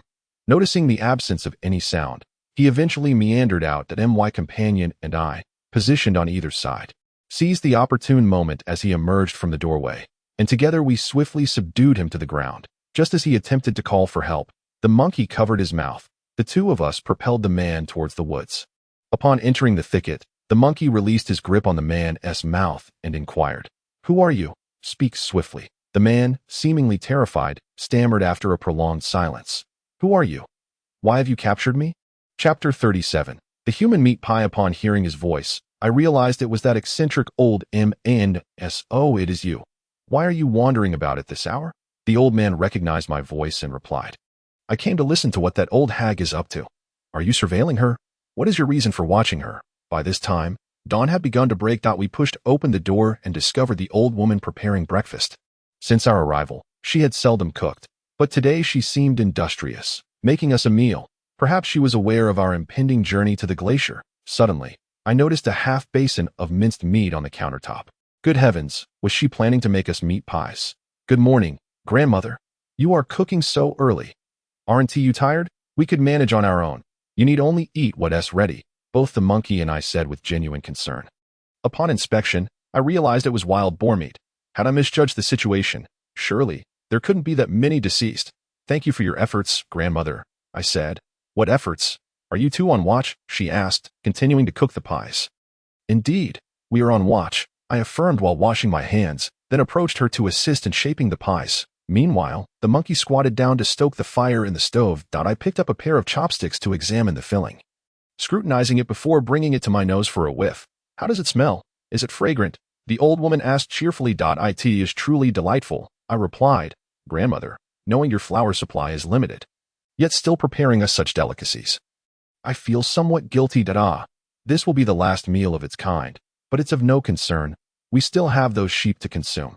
After all, we have yet to locate the sheepfold, and they would perish from hunger otherwise. It's best to eat them. By next spring, the three of us will depart from here, for survival in this place has become untenable, she lamented, her face reflecting profound sadness, as if burdened with reluctance. Would you share with me the story of your husband? I asked gently. She glanced at me, her demeanor shifting to one of agitation as she replied, I prefer not to revisit those sorrowful memories. I apologize, grandmother. It was inappropriate of me to inquire, I responded. The pies were nearly finished, and the old professor along with Peng Fei emerged. After everyone had freshened up, the 4 individuals who had stayed outside joined us for breakfast. The steaming hot pies were placed upon the table. Given the previous incident, everyone exchanged uncertain glances, unsure whether to partake in the meal. The old woman, somewhat irritated, exclaimed, Why aren't you eating? I sacrificed half the night to prepare this meal. Noticing her discontent, the old professor had no choice but to take a pie and devour it heartily. He chewed thoughtfully and remarked, The flavor is indeed delightful. Go ahead. Why are you just staring? Reluctantly, everyone picked up their chopsticks, yet both the monkey and I found ourselves utterly unable to partake. Suddenly, a bright idea struck me. You all eat first. We have 2 jars of spicy sauce in the car. Applying that will surely enhance the taste. Without waiting for the old professor's consent, I stepped outside in a few quick strides. I exhaled long and deep, relieved that I had managed to avoid eating even a morsel of pie. Just as I was about to take a stroll, I spotted the group of individuals who had engaged in dubious activities the day before. Arriving with bags in hand, a wave of joy surged through me. Salvation had finally arrived. From a distance, I called out, Hey, are you all leaving? Indeed, little brother, we were just about to bid you farewell. One of them replied, Perfect timing. Everyone is here. Come inside. 7 of them entered the room one after another. And I quickly announced, Look, we were just about to eat some pies, made as a farewell meal by this kind elder. You should all give it a T or Y.as I spoke. I distributed a pie to each of them, leaving only a few behind. They hesitated but soon indulged, devouring the pies with evident enjoyment. After finishing, they bid farewell to the old lady and us, making their way outside. However, before this group could exit the courtyard, another group arrived at the entrance. Upon seeing our assembly, the leader, appearing to be in his 30s, said, Greetings, everyone, we have come here for an adventure. Might I inquire if this is the village of the outsiders? Is there an elderly lady here who can provide medical treatment? You've come to the right place. That is indeed her, a woman pointed out, indicating the old lady. Good day, esteemed elder. Thank you for your hard work. The man said, bowing slightly upon seeing her. I was puzzled by the apparent familiarity between him and the old lady, as he seemed overly deferential. Elder, we have heard of your healing abilities. We came both for adventure and to seek your care. Please accept this small token of our appreciation, he continued, extending a box adorned with a design reminiscent of plum blossoms, yet akin to cherry blossoms. The old lady looked surprised upon seeing the gift. Glancing at us before hastily accepting it, I wondered why she reacted with such urgency upon seeing the box. What secrets might it contain? Please, do carry on with your conversation. We must be on our way. A middle-aged woman said, leading her companions away. This moment, I discerned that the newcomers totaled 8, with the eldest among them being merely in their 40s. They all appeared somewhat short in stature, their faces clouded with an air of reticence. As the old professor, the monkey, and I scrutinized them, the man in his 40s smiled, revealing a rare set of immaculate white teeth. "Are you also here for an adventure?" he inquired. Upon hearing this, the other man displayed a rather unnatural expression, as if taken aback and surprised, yet he made an effort to mask his astonishment, forcing a smile as he replied, "A pleasure to meet you. I look forward to your guidance." "Indeed, the pleasure is mine," came the response. Noticing the old professor engaged in conversation with the man, the old lady remarked, "Follow me. Since that group has just departed, you can stay in the same house they occupied." The elderly woman seldom meddles in the affairs of others, yet this time it appears she has accepted a gift from someone. Although her expression remains somber, it is indeed a rare occasion for her to lead these individuals in search of a house. As they departed, the old professor, seemingly deep in thought, remarked, "Let us hasten our preparations," and set off as everyone began to gather their belongings. Just as they were about to leave, Chinner and Joer stepped through the door. Upon noticing our readiness to depart, they inquired, "Are you all heading out?" "Indeed," responded the old professor with a smile. "We have been here for quite some time without attending to our business. Today, you should refrain from venturing outside."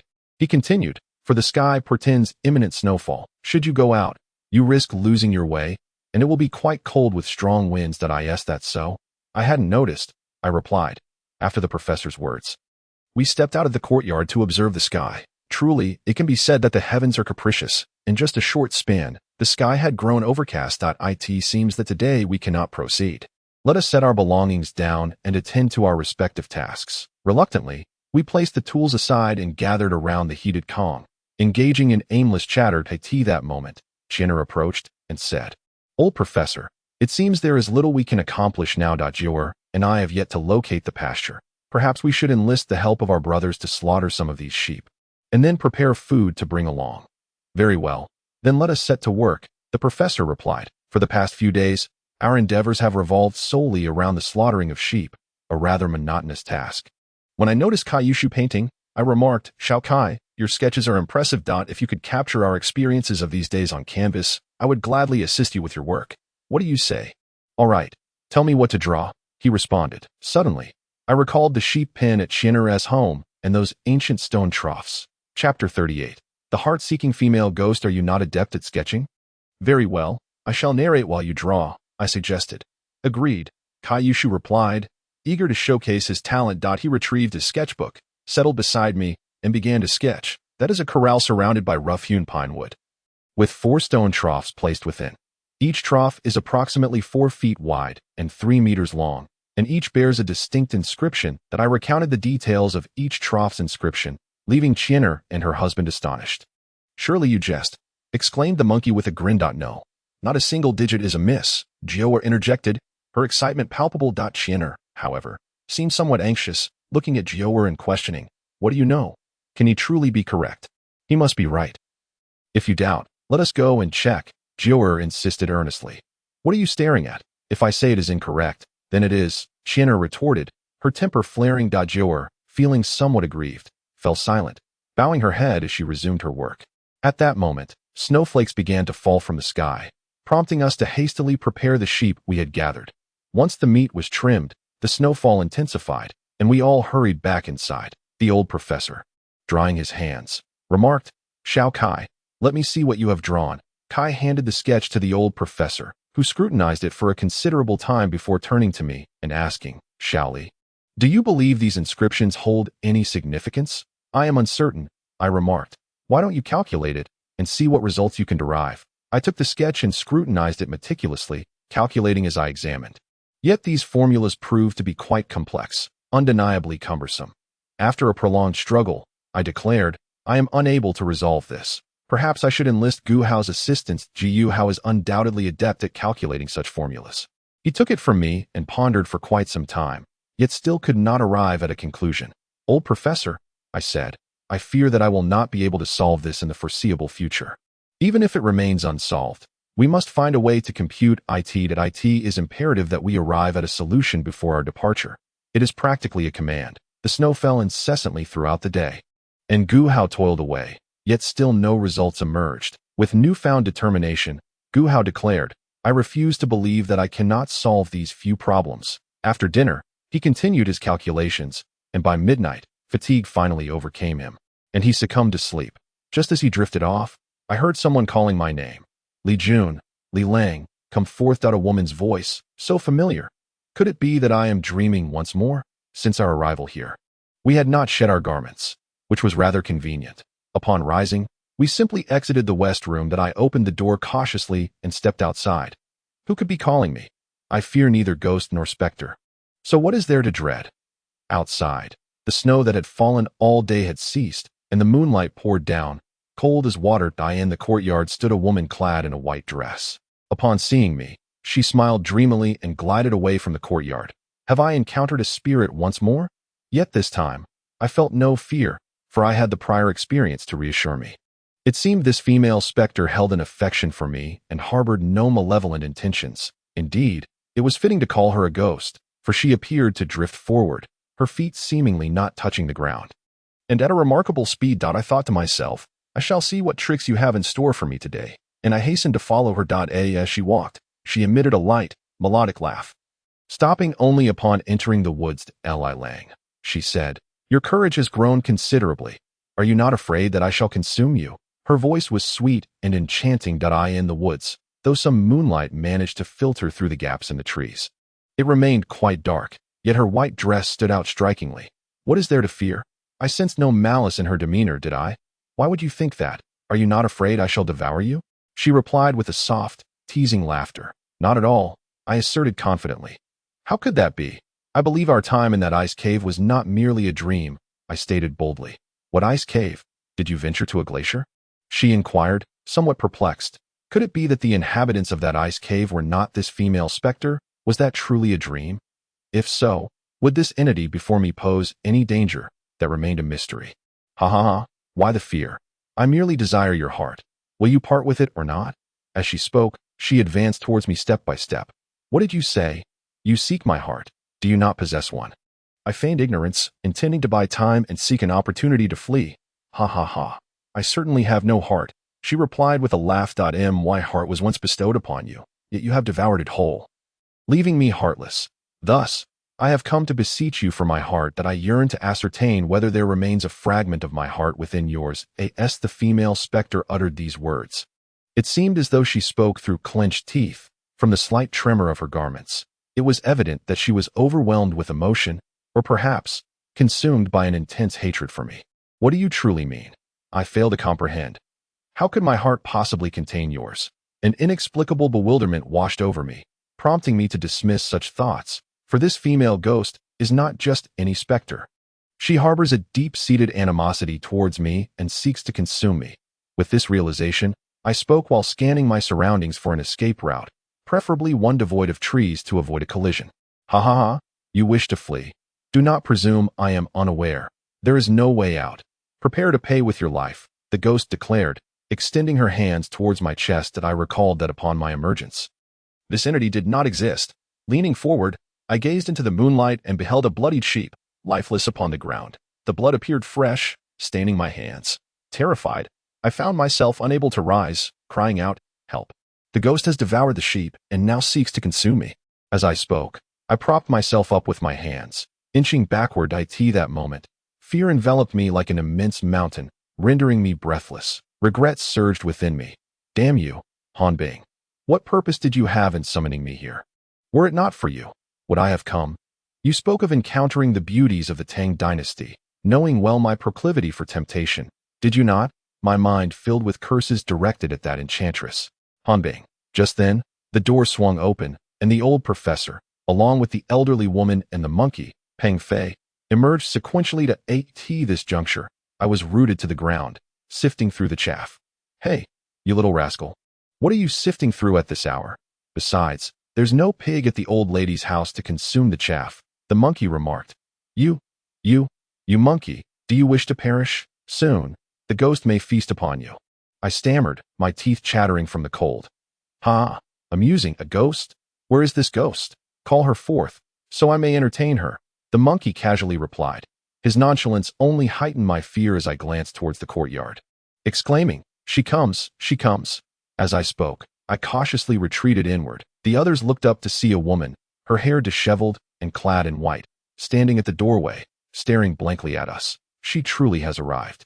The monkey, frightened, stumbled backward, while the others followed suit. with Qian'er losing her balance and tumbling, scrambling back into the house. The elderly woman, however, remained composed, gazing at the ghost and calmly inquiring, "Child, you have escaped from my yin-yang mirror. What is your intent?" The old woman suddenly turned to me, asking, "Are you human or ghost? When did you consume this woman's heart?" I was taken aback, feeling unjustly accused that I do not know, I shouted in frustration. "You do not know? You feign ignorance. Return my heart." The woman advanced towards me step by step. Chapter 39. When emotions run deep, I was so frightened that I staggered backward repeatedly. "Don't think for a moment that I cannot deal with you." "Ghost," I exclaimed. The old woman, uttering these words, retreated indoors to fetch her ghost-repelling tools. "Pray tell, are you not a capable old woman? Yet at such a critical moment, you choose to disappear inside. Even if you are merely retrieving your talismans, could you not do so with greater haste? My life hangs by a thread," I muttered to myself, continuing to inch away. The female specter, observing the old woman's entrance into the house, suddenly halted and declared, "Xiao Lizzie, you ought to remember the things we did in the ice cave. I shall be waiting for you there." With that, she turned and glided away to be by the time the old woman emerged wielding a tattered peachwood sword. The ghost had vanished without a trace. "Madam, why did you not bring the peachwood sword with you when you first came out? Now, the ghost has disappeared completely." "Oh, right. Ghosts lack shadows. Did any of you see whether she had one?" I remarked, "As soon as the ghost departs, my companions will no longer be frozen on the ground." I attempted to leap up, but my legs were too weary. It felt as though they were entirely devoid of strength. "You fool! Are you seeking death?" I yelled in anger. "What possessed you to venture out at this hour to meet a ghost? Do you believe you've stumbled upon a romantic fate? Are you even daring enough to engage with a specter? You deserve whatever comes your way." Frustration mounted within me, for despite the minuscule hint of intent behind my actions, this fellow clung to my vulnerability. He reached out, as if to seize me by the collar. "Will you never cease? My old lady needs her rest." With that, the old woman struck the peachwood sword against the door frame, producing a series of sharp sounds, before storming back inside. "Am I the only one who felt fear just now? You all seem unfazed, yet you take pleasure in my distress? Go sleep on your own," I retorted indignantly, before retreating to my own quarters. Upon awakening the next morning, I discovered that breakfast had already been consumed. Two lovely ladies, along with Xiao Kai and Gu Hao, had arrived and partaken in the meal. "Why did you not call me for breakfast?" I queried, my irritation evident. "You were sleeping so soundly," calling out, "You were Han Bing." "You must be Han Bing," one of them replied. "What on earth is occupying your mind? Is it nothing but women?" The playful banter resumed. "Are you feeling bold again? Beware, for I may just knock you flat." I shot back. "I did not lie. If you doubt me, ask everyone else. Even Xiaotong and the others heard you just now," I stated, my gaze sweeping over each face present. They remained silent, yet their expression spoke volumes. Especially Xiaotong's mournful gaze. It dawned on me that my earlier dream had indeed involved me calling out Han Bing's name, that I had a dream about that female ghost from last night. It turns out she was Han Bing. And I called out her name. I confessed, my voice trailing off. "What did you say?" At that moment, Jier suddenly appeared at the doorway. It only just occurred to me that I hadn't seen Jier yesterday. Only Qian'er and the old woman had ventured out. Moreover, I did not catch a glimpse of her at all yesterday. Where could she have gone? I went hunting, and my harvest appears to be quite substantial. Doesn't it?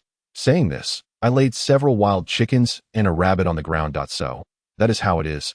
I was simply overthinking. The name you called out in your dreams, Han Bing. Who is she to you? It seems Jier is intentionally teasing me. After all, Xiaotong loves me now. Although she has never voiced it, nor have I made any overt declaration, it is apparent to everyone that I was merely dreaming. Envisioning that wretched woman. Were it not for her, we would not have come here. What nonsense about Tang Dynasty beauties. It is merely that she encountered a ghost. She has led us on this pointless journey. What did you say? That wretched woman. I suspect that had it not been for her, you wouldn't have even come here, would you? Sister-in-law, you are overthinking it. How could that be? I wish to never see her again in this lifetime. Jier seemed somewhat agitated and retorted, "You men are all the same, indulging in what you have while coveting what is not yours. Humph." With that, she flounced into the eastern room. It was truly bewildering. I glanced at Qian'er, whose expression was equally tumultuous. She shot me a cold glare before also retreating to the eastern room. The old professor chuckled quietly to himself. I thought, what a delight he takes in others' misfortunes. I have been thoroughly ridiculed, and he finds it amusing. Old man, what are you laughing at? Have you never been young? I resolved not to call him teacher any longer, nor old professor. Ha! The old professor could no longer contain himself and burst into laughter. I was rendered speechless, incensed. I stood up and strode out of the courtyard. Step by step, I made my way toward the small hill in the village, where I spotted a figure in the distance. Standing there, the melodious sound of a flute wafting toward me. It was Shao Kai. I approached slowly, observing him as he immersed himself in playing the flute. Initially, the notes were enchanting, reminiscent of our joyful beginnings in this archaeological pursuit. The air was filled with the sweet scents of blooming flowers, the fluttering of butterflies, and the serenade of birds. Blossoms flourished, and small bridges arched over babbling brooks, creating idyllic scenes. The melody shifted, evoking the whispers of enamored lovers beneath the moonlight, wrapped in sweet affection. Then it transformed, akin to the rustling autumn breeze, depicting the poignant separation of lovers, flowers drifting away with the wind. The autumn waters rippled, and the fallen petals floated away, painting a scene of melancholic beauty that rendered the sound akin to weeping and lamentation. It was reminiscent of the mournful cries of cicadas and the howls of monkeys in the Three Gorges, truly heart-wrenching, evoking tears as the final note faded. Shao Kai stood there, tears streaming down his face. I recognized that he was once more reminiscing about his beloved. Shao Kai, I said, are you all right? I am not well, he replied. Are you thinking of Qingzi again? After all, she has already departed. I refuse to believe she could leave me so easily. I truly cannot. She promised to be with me for a lifetime. Shao Kai was visibly agitated. Shao Kai, I am aware of your relationship with her and I know your feelings run deep. Do you know? If I could dream of a ghost, I would wish to dream of her spirit as well. I long to see her, even if she is a ghost. What of it? He grasped my shoulders with both hands, shaking me vigorously as tears streamed down his cheeks. That I never intended to come here for archaeology. In fact, I wasn't even supposed to be included in this selection. You see, I pleaded with the old professor to allow me to come. I pondered. Since Han Bing mentioned she had encountered beauties from the Tang Dynasty here. Could this place be sacred? Might my Qingzi be resurrected here? His words stirred profound reflections within me. In the depths of love, death feels like life, and in the depths of hatred, life resembles death. How immense must the power of such emotions be? Perhaps, dear old friend, Xiao Lizi, I remember our first kiss. It must have been so sweet.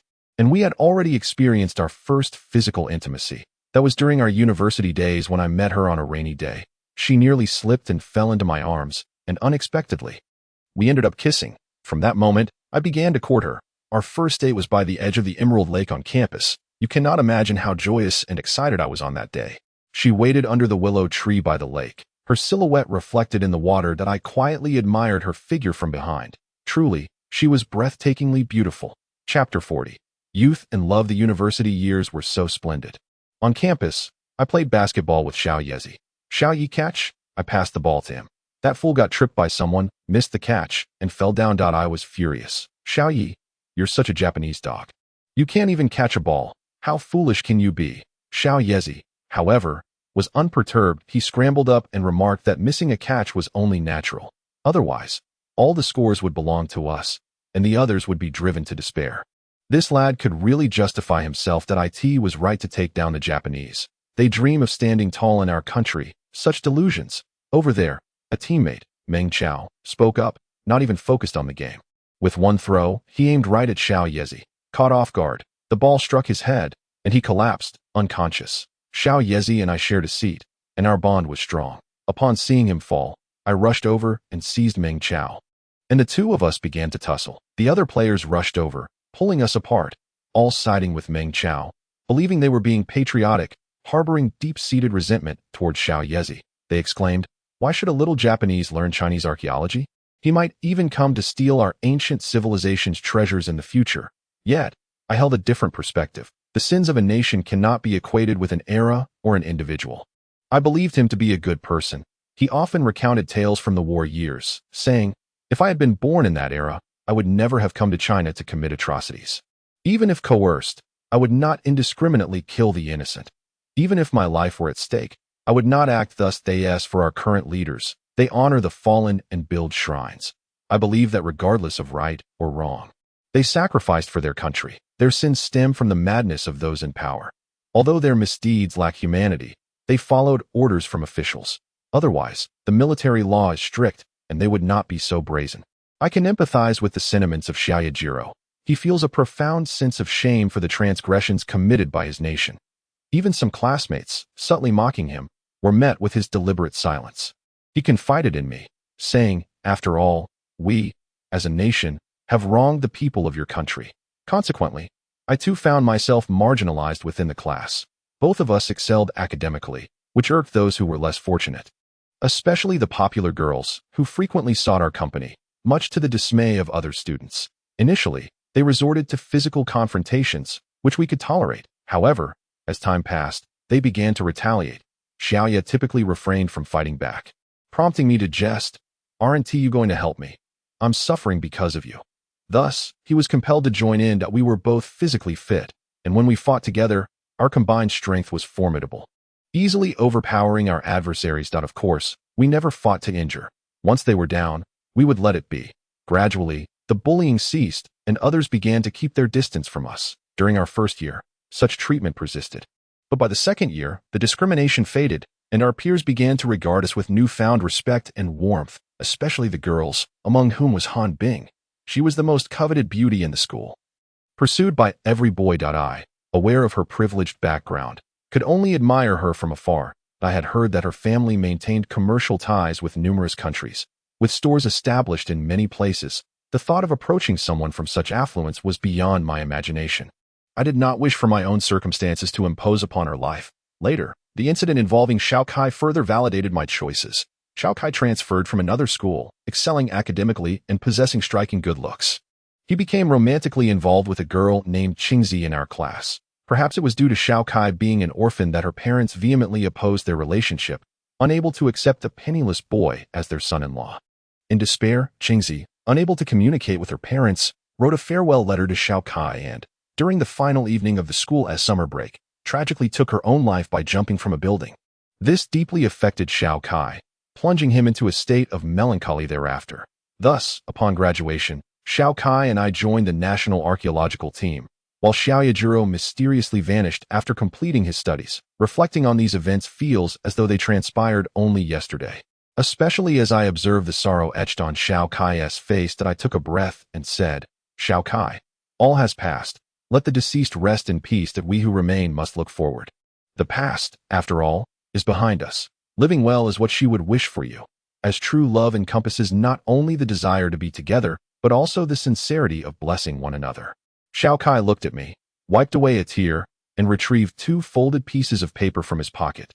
He placed the first on the snow-covered ground and opened the second, stating, "Look, this is a sketch I drew of Qingzi, which I have kept close to me. That it was created on the night we shared an intimate moment that I thought to myself that I might never again dare to touch another girl in such a way."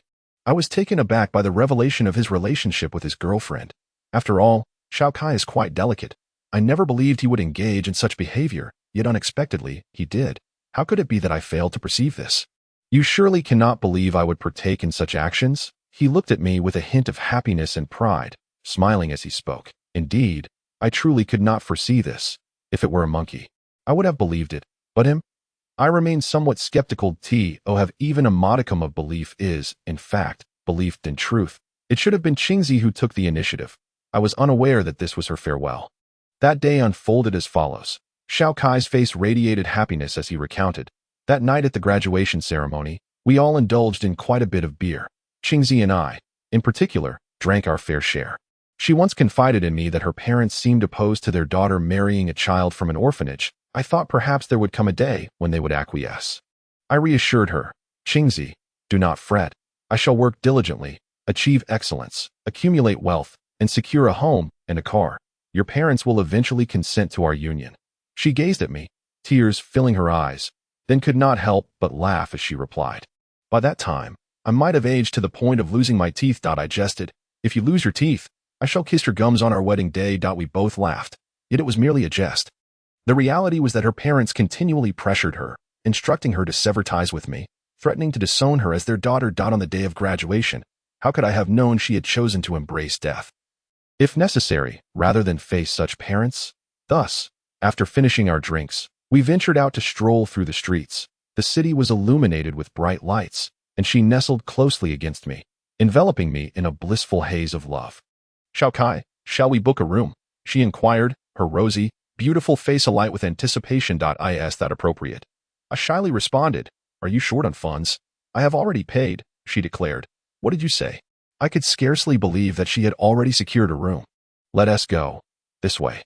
Together, we took a taxi to the hotel she had reserved. To my astonishment, the establishment was exceedingly luxurious, and they required a marriage certificate. I was baffled as to where she had procured a fake certificate. But somehow we managed to check into that opulent hotel. Chapter 41. The passion of first love. Upon entering the hotel, it was my first experience in such lavish accommodations. The room was equipped with a shower, toilet, disposable slippers, bathrobes, and towels, everything one could desire. The bedding was comfortable and elegant, evoking an irresistible urge to lie down and enjoy a restful slumber. "What do you think?" she asked, smiling at me. "You are too extravagant. How much does this cost for a single night?" "That is of no concern to you.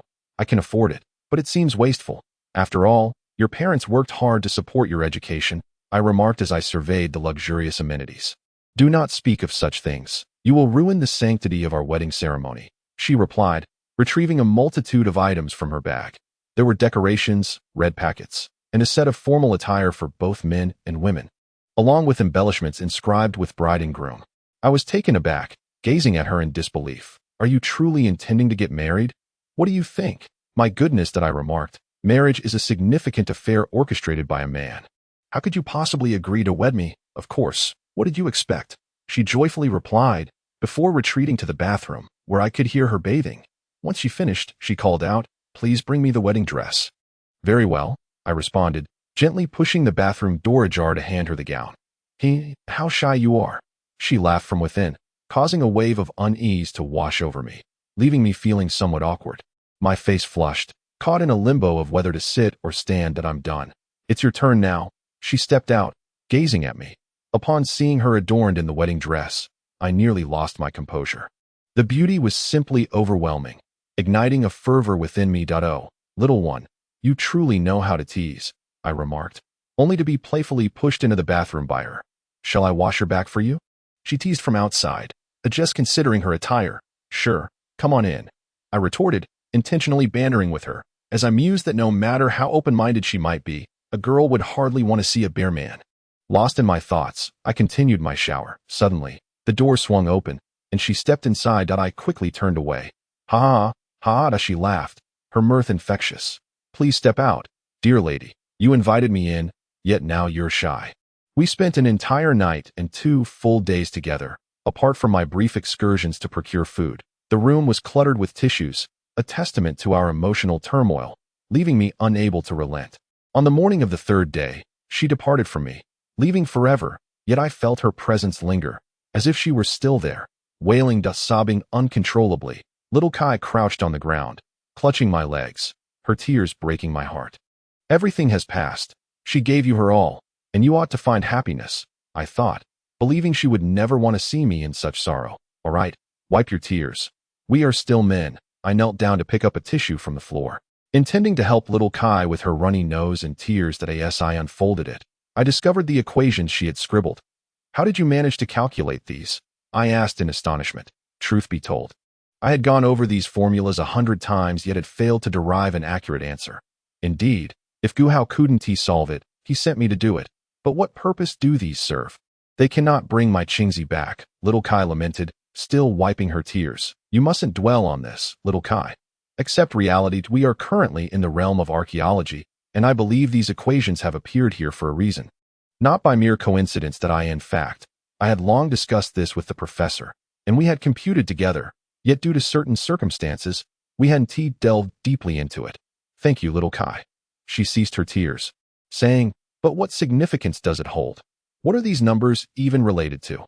After all, this formula seems to measure depth and size." "Precisely," I affirmed, looking around cautiously to ensure no one was within earshot, feeling it best that fewer people were aware of our discussion. "So, what brings you here?" little Kai inquired. "Oh, it's nothing much.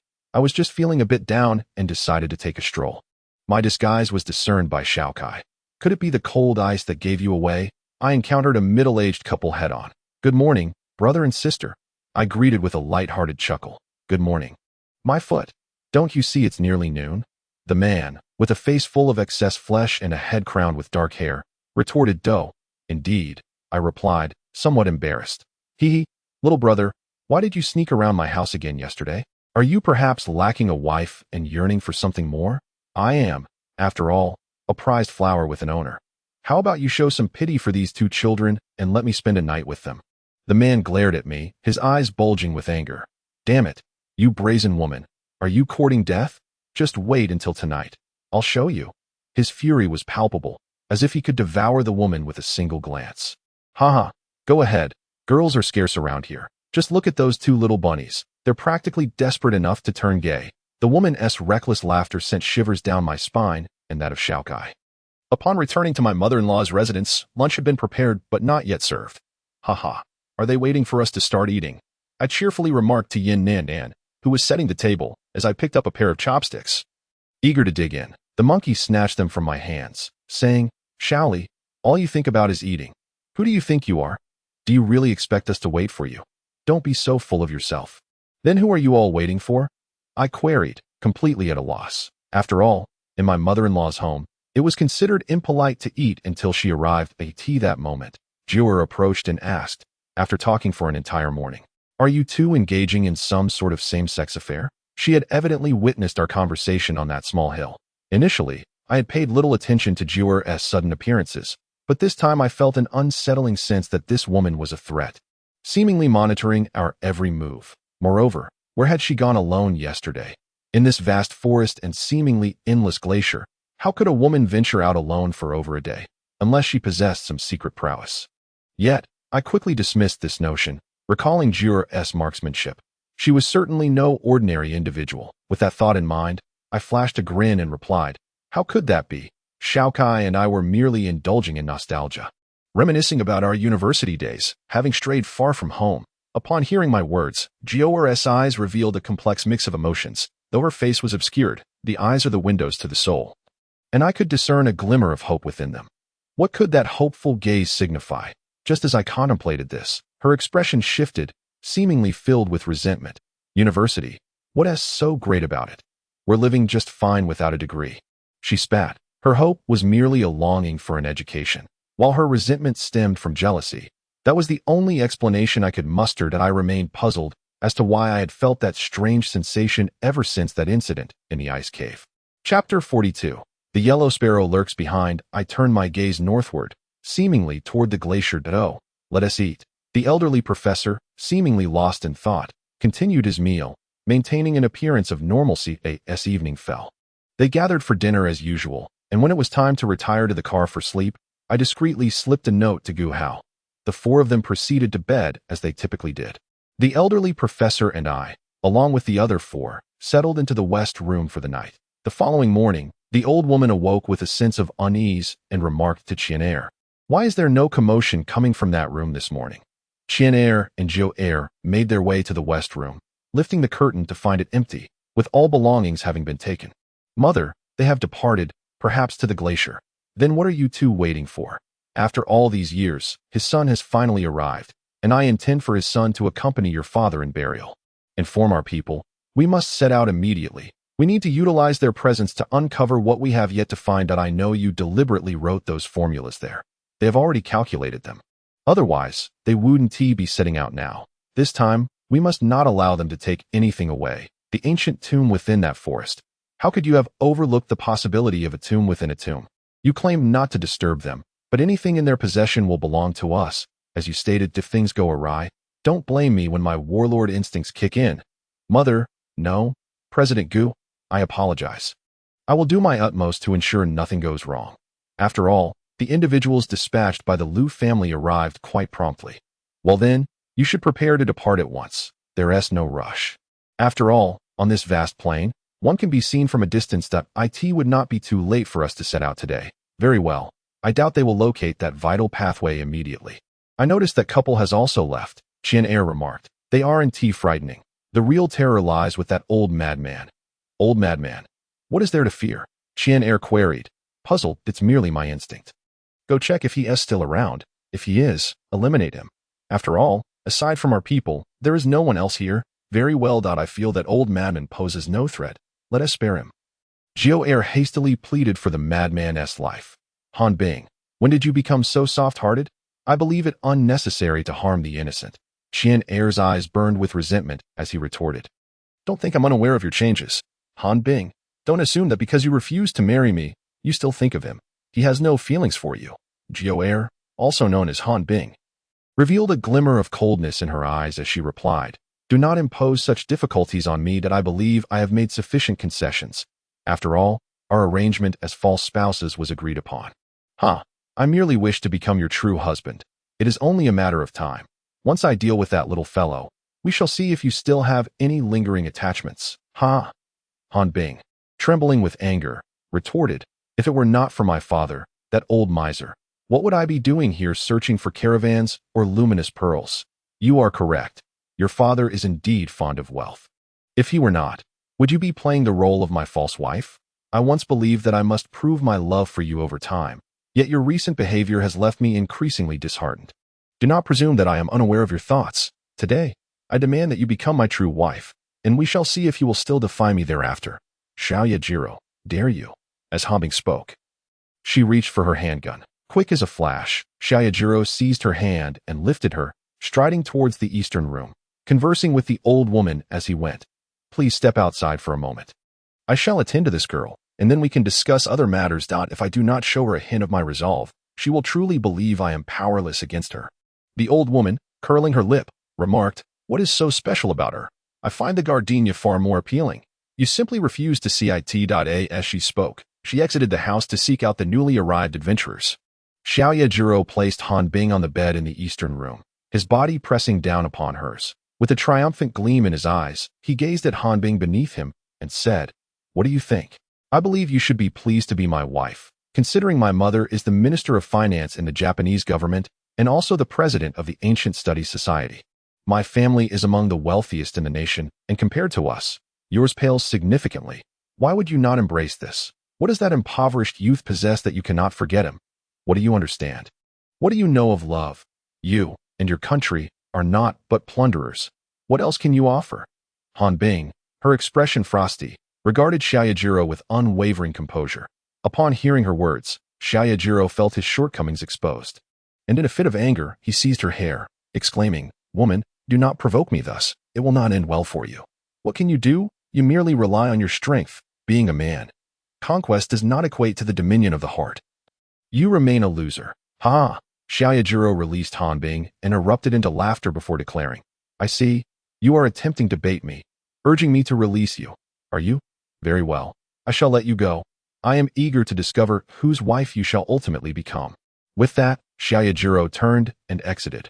Han Bing sat up, adjusting her disheveled garments, and let out a long sigh. Upon leaving the room, Xiaoya Jiro brandished a dagger and made his way directly to the abode of the old madman. The door to the madman's house was slightly ajar. He pushed the door open, only to find the interior deserted, not a single soul in sight. This old wretch appears to have fled early, demonstrating a knack for calculation, knowing that someone would come to take his life today. The others present greeted Xiaoya Jiro with respect. Xiaoya-kun, thank you for your efforts. Now, let us prepare. We shall set out this evening. Mother, I believe we can achieve our goals without her. What do you know? If Ha Bing had not mentioned encountering the beautiful Tang here, would that fellow surnamed Li have come? If he does not come, how will you avenge your father? Xiaoya Jiro gazed at his mother and said, Mother, I must implore you. After all, that is a matter of the older generation. The one responsible for my father's death is not that young man. He is entirely disconnected from your generation. That I have reiterated this countless times, yet you refuse to listen. Why do you choose to squander your days of prosperity in this way? Pray tell, what compels you to immerse yourself in such sorcery, which serves only to harm others without yielding any benefit to yourself? Slap. A resounding blow to the face. Unfilial son, are you aware that your years of study abroad, mingling with him, have shaken your resolve for vengeance? Even if I have no desire for those treasures, I am still determined to avenge your father. Henceforth, refrain from uttering such words that incite my ire. After the old woman spoke, she began to gather her belongings. Young Onijiro stood by for a moment, assisting in the collection of a few items. The room held no valuables, merely some essential tools that were soon packed away at by evening. After the subordinates and the mother and son of Onijiro had finished their meal, They set off on their journey. The night sky was adorned with a crescent moon, and once they departed, I, along with the old professor and a few others, emerged from the woods. The old madman gestured animatedly, exclaiming, "Did I not speak the truth?" Chapter 43. The Inyang ghost eyes, you are not mistaken, the old professor replied, directing his gaze at the old madman, that I extend my gratitude to you. Had it not been for your counsel, we might have recklessly ventured into the glacier, remaining utterly fruitless in our quest to locate the caravan. Do not thank me. In truth, my child, the moment you arrived, I recognized you. You are the son of our captain. And you are? I asked in astonishment, scrutinizing the disheveled figure before me. I am your Uncle Tan. You hardly recognize me, do you? Uncle Tan. You are Tan Jiaming, my Uncle Tan. I could scarcely believe that this man, who once cradled me as a child, now appeared in such a state. Indeed, it is I. Back then, at your home, I was but 19 years old, and your father took me in against all odds, allowing me to serve as a policeman. It was that very year that I accompanied your father here. The person we pursued was the husband of Nantian Xingzi, the father of that child. In fact, that child is little Onajiro, and the woman accompanying him is not his wife.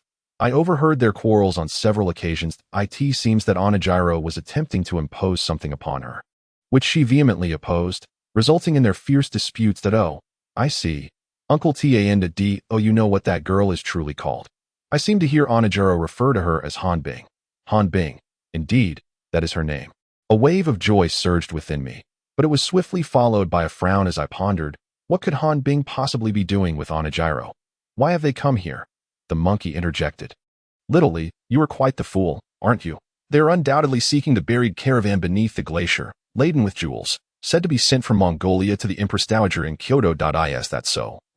Uncle Tan, I inquired, turning to the old madman. Yes, that time we trailed Onajiro's father, Ono Kato, to this place. I, along with your father and 3 other policemen, ventured into the glacier, but due to my youth, your father instructed me to keep watch outside. None of the 4 who entered emerged. Certainly, there is also the elusive Kato, whom we have been pursuing, accompanied by 5 subordinates. However, none of them dared to approach. On that fateful day, an unexpected avalanche sealed those crevices, resulting in their tragic demise within. As he recounted this, his voice faltered, and tears cascaded down his cheeks. I could vividly imagine the life he endured in this desolate place, and I understood the profound bond he shared with my father, akin to that of brothers. Over the years, I have been deprived of paternal love, often dreaming of my father, engaging in laughter and correcting my homework. Yet, he departed from my life far too soon. Tan Jiaming continued. Thus, half a month passed, and just as I was preparing to leave, an elderly woman, along with a peculiar group of individuals, arrived. Their movements raised my suspicions. Consequently, I decided to remain, for these thatched huts, constructed by unknown hands, provided some shelter against the biting winds and blizzards. I recognized that, as a police officer, such a mindset was unbecoming. Nevertheless, I found myself ensnared by the anguish of losing my comrades.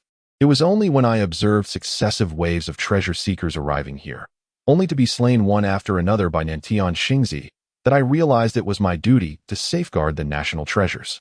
Hence, I resolved to protect them with my very breath, vowing that as long as I lived, I would never allow Nantian Xingzi to transport our national wealth to their land. That I would defend these treasures with my life. Consequently, I assassinated numerous individuals in the glaciers, some of whose deaths remained shrouded in mystery.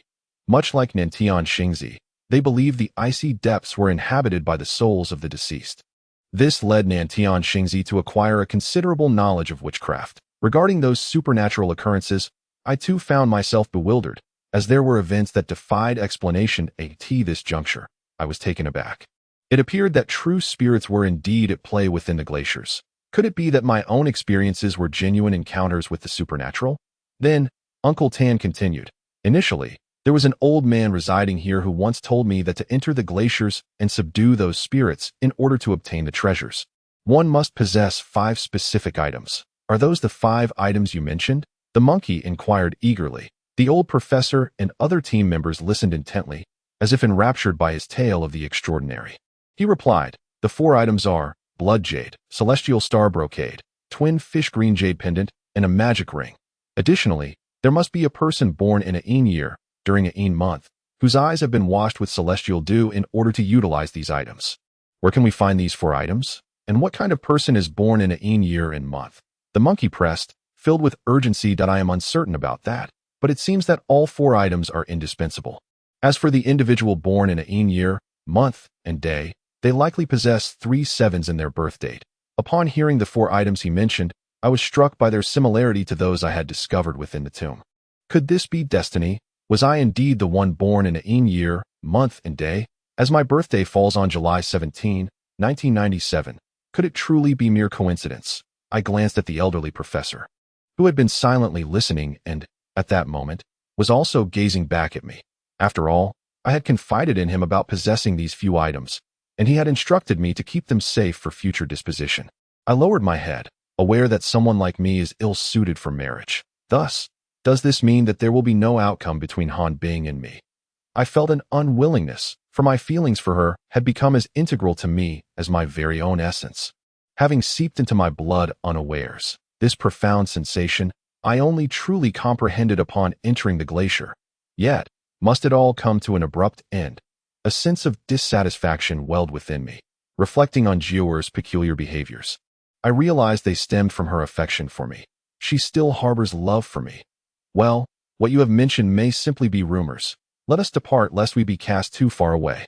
After the professor spoke, he turned towards the glacier, followed closely by our group. Today is August 14, which means tomorrow marks August 15 in my hometown.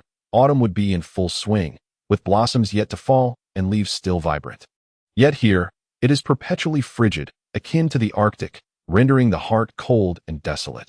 The moonlight cascaded like water, illuminating our path as we trailed the group ahead. We sought refuge behind snowdrifts, pausing intermittently to follow discreetly.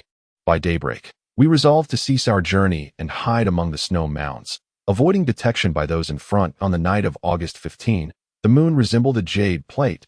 We had been walking until midnight. Utterly fatigued, the professor suggested, "Let us rest a while." Everyone retrieved their blankets and lay upon the snow-covered ice. Before long, fatigue overcame us, and we succumbed to slumber. However, I found it difficult to sleep, my eyes aching intolerably. For several days, they had been subtly painful, but tonight the discomfort seemed to intensify. Perhaps it was due to the constant tread upon the snow, causing irritation to my eyes. Chapter 44. The ice maze. I retrieved a vial and applied a drop to each eye. A refreshing sensation coursed through me, bringing immense relief. After a moment, I administered another 2 drops, only to find the supply depleted, such a scant amount, yet it felt so soothing. Now all gone, the pain in my eyes diminished. I soon succumbed to sleep. After a while, the professor awoke first and roused the others, urging us to continue. As daylight was not conducive to our safety, we trekked for 2 days, and as dusk approached, the group ahead vanished into a crevice of the glacier, slipping from our sight. They had entered the frozen peaks, making it likely that we would lose their trail. The monkey appeared anxious. I can still locate some of the initial ice fissures, but venturing deeper, I shall lose my way, Tan Jiaming remarked. Then let us hasten, lest we be drawn too far away from them. With that, we quickened our pace. Upon reaching the glacier's fissure, we stood in shock. The multitude of crevices at the base of the ice peak was so numerous that we could scarcely count them. Which fissure did they descend? Kai Yushu gazed at the cracks, bewildered. Indeed, this is utterly terrifying.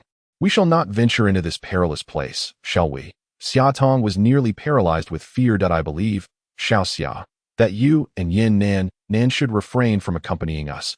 Instead, let Gu Hao remain behind to look after the 2 of you. I truly do not wish to bear the burden of 2 companions, especially considering the treacherous environment. Bringing 2 women along would undoubtedly complicate matters. Regardless, my intention is to proceed, and whether Xia Tong joins me is her own decision. Yin Nan's resolve was unwavering. I too shall go. Xiao Li, do not contemplate abandoning us. Enough of this bickering. Since both of you insist on descending, be mindful that you may encounter harsh conditions, and you must contemplate the potential cost to your lives. Therefore, I suggest that anyone unwilling to descend should remain above. The old professor addressed everyone.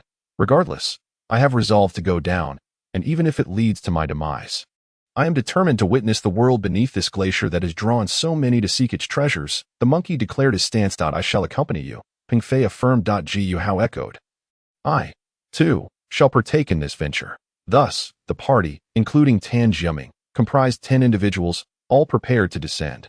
Ouyang Shua, Yang Jun, Peng Fei, Xia Yushu, Gu Hao, Kai Shuangdiao, myself, Yin Nan Nan, Xia Tong, and Tan Jiaming. Very well, let us first partake of some sustenance. And then, under the cover of night, we shall descend, the old professor concluded. Following his words, Xia Yushu and Xiao Kai distributed the leftover sausages and compressed biscuits from the departed expedition team for everyone to share. After our meal, we readied the ropes for our descent, with Peng Fei and myself to lead the way. I secured the rope, and the others lowered me down, followed by Peng Fei. Upon reaching the chasm's edge, we still had not reached the ground. The ice layer persisted beneath, suggesting the fissure was quite profound. To my astonishment, I could discern objects within the inky darkness of the ice crevice, as clearly as if it were daylight. It seemed that bottle of celestial dew truly possessed remarkable properties. My heart swelled with joy, yet I refrained from voicing it, for I had utilized that substance, lest others perceive me as selfish for secretly consuming those items. We untied the rope and ventured forward for about 40 to 50 meters, only to encounter a fractured ice crevice stretching beneath us. It appeared necessary to summon the others. After all, further descent would require the rope and assistance from those above. The first to descend was the old professor, followed by the others, with the monkey being the last. The monkey descended. He used a Luoyang shovel to secure the rope into the ice layer, then slid down while gripping it. The ice layer was enveloped in darkness, and to conserve battery life, we employed 2 flashlights, saving the remaining 5 as backups. We informed the old professor of our findings, then guided the group to the deeper chasm. The old professor assessed the situation and stated, "Let Li Jun and Yang Jun descend first, as Yang Jun is more agile than Peng Fei. Li Jun is more prudent in his actions, so you two proceed." The monkey retrieved the ropes left by the expedition team, secured himself, and the others assisted in lowering him down, following closely behind. I descended second, flashlight in hand. Descending to the depths below, I conversed with the monkey, saying, "Let us first survey the terrain before summoning the others down." "Very well," he replied, but upon my descent, I discovered that this fissure extends in a north-south direction, with its breadth widening as I ventured forth. Which way shall we proceed? Indeed, which direction shall we choose? Looking down, it appeared we had reached the bottom. Beneath our feet lay a patch of quicksand, suggesting that this was once the riverbed of a waterway that had since altered its course. "Shall we split up to explore further?" I proposed. "All right, I shall head north, while you venture south," he agreed. With that, we parted ways, one heading south and the other north. As I walked, I sensed the fissure widening before me, and after a while, I stumbled upon steps descending downwards, evidently hewn by human hands, indicating that we had yet to reach the bottom. The layer of quicksand was merely a thin veneer atop the ice stratum. Just as I prepared to descend, I caught sight of a shadow darting swiftly down the steps from the darkness below. A shiver coursed through me. Despite the warmth of the ice, we were still over 100 meters above ground. The depth beneath remained a mystery. In that moment, I recalled Gu Hao's calculations. Could they pertain to the depth of these ice layers? How perplexing. Had I lost my way? Such a notion seemed implausible, given that only this singular north-south fissure existed. Continuing onward, I found the fissure branching out in all directions, rendering it impossible to discern which path led where. Numerous passages, large and small, sprawled before me. Good heavens, had I stumbled into a labyrinth? After wandering for some time, I spotted another vertical fissure, where Yang Jun was shining his flashlight in my direction, presumably having located the spot from which we descended. I hurried towards him, and the monkey, spotting my beam of light from afar, gave a slight shake, which I reciprocated as a silent signal. "So, what did you find to the north?" the monkey inquired. "I am uncertain." "Uncertain? What were you doing then?" he asked, a hint of impatience in his tone. "Oh, I thought you had grown foolish and learned nothing." "Foolish monkey, it is you who are daft. What of your findings to the south?" "The south yielded nothing. I reached the end of the fissure shortly after, and further progress required me to crawl in. And you ventured inside?" I questioned. "Am I foolish? I got wedged in and couldn't extricate myself." The monkey seemed quite clever after all. "Let us call the others down. Together we shall investigate what lies within the subterranean ice layers." As the old professor descended, he inquired of us, "Which direction should we take?" In the northern expanse, beneath the ice peaks, it appeared there were man-made steps. Upon hearing my words, Tan Jiaming squeezed through the crowd, exclaiming, "We are indeed on the correct path. I have ventured down those steps before. Below lies an artificially carved ice chamber, which likely contains numerous hidden traps and concealed doors. During my previous visit, I heard objects clattering, which frightened me into retreating without a thorough examination. I am utterly unaware of what lies behind those doors. Very well, let us descend and investigate. A group of us proceeded forward, but upon reaching the stairs, I realized that one person was missing. To my dismay, it was Gu Hao.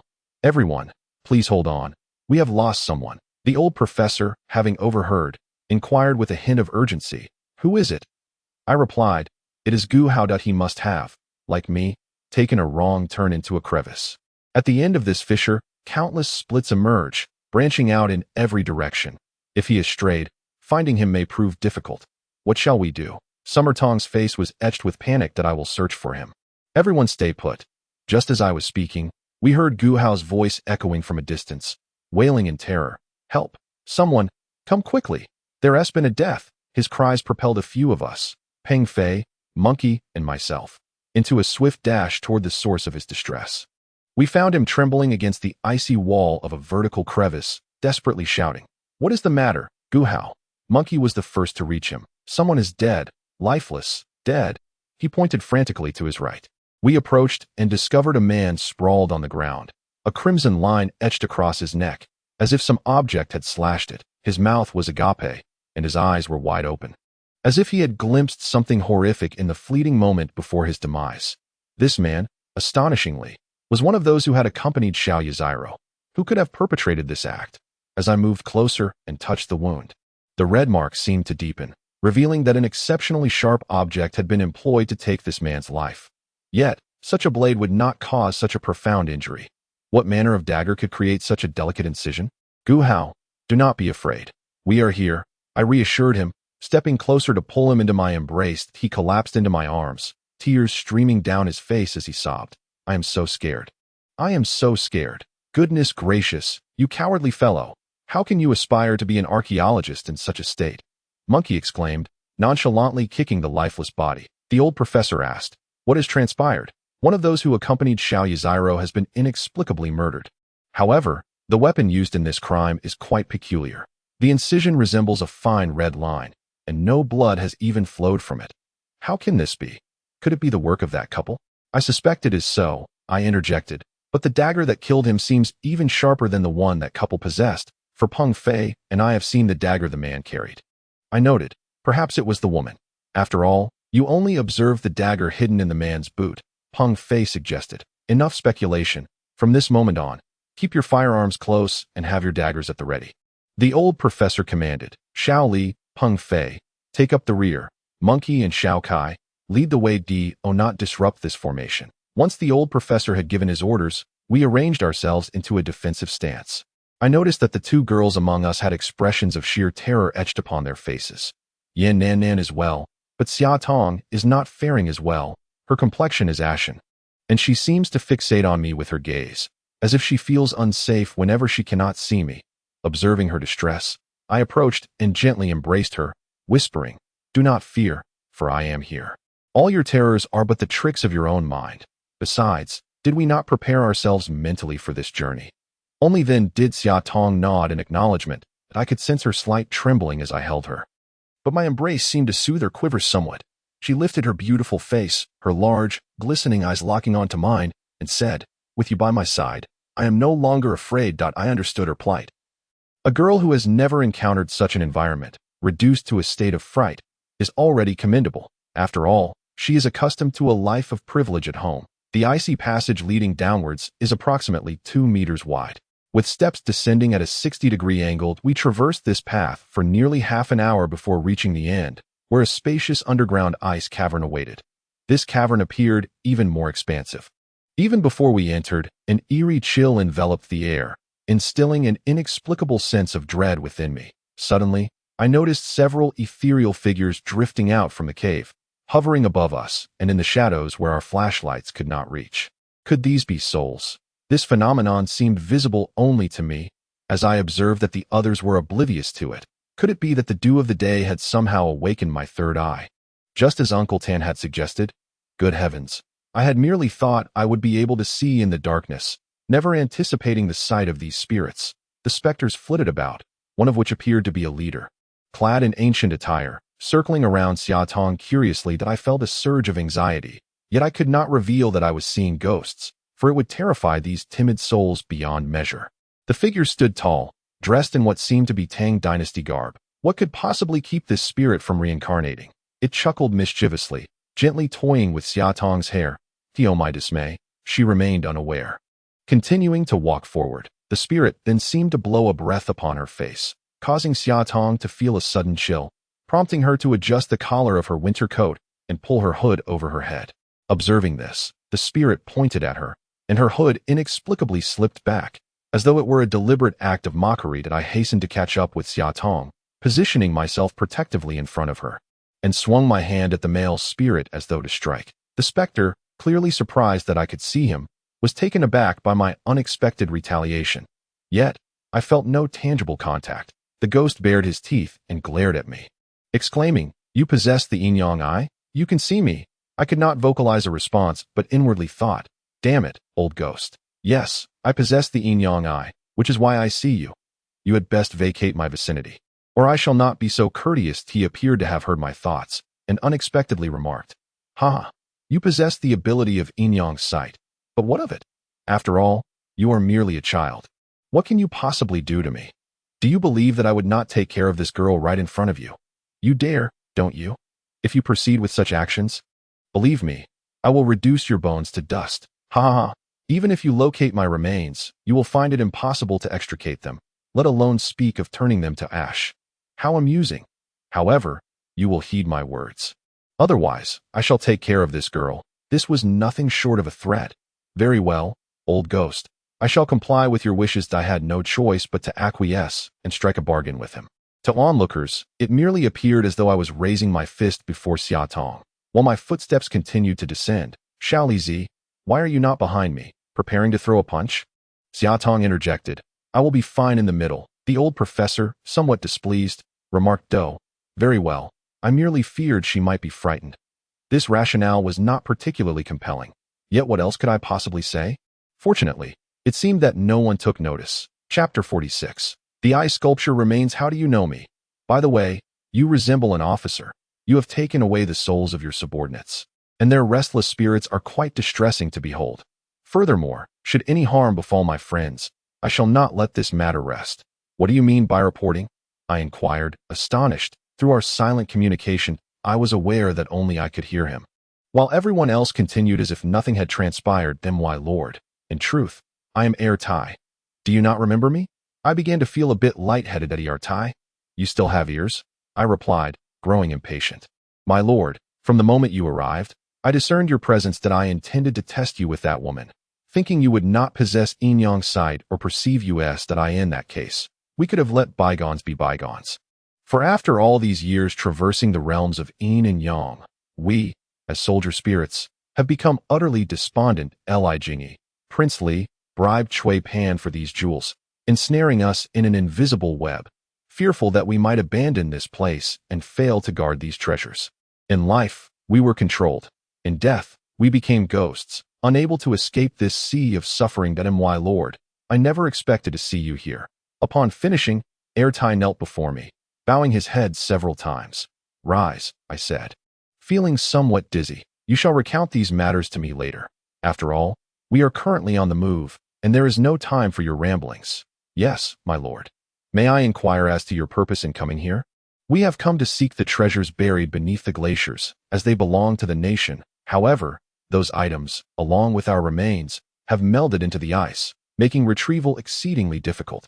Nonetheless, over the past 2 years, a man and a woman have arrived, digging numerous caverns. It seems their intentions extend beyond mere treasure hunting. They appear to be searching for something else." "What kind of man and woman are you speaking of? Is the man rather short, and the woman exceedingly enchanting, a pair of middle-aged spouses?" "No, they are a pair of young spouses. Yet, they do not quite resemble a married couple. Could they be Xiaojiro and Hanbing?" Just as I was pondering this, I heard the old professor call out to me, "Shao Li, why are you dawdling at the back? Hurry over and take a look." Upon hearing the professor's summons, I could no longer engage in conversation with Lao Gui, and I noticed everyone standing there in a daze, hesitating to move forward. As I approached, I discovered that before me lay an ice cavern resembling a room, within which sat 2 individuals on the ground. Both of them had their heads bowed, seemingly dozing off. Who could these people be? As I inquired, I stepped closer and realized they were two modern individuals. Encased in ice, sculpted by some chiseling tool, they sat back to back, as if in life they had fallen asleep leaning against each other, and thus passed away, their poses unchanged. Astonishingly, both were clad in police uniforms. At that moment, Tan Jiaming was already in tears, kneeling before the two, whose bodies were shrouded in a layer of transparent crystal-like ice, crying out, "Chuan Gu, Fatty Meng Chao, I have come to see you." As he spoke, he wept bitterly. Could these two be my father's subordinates? My body trembled as I slowly approached, kneeling down, my vision blurred by tears as I gazed upon their eternally youthful faces.